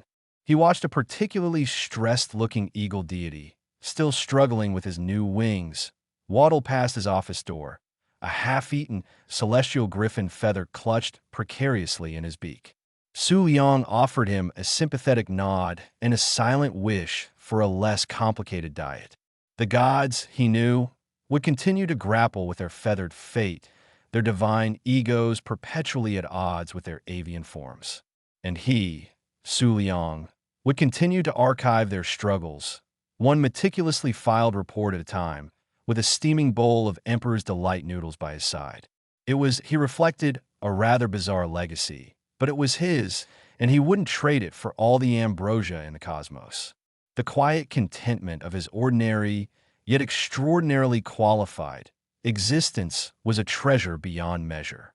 The great celestial upheaval, as the history books, or rather, the exceedingly dusty interplanar scrolls, would no doubt one day label it, hadn't exactly resulted in a neat, tidy resolution.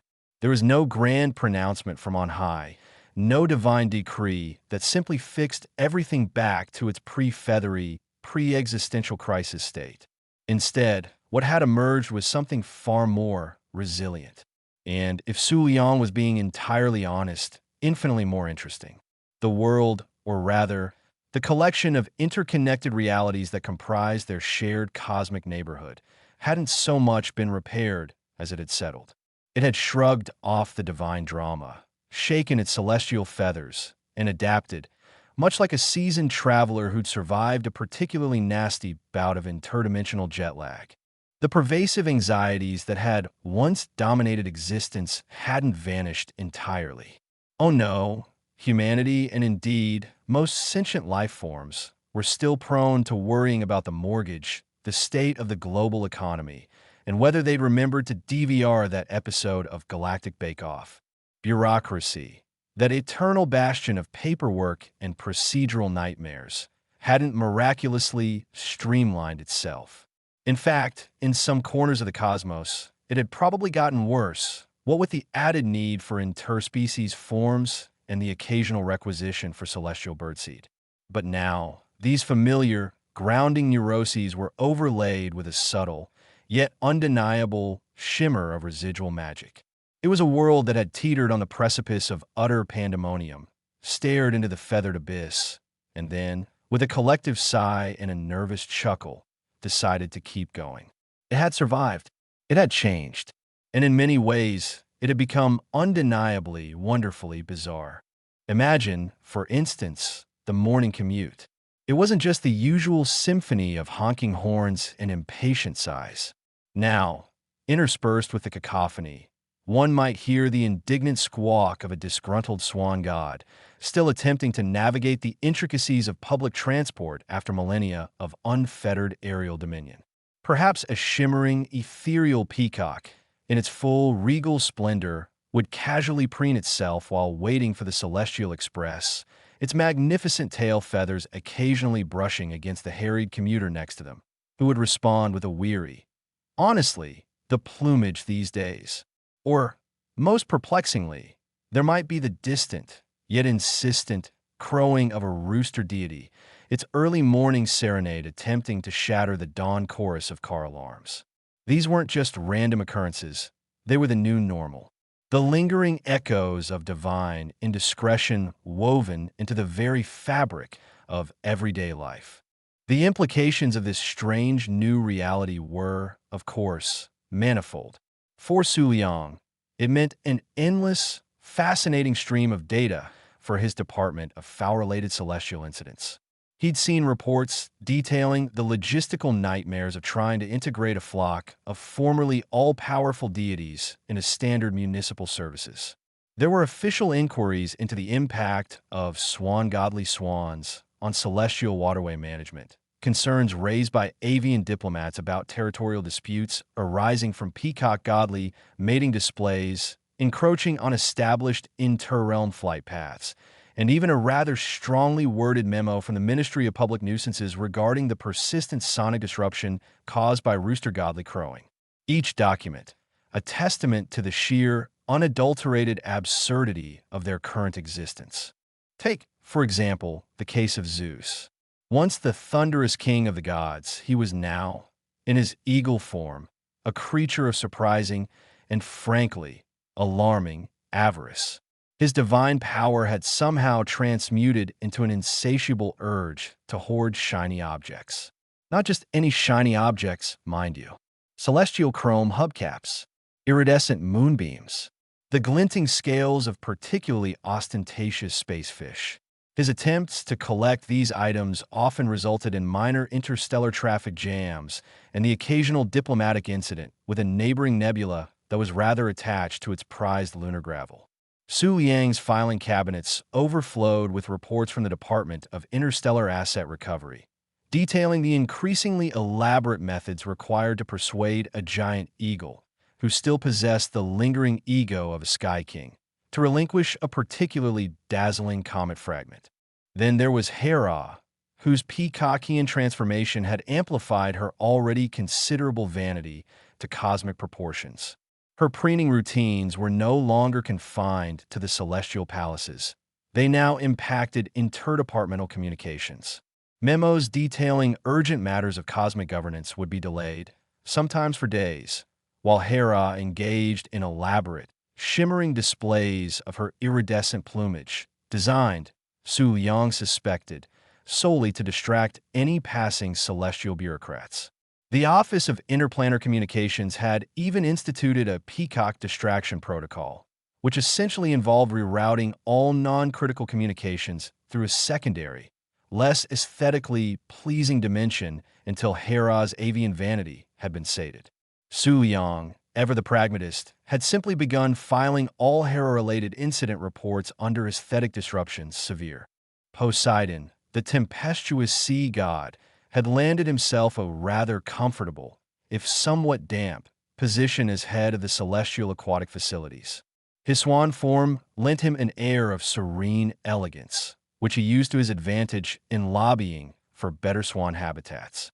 This involved not just celestial oceans, but also meticulously maintained celestial ponds, strategically placed to offer optimal reflective surfaces for his magnificent white plumage. The Department of Celestial Infrastructure was constantly battling the budget overruns as Poseidon's aquatic demands grew more extravagant. Reports detailed the installation of solar-powered fountains that mimicked the ebb and flow of terrestrial tides, and the importation of rare, luminescent algae to enhance the visual appeal of his swimming grounds. Su Liang, sipping his emperor's delight, often found himself sketching out flowcharts for how a single swan could command such significant bureaucratic resources. And Hades, oh Hades, His rooster form was perhaps the most jarring of all the divine avian conversions.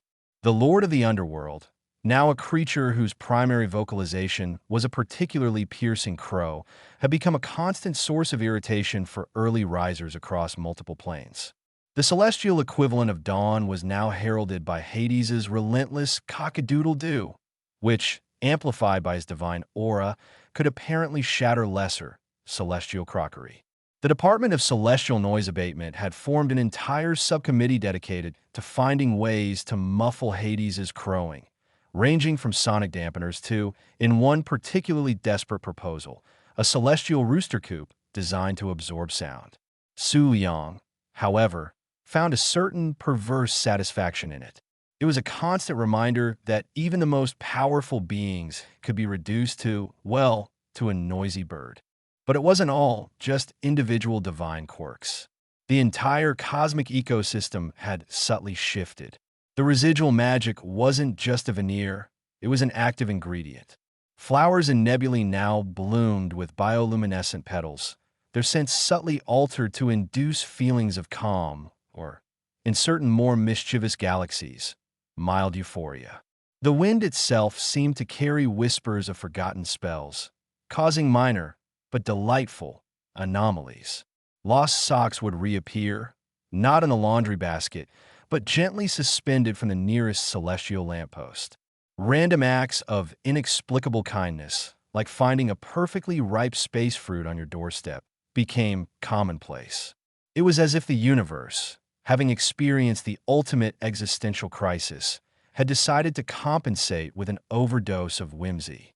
The human element, of course, remained.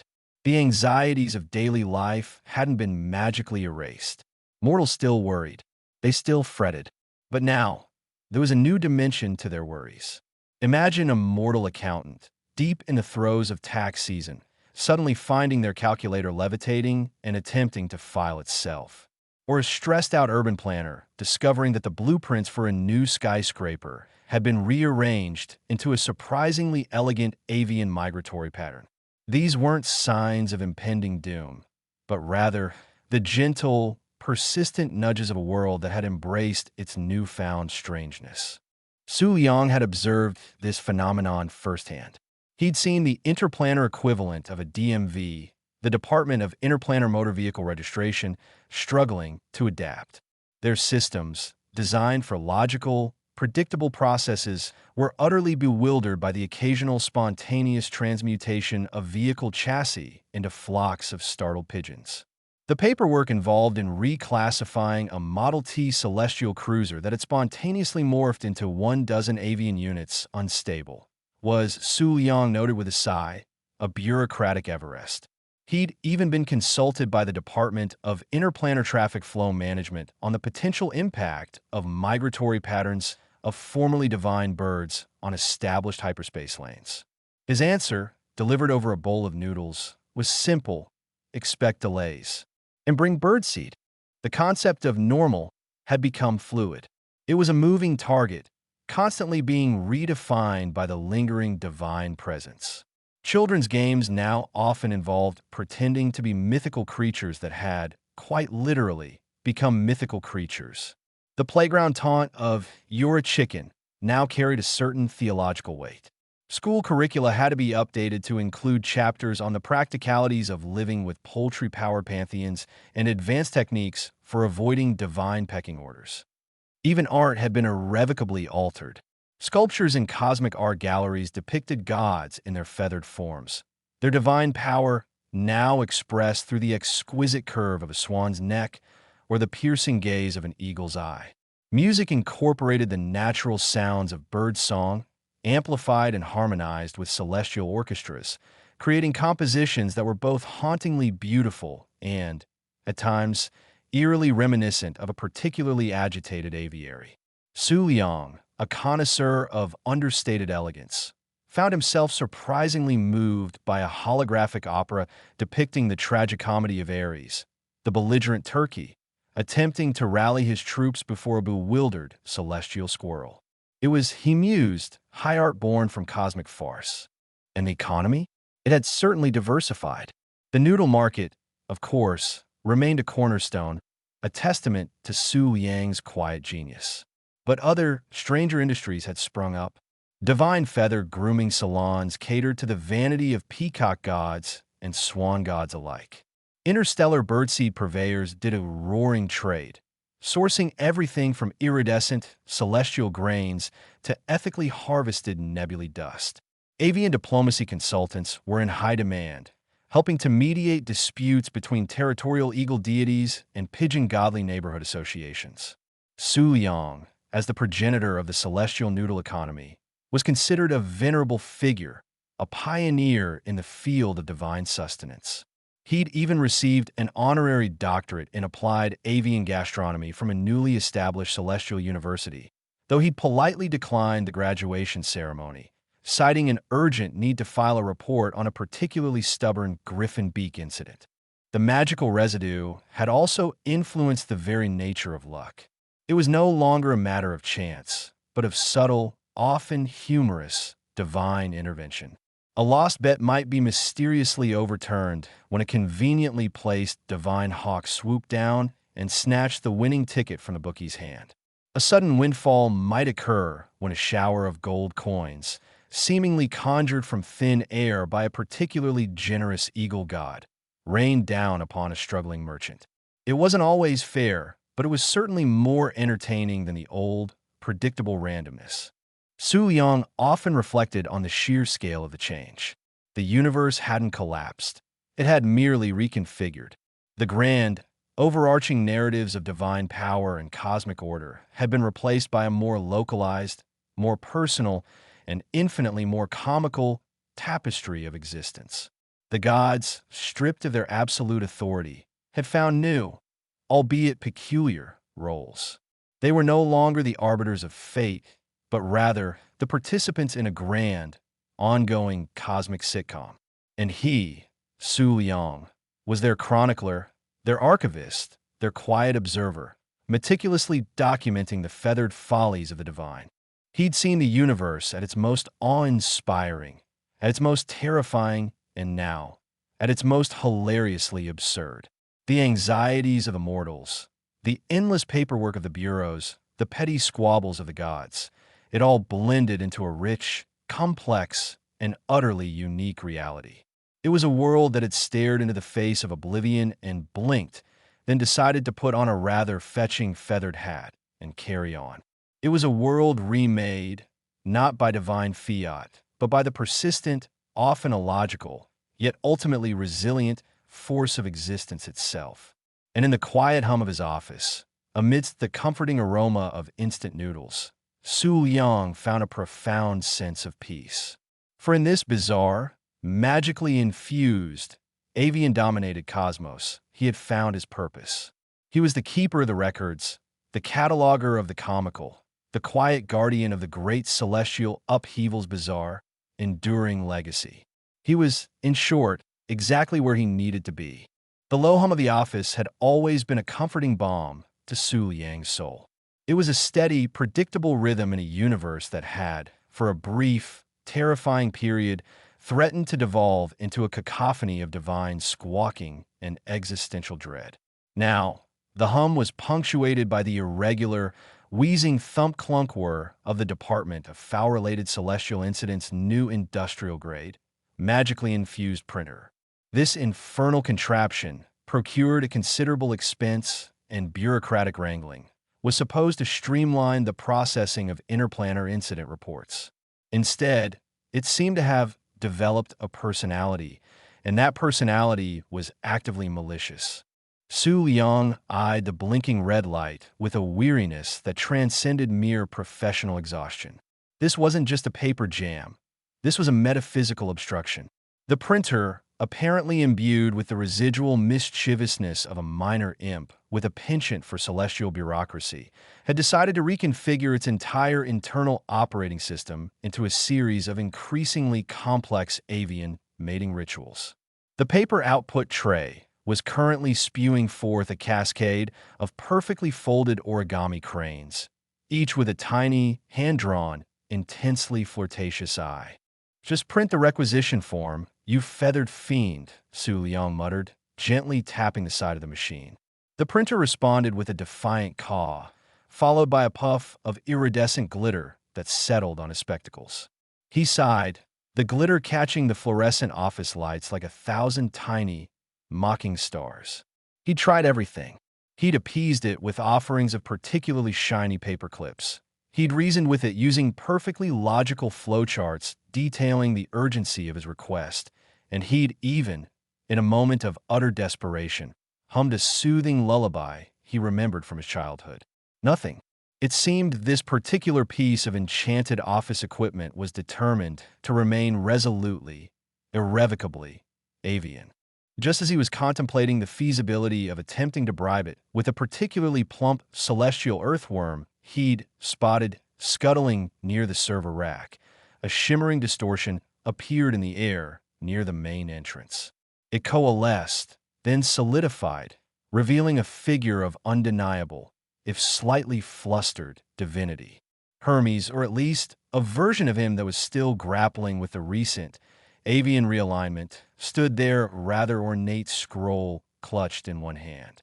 His usual winged sandals seemed a tad less aerodynamic than usual, and there was a faint but persistent tremor in his left wing.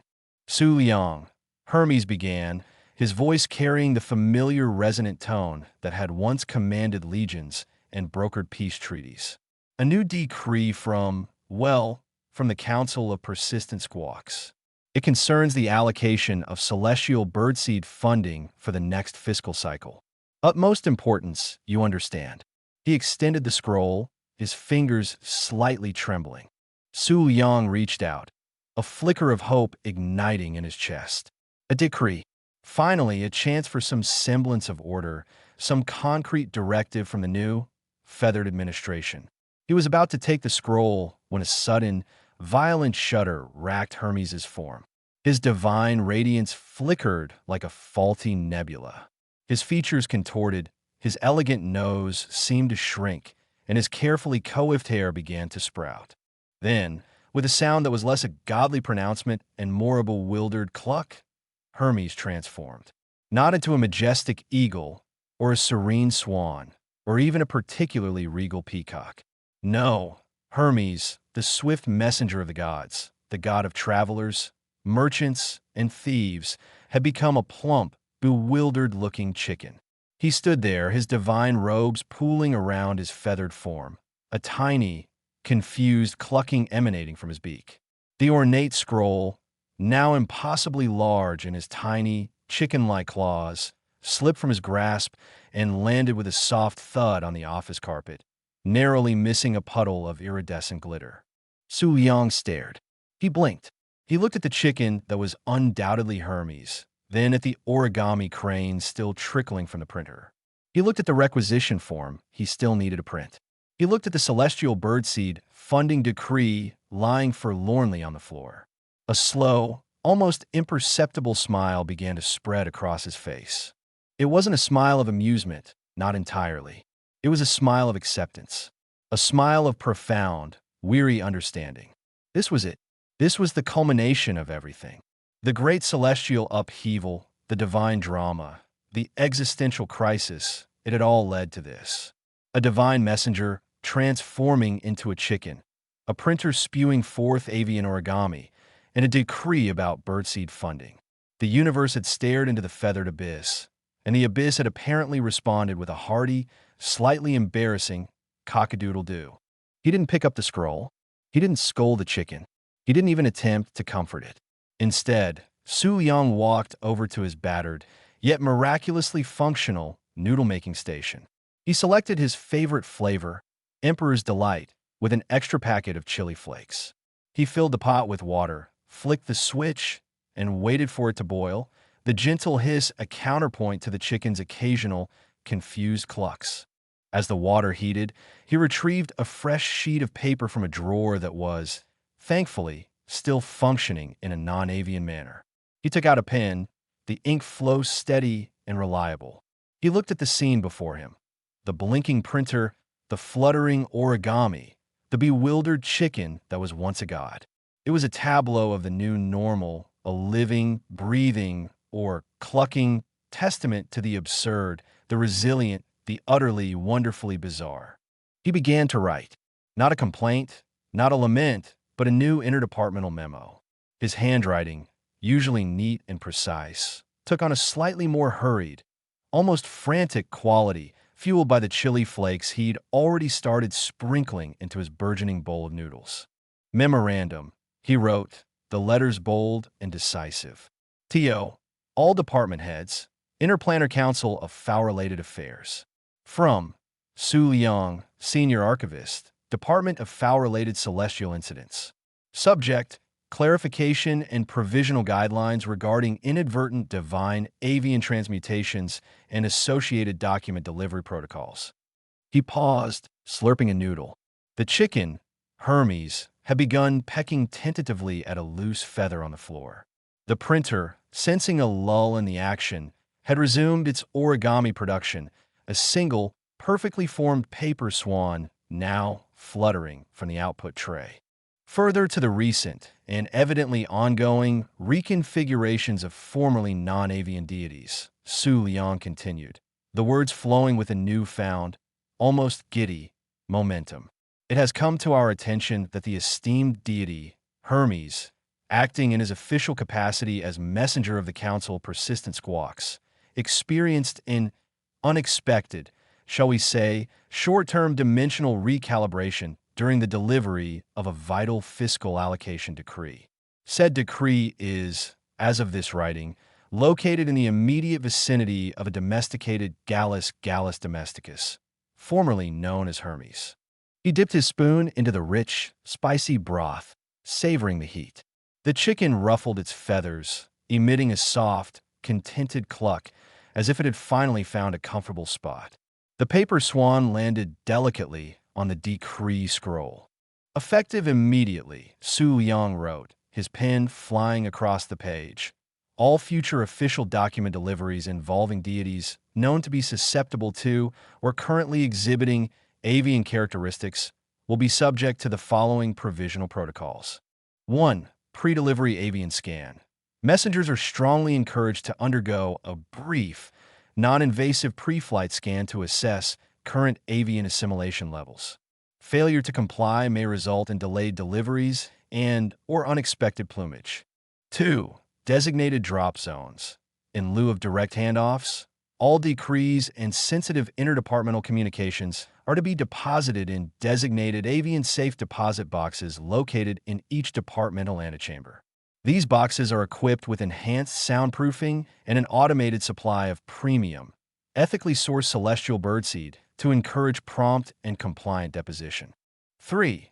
Paperwork realignment clause. Should a divine messenger spontaneously transmute into an avian form during transit, all associated paperwork, including but not limited to requisition forms, interdepartmental memos, and cosmic parking tickets, shall be automatically reclassified as incidental avian residue and filed under non-critical anomalies subcategory, feathered follies. 4. Printer compliance addendum. All departmental printing equipment is henceforth mandated to undergo a weekly deavianization subroutine. Should this prove unsuccessful, said equipment will be reclassified as art installation and utilized for the creation of exclusively avian-themed stationery. Su Liang paused, his bowl of noodles now almost empty. He looked at the chicken, still pecking contentedly at its feather. He looked at the paper swan, resting regally atop the decree. He looked at the endless stream of origami cranes still emerging from the printer. It wasn't perfect. It wasn't neat. It certainly wasn't what anyone had predicted when the very fabric of reality had been so violently, so hilariously rewoven. But it was his. It was their reality. A universe where gods became chickens, printers printed art, and the most important communication might be about the distribution of birdseed. He carefully folded the memo, the creases sharp and precise. He placed it on the printer's output tray, right next to the paper swan. The printer, as if sensing its new purpose, gave a final, triumphant whir, and then began to print a single, perfectly formed, official requisition form. It was for more printer toner, and, rather surprisingly, a small bag of premium, ethically sourced celestial birdseed. Su Liang smiled again, a genuine, contented smile this time. The balance, however bizarre, had been restored. The universe, in its infinite, feathered wisdom, had found its rhythm. And he, Su Liang, the quiet archivist of avian absurdities, was perfectly content to document it. One cluck, one origami crane, one bowl of instant noodles at a time. The great celestial upheaval had left its mark, a legacy of feathers and bureaucracy, a cosmic joke that was still being told, one bewildered chicken at a time. And Su Liang wouldn't have it any other way.